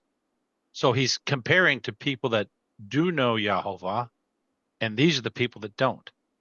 But it says, "But now after you have known God, the one true living God, or rather are known by God, how is that you turn again to the weak and beggarly elements to which you desire again to be in bondage?" It's not being in bondage to God's days, months, seasons, and years. It's being in bondage to the unknown, to these gods that are false gods, and observing their days, months, seasons, and Well, years. just let me clarify what you just said a little bit. Not being in bondage to Jehovah's holy days, No. being in bondage to Satan's holy days. Well, if you want to call it Satan, fine. But if Or you're a false believer, gods. yeah, False if you're a believer in Yehovah, you're not going to do Ramadan. You're not going to be doing all the days, months, and years, or the traditions that all the other false gods. So there's a difference here between what he's saying. God does not, his law is not weak and beggarly. It is, you don't do it in vain. Yeshua didn't do these things in vain. Is this in connection with the watching for the crescent moon? Is that the Well, question? no, it was the one guy that was saying, I have a hard time looking for the new moon, and I have a hard time doing the things that we're doing because it says it was done away with, and that it's saying you're observed days, months, and years, seasons, and years. I'm afraid for you, lest I have labored in vain for you. People apply this to God's days, months, seasons, Misapplied. and years. It's misapplied. Yeah. Yeah, okay. And I've heard this before. And if you don't read what it's saying here, like if you were, in India, if you are not a Buddhist, what's the big religion? Hindu. Hindus do all the gods, including worshiping Yahovah. So they worship all the gods out there. So they include him with all these other gods. And God says, don't do that. I'm a jealous God. Yep. Okay, Paul, is that answering the question that you were bringing up? I'm sorry, I'm just gonna. It was in connection with the question from a guy called JW on the page. Okay, so yeah, that's answered his question. It also helped me for mine. So back here in Mark, in 13, watch. Therefore, take heed that you watch and pray, for you do not know the time or the day. Watch what? Watch for the coming. When's he coming? The Feast of Trumpets. When's the Feast of Trumpets? The new crescent moon. It's like a man going to a far country who has left his house in authority of his servants to each his work, and commanded the doorkeeper to watch. The doorkeeper is the guy out front looking. Watch, therefore, you do not know the master of the house is coming. Again, this is like the 5 foolish virgins, 5 wise. And evening at the night and at the covering of the rooster. Sorry, I really messed that up. Watch, therefore, if you do not know when the master of the house is coming, in the evening, at midnight, at the crowing of the rooster, or in the morning, lest coming suddenly he find you sleeping. What does that mean, sleeping? When the high priest would go into the temple, he would check to make sure that the altar were still burning. He would check to make sure that the previous day's sacrifices were completely burnt up. And if the fire was going out, he would add more wood to the fire. And then he would go look for the priest who had fallen asleep. That priest who's fallen asleep is not watching. He's not watching the fire. He's not tending the fire. He's not paying attention to his job. His job is to stay up all night and watch. But then now we go to Revelation, where the high priest takes a coal from the fire and puts it on his robe. And when he puts it on his robe catches on fire.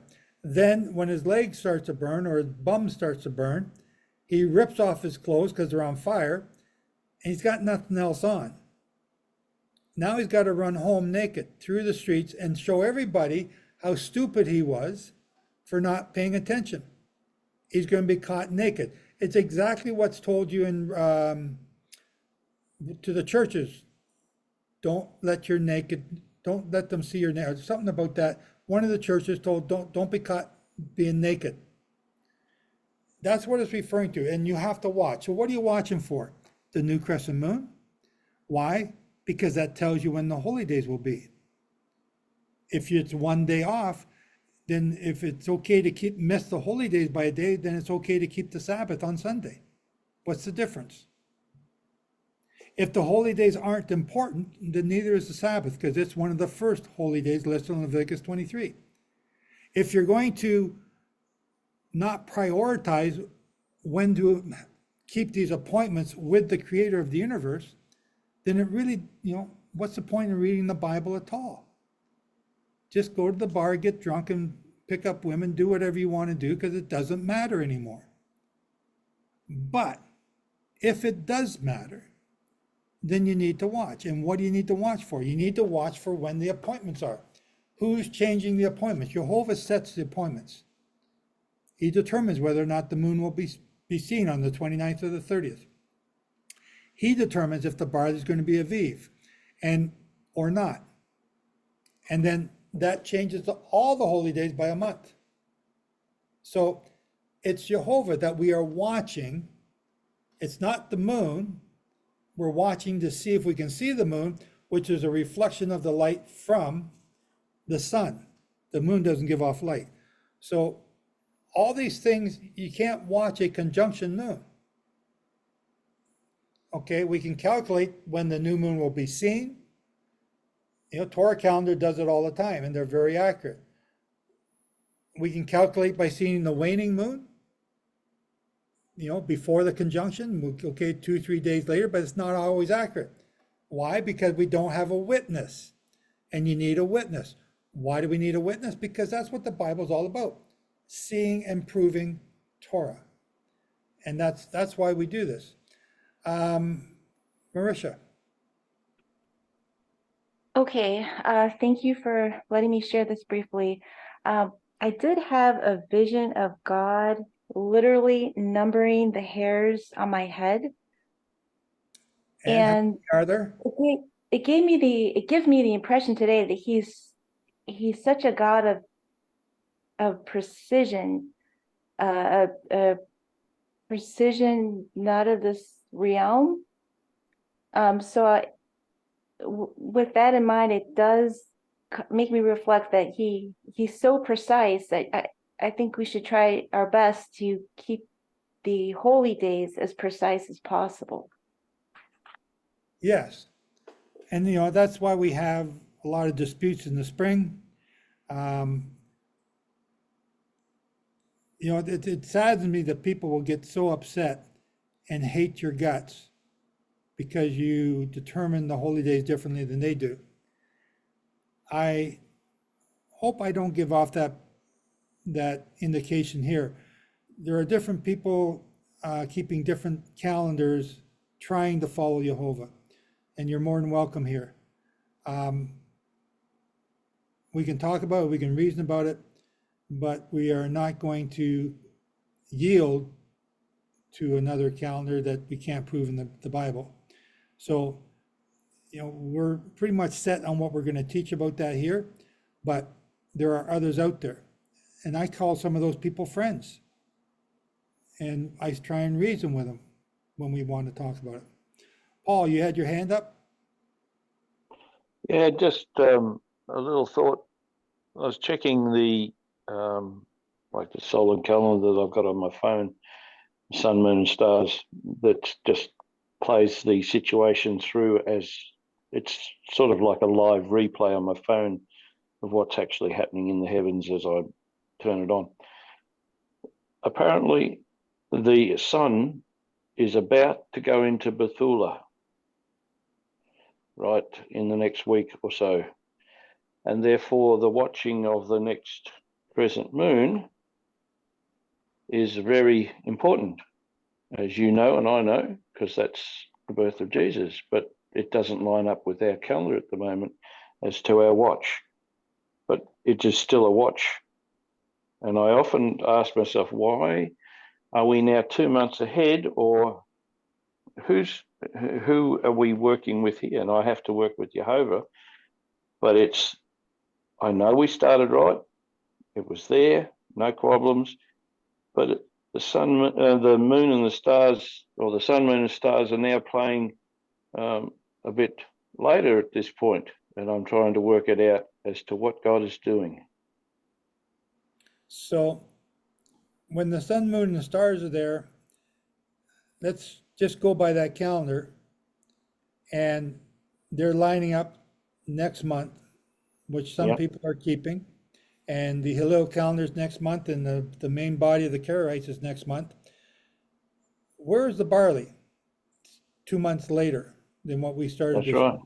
Where was the barley? Because that star that's in Bethuelah's hand is spica, is the barley. Yeah. Where's the barley in all of this? So if you go by Genesis 1:14, and this is their big verse, okay, great, awesome. What do you do on Wave Sheaf Day? It doesn't tell you. Well, how do you keep first fruits when there's no fruits? That's right. You can't. I understand that. No, I understand that, Joe. No, I'm not. This is for everybody, though, Paul. Yeah. And Okay. this when Cain and Abel, when they made their sacrifices, we did this study this year. Cain's sacrifice, the reason it was rejected was not because it was grain, it was because it was at the end of the season. It was the leftovers. It was the end. It was not first fruits. It was the last fruits. And Jehovah rejected it. Abel's was the first fruits. And Jehovah accepted it. So if you're going to go by Genesis 1:14, awesome, knock yourself out. Where do you get the fruit from? That's right. How do you know when the barley is going to be ripe? Well, you've got to have the barley to begin the year. We know that. And then during the process of the year, God's setting up something to happen in the next 2 years that we've got to keep our eyes open also at this point of the time of the year as something special, because it is late, and the actual sun, moon, and stars are lining up at the birth of Jesus as we know in history, but now it's doing it 2 months later, but we've started off correctly. What's God telling us to look for here? What is, why is this sort of situation happening? And this is something I was asking for the last 2 months. I said, God, I started the year trusting you. I had to put my faith in you that the barley was ready. I had to prepare for Passover and to be ready for it. And he said, just trust me. And I'm going, just trust him, okay? And I'm working through the year and I can see that it's on time. Everything's working fine. And then this happens, that I'm looking at this and I'm going, but the sun's not in Bethulah yet. Why is that, God? Why is going on? What is happening? And for the last 2 months, I've been looking at this to try and ask God, find out why things are not lining up at this point. And I'm going, I don't know yet, God. There's something that we've got to watch for and to be ready for. So watching also is applying to the actual sun, moon, and stars when they play out. But none of us have an insight into how all the Mazarots take place in the sky. So this is something I've got on the phone.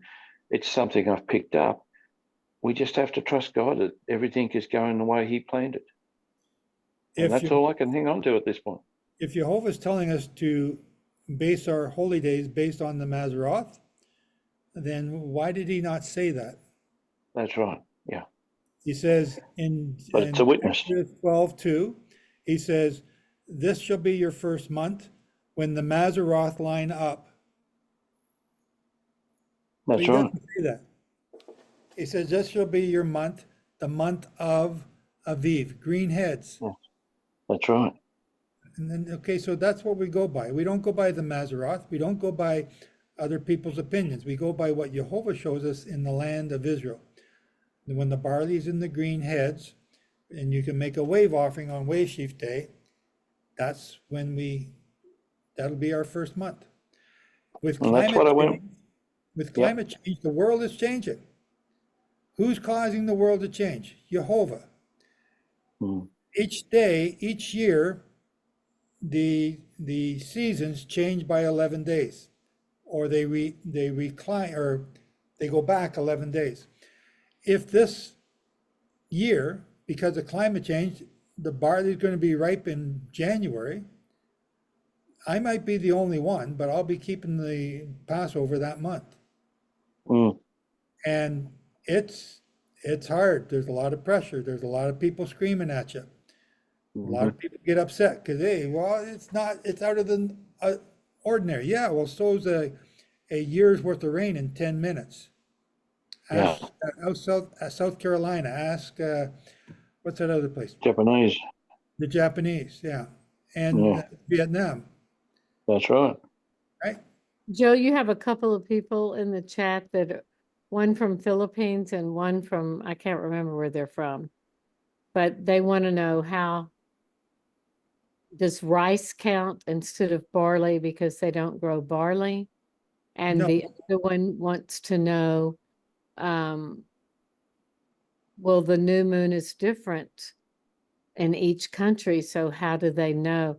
So these are, can you go to the basics and answer their question? So if you have barley, it doesn't say rice in the Bible, it says barley, the first fruits. This is the land of Israel. So the land of Israel is in Israel. It's not in the Philippines. And I know that there's a teaching saying the Philippines are the center of the world. It's a false teaching. It's not rice. You don't go by rice. And in the Philippines, I believe you can get rice twice a year. So which one do you count? Okay, it's a non-starter. You go by the barley and you have to go into Israel because you have to bring the barley to the temple. You're not bringing the rice to Manila. You're bringing the barley to the temple, which is at Jerusalem. What was the other question, Kay? Oh, the moon. Well, how can they know? Teach them about the new moon or the new month, the crescent moon in Israel, and how they can get maybe an email. Like I get They do. emails from moon watchers. So Nathan already knows this stuff. Nathan has already talked with me personally, one-on-one for many days. He knows this stuff. The new moon might not be seen in the Philippines until somebody in Israel announces it 8 hours later. So they will start keeping the feast on the Feast of Trumpets out of faith. And then they'll go to bed and wake up next morning, and that's the only time they'll know if, okay, well, and the great attitude about the Filipinos is they say, well, okay, it wasn't tonight, so we'll do it again tomorrow night. Awesome, we get to do it twice, celebrate twice. And they do. And I love them for that. They don't get all mad, well, how come we got, we don't know when the moon's going to be for 8 hours. That's not fair. But there are some people in Australia that do that, moan and cry because they got to wait 8 hours. Okay, and I'm not saying anybody here, but just people in the past. It's just the way it is. It's got to be cited in Israel. It's got to be reported to the temple, and the temple's got to make the decision. Have we got reliable witnesses? And then if they say yes, then we go with the crescent moon. So it doesn't matter if it's seen everywhere else in the world. It has to be seen in Israel, and it might not be seen because they got rains that night. So then that'll be a 30-day month. So that's the variable here. That's why no man can know the day or the hour. We're not waiting for the moon to be seen in Moscow, not Manila, not Washington. It's Jerusalem. And that's where Jehovah's temple is. That's where he set his name. That's where the center of the world is.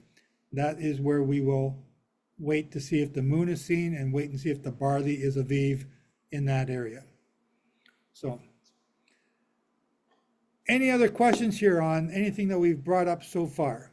I was going to say something, Joe, that I live in Georgia and I've seen the new moon here in Georgia, but it was not seen in Israel. So the month didn't begin until it was official in Israel. That's right. Yeah. So again, if you go and look for the moon, if you go out and do this, actually go out, when is new moon? Next week? Anybody got a date for new moon next week? I think the 2nd or the 3rd, they said. Or the 4th, I'm not sure. Okay, find out when the new moon will be visible in your area. Take your whole family, go outside and look for the moon. My wife actually goes out and does this with me. And she can never see it. She gets mad and wants to go home. And no, wait. It's getting dark. Just wait. It's not set yet. We got to still watch. But go and see who can see the moon first. and then decide which day you're going to go on, the 29th day or the 30th day. Which one are you going to go on? And I've gone out there on the 29th day when it's cloudy and overcast, and there's no way I'm going to see the moon tonight. And I'm looking, and suddenly there's a break in the cloud, just for about 5 seconds, and sure enough, there's the moon. And had I not been looking, I wouldn't have seen it, but I did see it. You just got to go do it and make a contest. Who's going to see the moon first? Then also, what time will you see the moon? Once the sun goes below the horizon, if you can see the moon anytime after that, what time will you see it? Is it the first 10 minutes, first 5 minutes, half hour, an hour and a half, 2 hours? When do you see the moon? And suddenly, when you do this once or twice, you'll understand why nobody will know the day or the hour. And you will have fulfilled prophecy by understanding what Yeshua said when he said this. That's when it makes sense, when you do it. If you don't do it, you want to sit there and just, read your Bible and not obey, then that's up to you. But when you obey is when you learn. When you go and do it is when you, sets in. When you actually go and do it, that you say, now I get it. It's in the doing. So, anything else that we should discuss?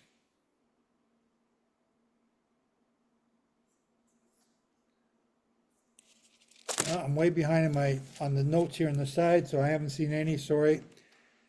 You guys just talk too much on the side here. Randy. I closed the Torah, and I'm still looking for someone to close this out with prayer. Okay, do you want to close out the Torah readers then? Yes, sir. As we close the Torah, we say this prayer. V'zat HaTorah asher sam Moshe livnei b'nei Yisrael Apaya Yehovah Peya Moshe. And this is the Torah that Moses placed before the children of Israel at the command of Jehovah to the hand of Moses. And we'll have Johan close for us, brother. He just said me. When we return the Torah to the ark, we say this, what is called the Tree of Life prayer. And I will try. It's Haim Lemakatzin Kiba Beto Mekeau Yehshua Derakeha Derake Noam Vekonete Boteka Shalom Heshivinu Yahovah Eleka Benashuva Kadesh Kadesh Yameinu Kadesh Yameinu Kekedem. It is the tree of life to those who hold fast to it, and all who cling to it find happiness. Its ways are ways of pleasantness, and all its paths are peace. Help us and guide us, inspire us, and provide us with the wisdom your Torah can show. Cause us to learn, renew, and return, just as in days of old. Amen. Thank you, Randy. So again, I want to welcome all the new people that have joined us today. Thank you. I hope that you've been able to learn a couple things here and see how we discuss Torah and banter things around about back and forth. I'm just really thrilled to be here because I learned things from you all. So I appreciate that. And right now we're about to wrap this up. We're about to close off the meeting, but you can share this video. You can tell others to come and join. At some point we're going to get too big and we may not be able to do this anymore, but until that happens, we're going to keep doing what we're doing. but share this, tell others about it. And right now, we're going to ask Johan from South Africa to close us out with prayer, please. Master Jehovah, the sum of your word, your Torah is truth, and all your laws and your righteous right rulings given to your bride stand forever. Thank you that we could gather on your appointed day for searching out your scriptures and for writing it on our hearts. Please do help each one of us to not only hear, but also to guard and obey your every word. We wish to repeat the words of our ancestors who said, "Everything which you commanded us, we will do." And now, may Jehovah bless you and guard you. May Jehovah make his face shine upon you and show favor to you. May Jehovah lift up his face upon you and give you his shalom. Thank you for putting your name, Jehovah, on your children, Israel, and for blessing us. We pray this in the name of our Yehshua. Amen. Thank you, Han. So again, ladies and gentlemen, it's an honor to be here with y'all, and I thank you. And I'm just thrilled to be able to do this, and it's a blessing. Again, I want to remind you, please pray for what we're trying to do with the NRB.